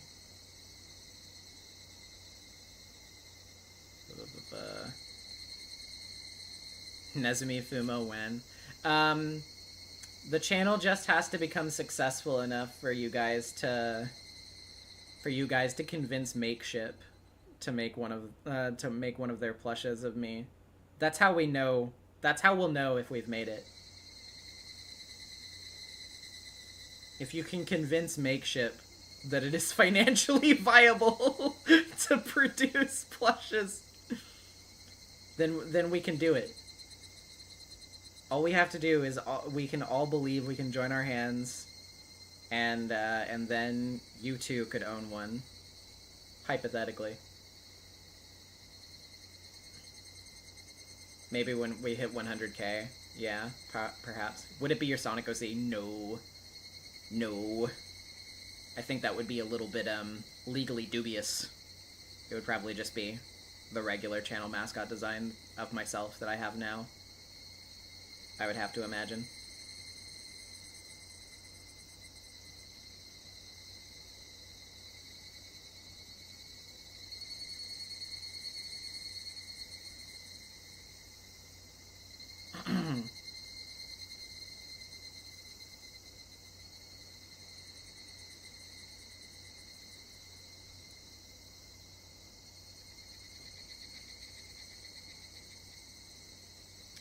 Man, I wish Etsy didn't suck now. I'd love to buy a custom-made plush from a small creator or something. There is a seller on there that... I can't remember their name off the top of my head. They're from, like, Ukraine. They make really, really good custom plush orders. Of, like, literally anything that you can think of. They have so many fucking custom plush orders, it's insane. I'm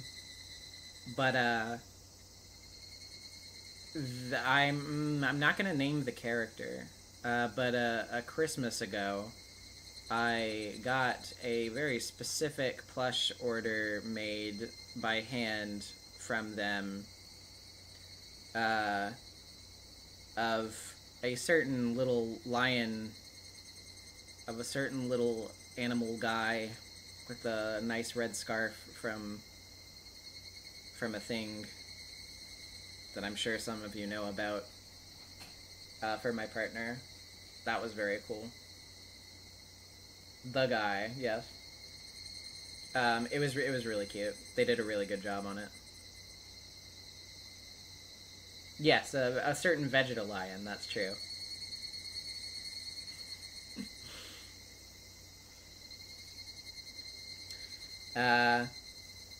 Uryu? Yes, Uryu. Grifter's Bones. God, I have so many thoughts. I really like that Takano is being manipulated, TBH.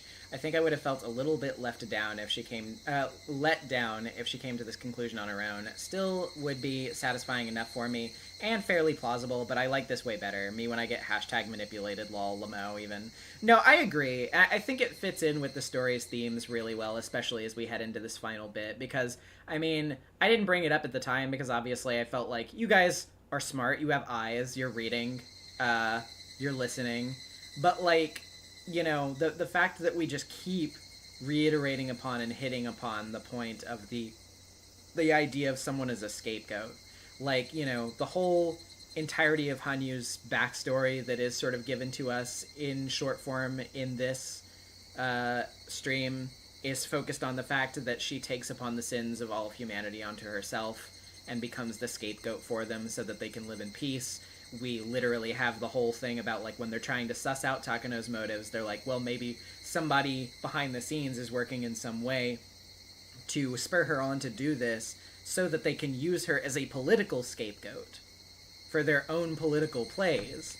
Like, again, they don't say the word scapegoat in that scene, but it is literally obvious that that is what they are implying. It's just, yeah, it ties everything together really, really well.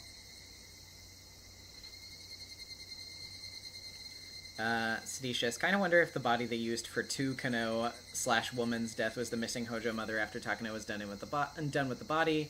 Just had in the freezer or something the whole time waiting. I mean, I think they basically just say that it's a random person. Which is a little anticlimactic, but I think it would have, like, I don't think if, like, that would have been possible considering how long that she's been dead, and also she was just, like, beaten the shit out of.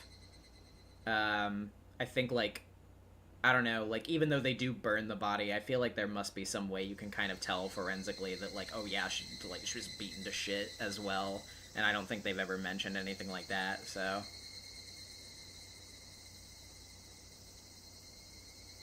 I promise to bring Mini Marcy with me every time I go out in a special backpack. Please. Please take me far away from this place. Let me explore. I will be able to see through all of them. You see, if we produce plushes, I will be able to see out of all of their eyes. That's not true. That's... I don't know why I said that. Forget about that. I don't know, I just thought it'd be a funny, scary thing to say.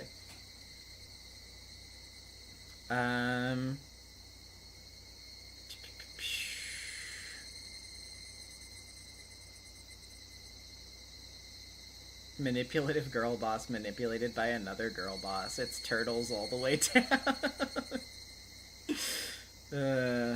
Man.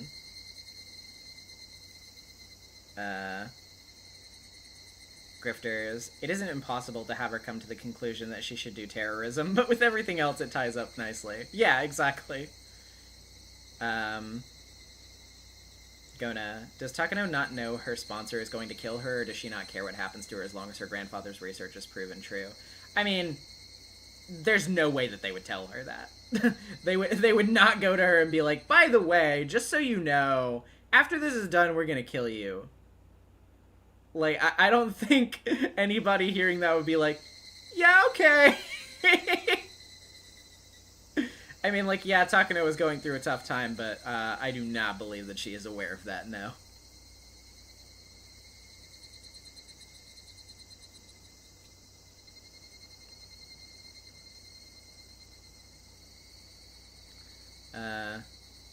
Even if you burn a body, I think they would notice a few missing teeth.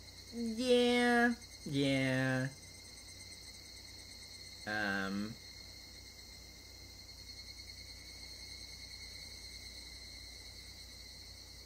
Seditious. The guy did do an awful job identifying the body initially, though, so not noting the corpse condition just means he was even worse than it seemed.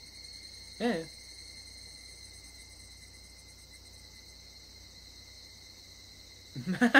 Magnus Archives Elias moment. Oh, God. How many times have we referenced the fucking Magnus Archives over the course of the stream series? It's been at least a few times. What a bastard, though. Elias. Elias, when I get you, when I fucking get you. When I fucking get you.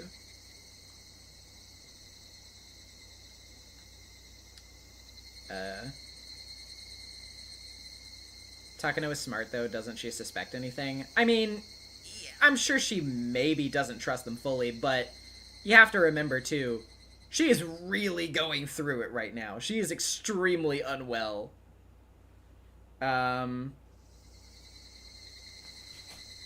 Like, She was literally on the verge right before she got scooped up of being like, I'm just gonna drink myself to death in the middle of the street. Literally anybody who could like pick her up and be like, hey, I believe in you and your cause, I'll give you stuff to do. Like, she's desperate. I don't think in a regular situation she would believe everything they have to say. She would probably be very skeptical, but in her state of mind right now, she is desperate enough that she wants to believe them. Which is why she is very susceptible to the kind of manipulation that they are putting her through. If only Takano talked to her friends. So much hate. True! True! But friends, I mean... Make some friends, then talk to them.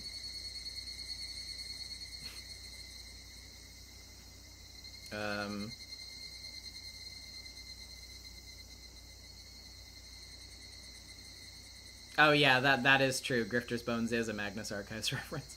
So I guess there's actually been way more. To be fair, the episode is called Grifter's Bone, which I think that the extra S makes it sound better. Fuck with me. I mean, yeah, true.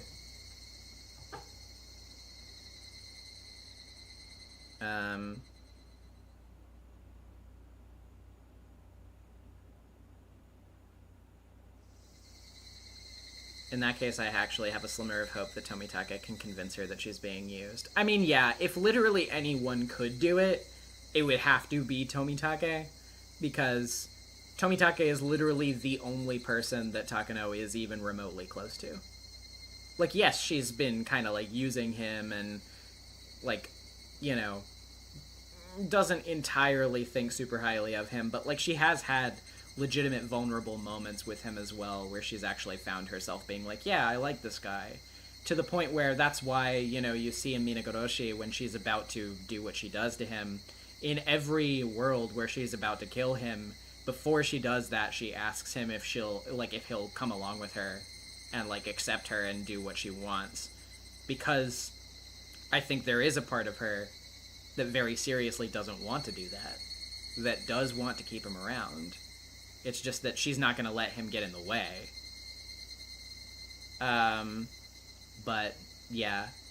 So ultimately, if anybody is probably going to be able to get through to her, I would have to imagine that it would be the one guy who actually gives a shit about her.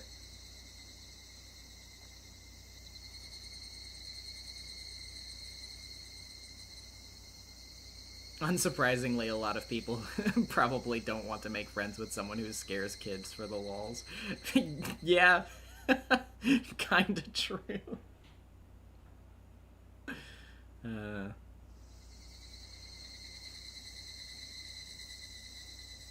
I don't even really care that much about the Magnus Archives right now. The name is just good lol.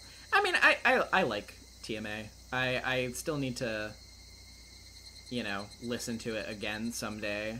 But yeah, I feel you.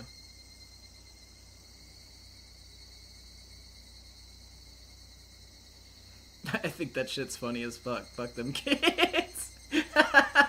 Yeah. I think we've maybe found Takano a friend. I think maybe we found Takano's second friend. Just give it 20-ish years, Takano, then the internet will exist, then maybe you can find equally bad friends. Yeah? Yeah? True? Oh my god, there's there's some kind of post, I can't remember where it fucking is, and I don't think I can even think of how to find it. Oh, maybe I sent it in a DM to someone, though, where it was talking about, like, what... Actually, we may have talked about this post on the server before, too. I can't remember. It would have been in the spoiler chat if we did, I guess. Or, I don't know. But it was a post that was talking about, like, if Higurashi characters had access to the internet, what would they have been like?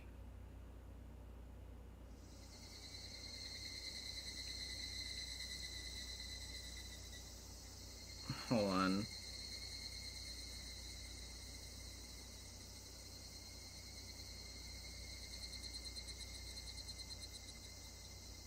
Hold on.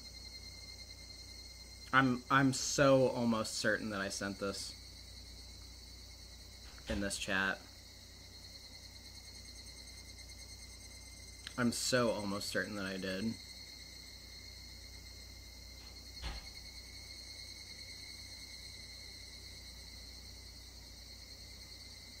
Same chat where I was sending this friend Takanochie Yuri. Let's go.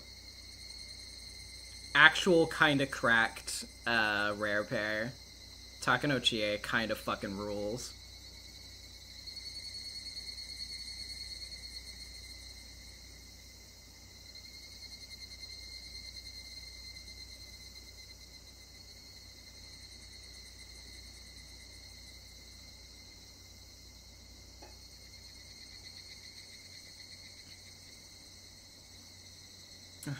I could have sworn that this was in here somewhere, but I'm actually not seeing it.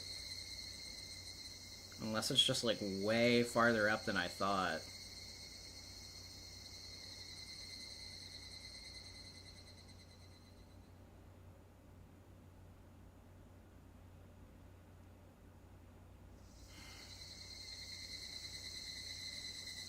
Damn.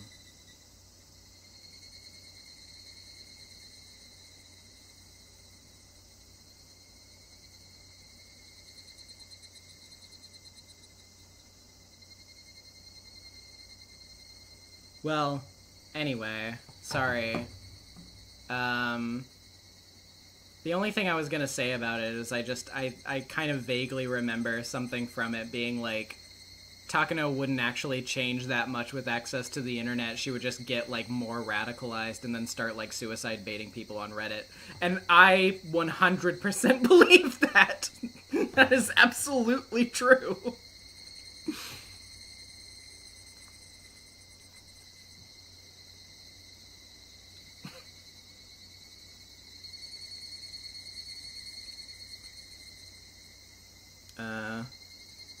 Anyway, I think we probably, I probably missed a couple of things that people were saying while I was scrolling.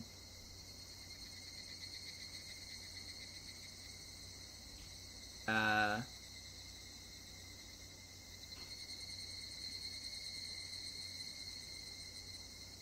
know you've seen the art of Mio Rumiko. No, I have seen the Takachie art. By that one artist too. It was definitely in this chat. I definitely sent it to that person, so let me scroll back up for that for a second. Yeah, by Rontra on Tumblr. RONTRA.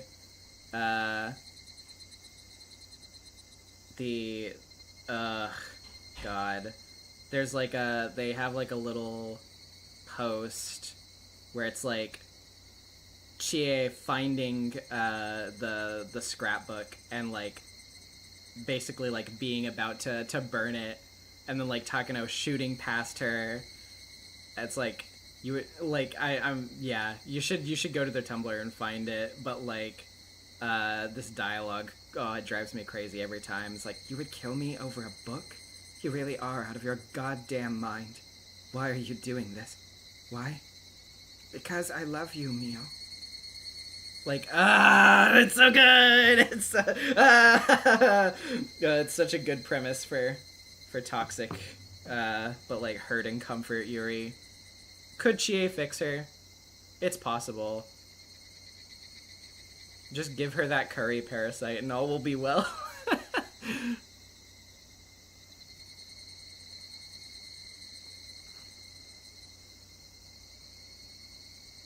I actually can't remember Jupiter, if that's the one. Although Oishi posting Sonozaki's Did 9/11 theories it does kind of sound like it. Chie could make her worse. Yeah, just make her obsessed with curry instead of anything else. Yeah, I encourage you to check out their art though. It's very good.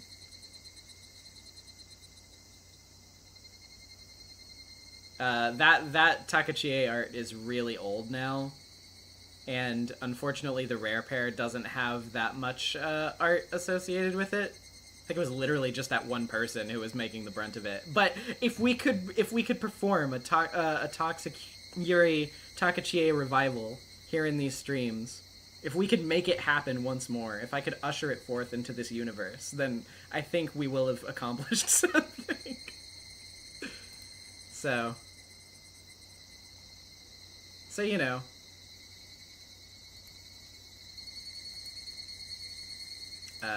We got a couple more things in the Discord now. Let's see. I'll just go ahead and get those in there.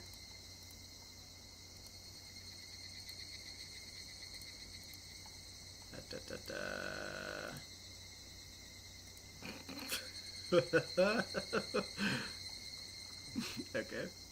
Very good. Jesus. Okay. Doing experiments on live curry.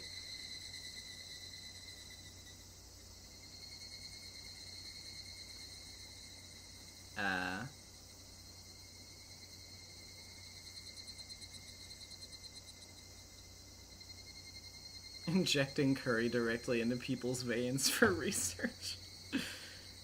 Jeez. I think I found the post. Please, please.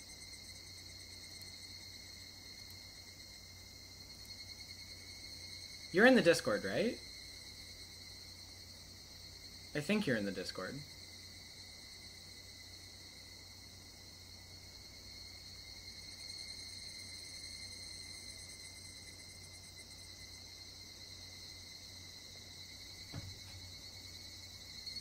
No? Oh, I thought you were. For some reason. I don't know why. Damn.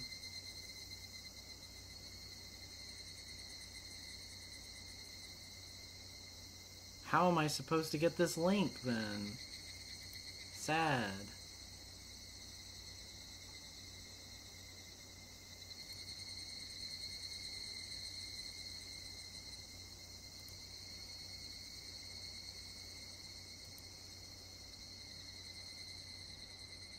I wanna be, I just gotta get my shit together. That's fair.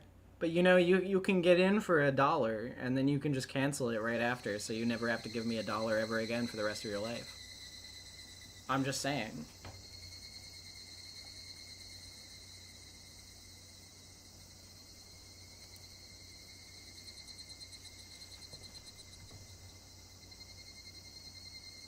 But anyway, one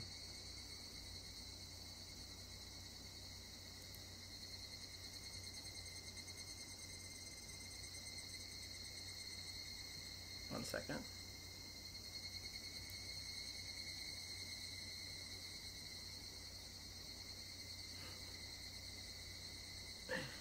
Well, anyway, I think we've spent enough time on this anyway. We can get to it again in a week if we remember about it. We probably need to move on to art now.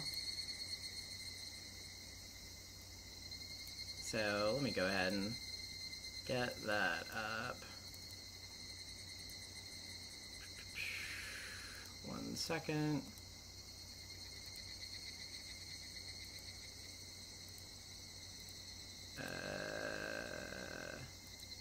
Boop. There we go. Okay, so starting off with this from Chiyoko at Chiyoko Arts on Blue Sky. For tonight's stream, I wanted to draw Hanyu in her absolutely adorable school uniform, so I decided to go with her determined expression from earlier in this arc. She definitely believes this time around. This is really good. The intense eyes. Love it. Love it, love it, love it. It's always, like, kind of fun to see Hanyu flip back and forth between, like, moe blob, like, wah, wah, wah, wah, wah, wah, and then, like, the moments where she actually becomes, like, okay, bullshit aside, though, I must remind you that I am literally a god. I will now start speaking like it. I will start speaking on that shit. Yeah, you did a very good job of conveying this. I really like the motion of the slight wind as well. Symbolic even, perhaps. Very, very well done. Also really, really like the colors on the skirt as well. You did a really good job on that. I mean, you always do a great job on colors. I'm just saying. But yeah, very, very good.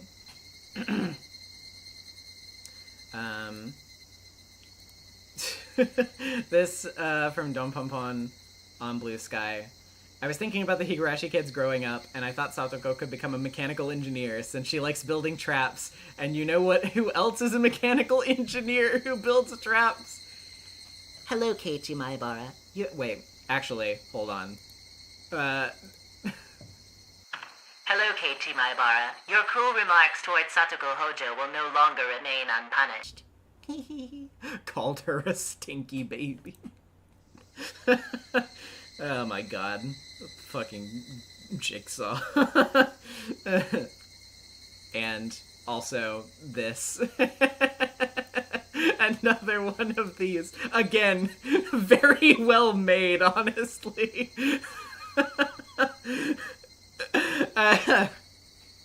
This is really good. I'm thinking about, like, Satoshi with, you know, the Photoshop of the, like, the anime girl and, like, this dog in the middle that's, like, in a fast food worker uniform or whatever, and, like, the girl's just, like, you know, like, blushing and stammering, just, like says something, it's just like, you're so stupid, and it's just like, you know, like, yeah, okay, well, do you want fries with that? And there's, like, ... like, the anime girl looks away and is like, you're so silly, and then just goes over to the dog again, ... Right. That's Shion and Satoshi. Oh my god, if somebody could do that redraw, that would be amazing. I know that it's a little bit complex to be asking for at the end of this stream, so, you know, they'll probably have to wait until next time, but if somebody could do that next week, I would be endlessly grateful to you for it. Because I'm sure that you guys must, at least some of you must know what post I'm talking about. Oh my god. Anyway, really, really good. Moving on over to the Discord. We have this from Gloomy. Oh wait, did I have the other one? Oh no, wait, okay, yeah, it was posted before that. I was like, did I get my posts confused? No, it was in the right order. But yes, we have Gloomy art from Gloomy Squids. Had to doodle this really quickly. I'm unfortunately going to miss most of stream tonight. Hope everyone has a good time. Hanyu is the best character. I don't make the rules, sorry. The little blip, the little bleh. It's very adorable. Quite like this a lot. Your art is always very cute, especially Hanyu in particular fits your style very, very well. I can only imagine why. I don't know. I can't put my finger on it. But yeah, her expression is very, very good in this. Very, very good job. Next up, speaking of Hanyu, we have this submitted by ERA. I didn't finish, but oh, how I miss drawing for the streams. I've been very busy with a certain animation, wink wink. Oh, hope to show it on a certain day in October, wink wink wink. Oh, okay, interesting. But yeah, this is really fucking good. Like, wow. I really like the style on this and the color, the lighting. The lighting especially is really nice, actually. It's just like nice and subtle, but like the like light and shading goes really well with this. Yeah, man, I really like this a lot. You did a very good job with this. Even if it's not like quote unquote like finished, I still think it's like really, really well done. ERA, I'm very glad to see you submit art again. Your art is always really good, but it's just nice to see you submit again. I'm happy.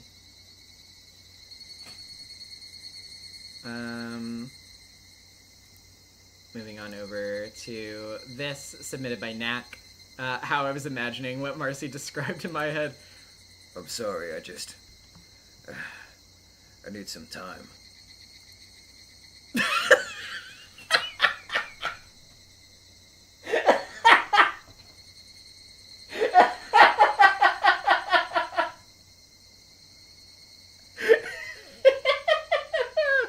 Oh my god.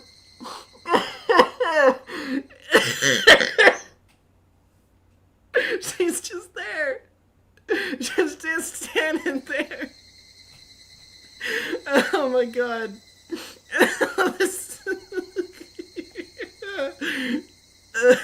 is really good. The slight blur to it really makes it too. Oh man. Oh jeez.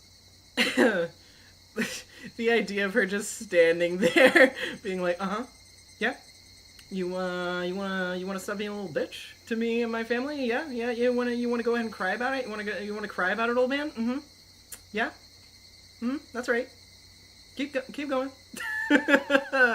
Oh man, this is really good. Really good job on this one, Knack. Oh man. Also, yeah, I agree with Iare too. I think you the way you draw Oishi is also really good. I quite like the style. Moving on, we have this from Rahela, another installment of Troubled Higurashi starring Satsuko. Woe to all who end up on the wrong end of her traps. And fun fact, the first Home Alone came out in 1990, so Kevin McAllister was the one copying her. Oh ho ho ho. I've never been one to half-ass shenanigans. True. That's, yeah, you make a good point. Kevin McAllister heard of the exploits of Satsuko Hojo and was like, I need to live like that in my life. Honestly, though, that's another good art prompt, actually. Imagine, please imagine with me, if you will, Home Alone redone with Satsuko taking the place of Kevin. The burglars being, fucking, I don't know, like Takano and Okanogi or something.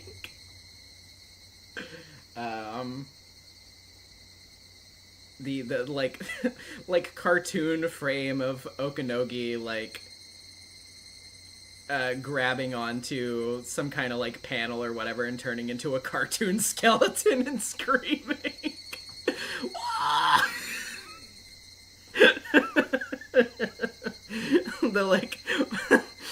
Takano getting whapped by a big bag of flour and falling down the stairs. Slipping on micro machines, slamming her head into the floor. Oh my god. No, the feather trap where oh god, what's the character's name?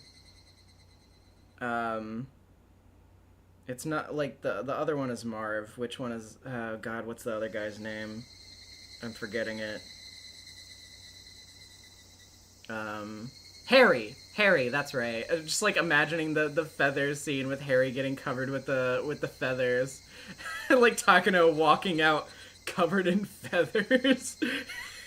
Okanogi why do you look like a damn chicken? Oh, jeez. Oh, that's really good. I need to see this now, too. Moving on to these from Dav. Rena meets Hanyu and begins devising a devious plan. the Grinch expression. This is a really good expression. Oh man. This is really good. I just like that. Also, the think bubble inside the think bubble of Hanyu looking like fucking like a Binding of Isaac character. And then also from Dav, Oishi is hungry. Idea shamelessly stolen from Blue Thing with permission. You know, Akasaka-san, I'm just so hungry. How hungry? Like the horse face. Oh my god. It's so well rendered too is the thing. Like it's so well detailed. Oh my lord. Oh wait, you're right. I think that is Meep from Phineas and Ferb because we did the Meep joke in another art earlier on. Good catch. I had completely forgotten about that. God. Really good.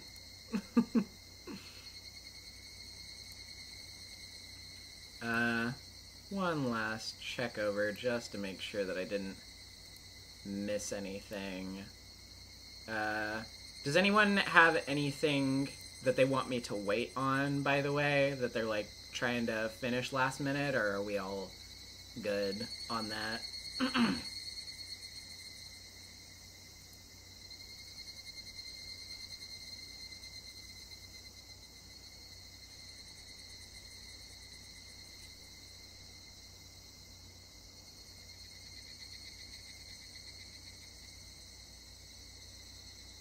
Not seeing anything, I don't believe.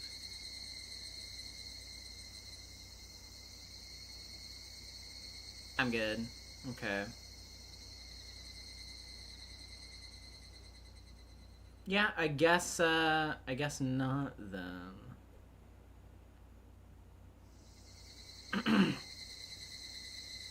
Yeah, I just wanted to make sure that I wasn't missing anybody.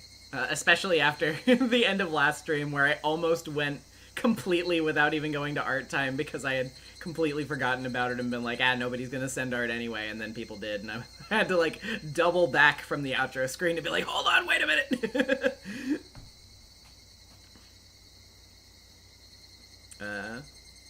My wrist is still so bad, so I need to be careful. Absolutely, yeah, totally understandable. And you guys...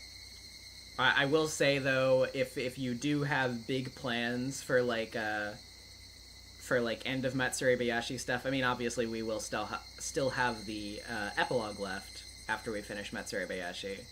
But if you do have big end of Matsuri Bayashi plans, because that's basically, like, the big end stream, it will not be next week, but it will be the week after that. We are slowly approaching... I mean, not slowly approaching. We are quickly approaching the end of Higurashi as we know it.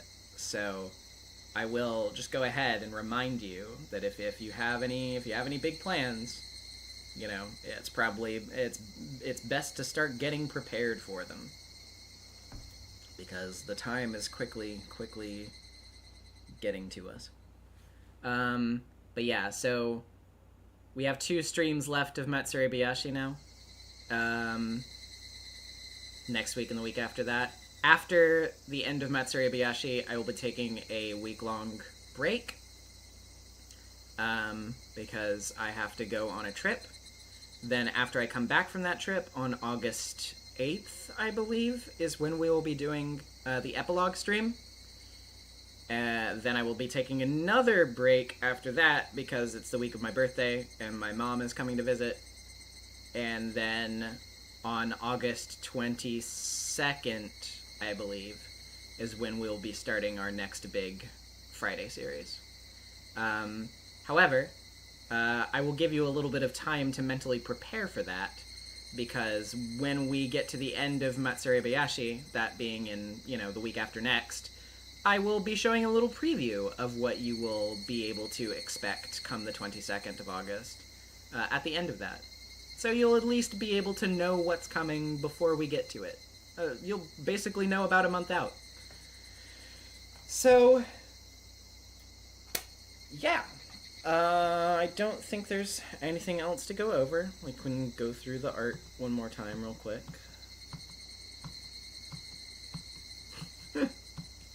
Just to see everything. And,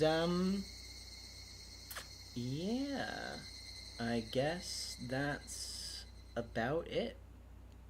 So, very, very excited to be getting down to the final couple of streams of this series. We've been going for a long time.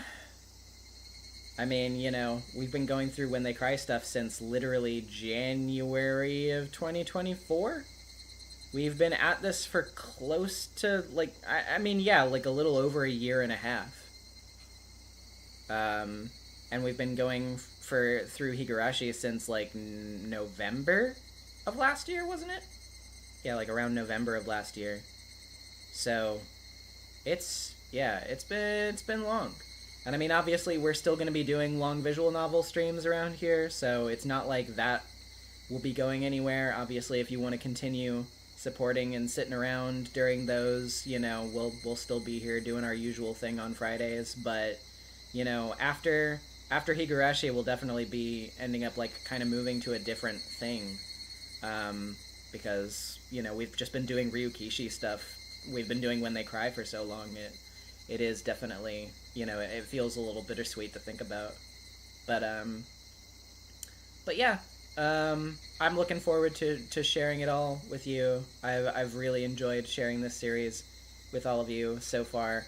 I should probably just get going and not get too sappy about it. We're not even finished yet. We still have a couple weeks left, but yeah, I just wanted to thank you all again for sticking around and making this such a fun series, so exciting stuff. I'll see you next week. Bye, everybody.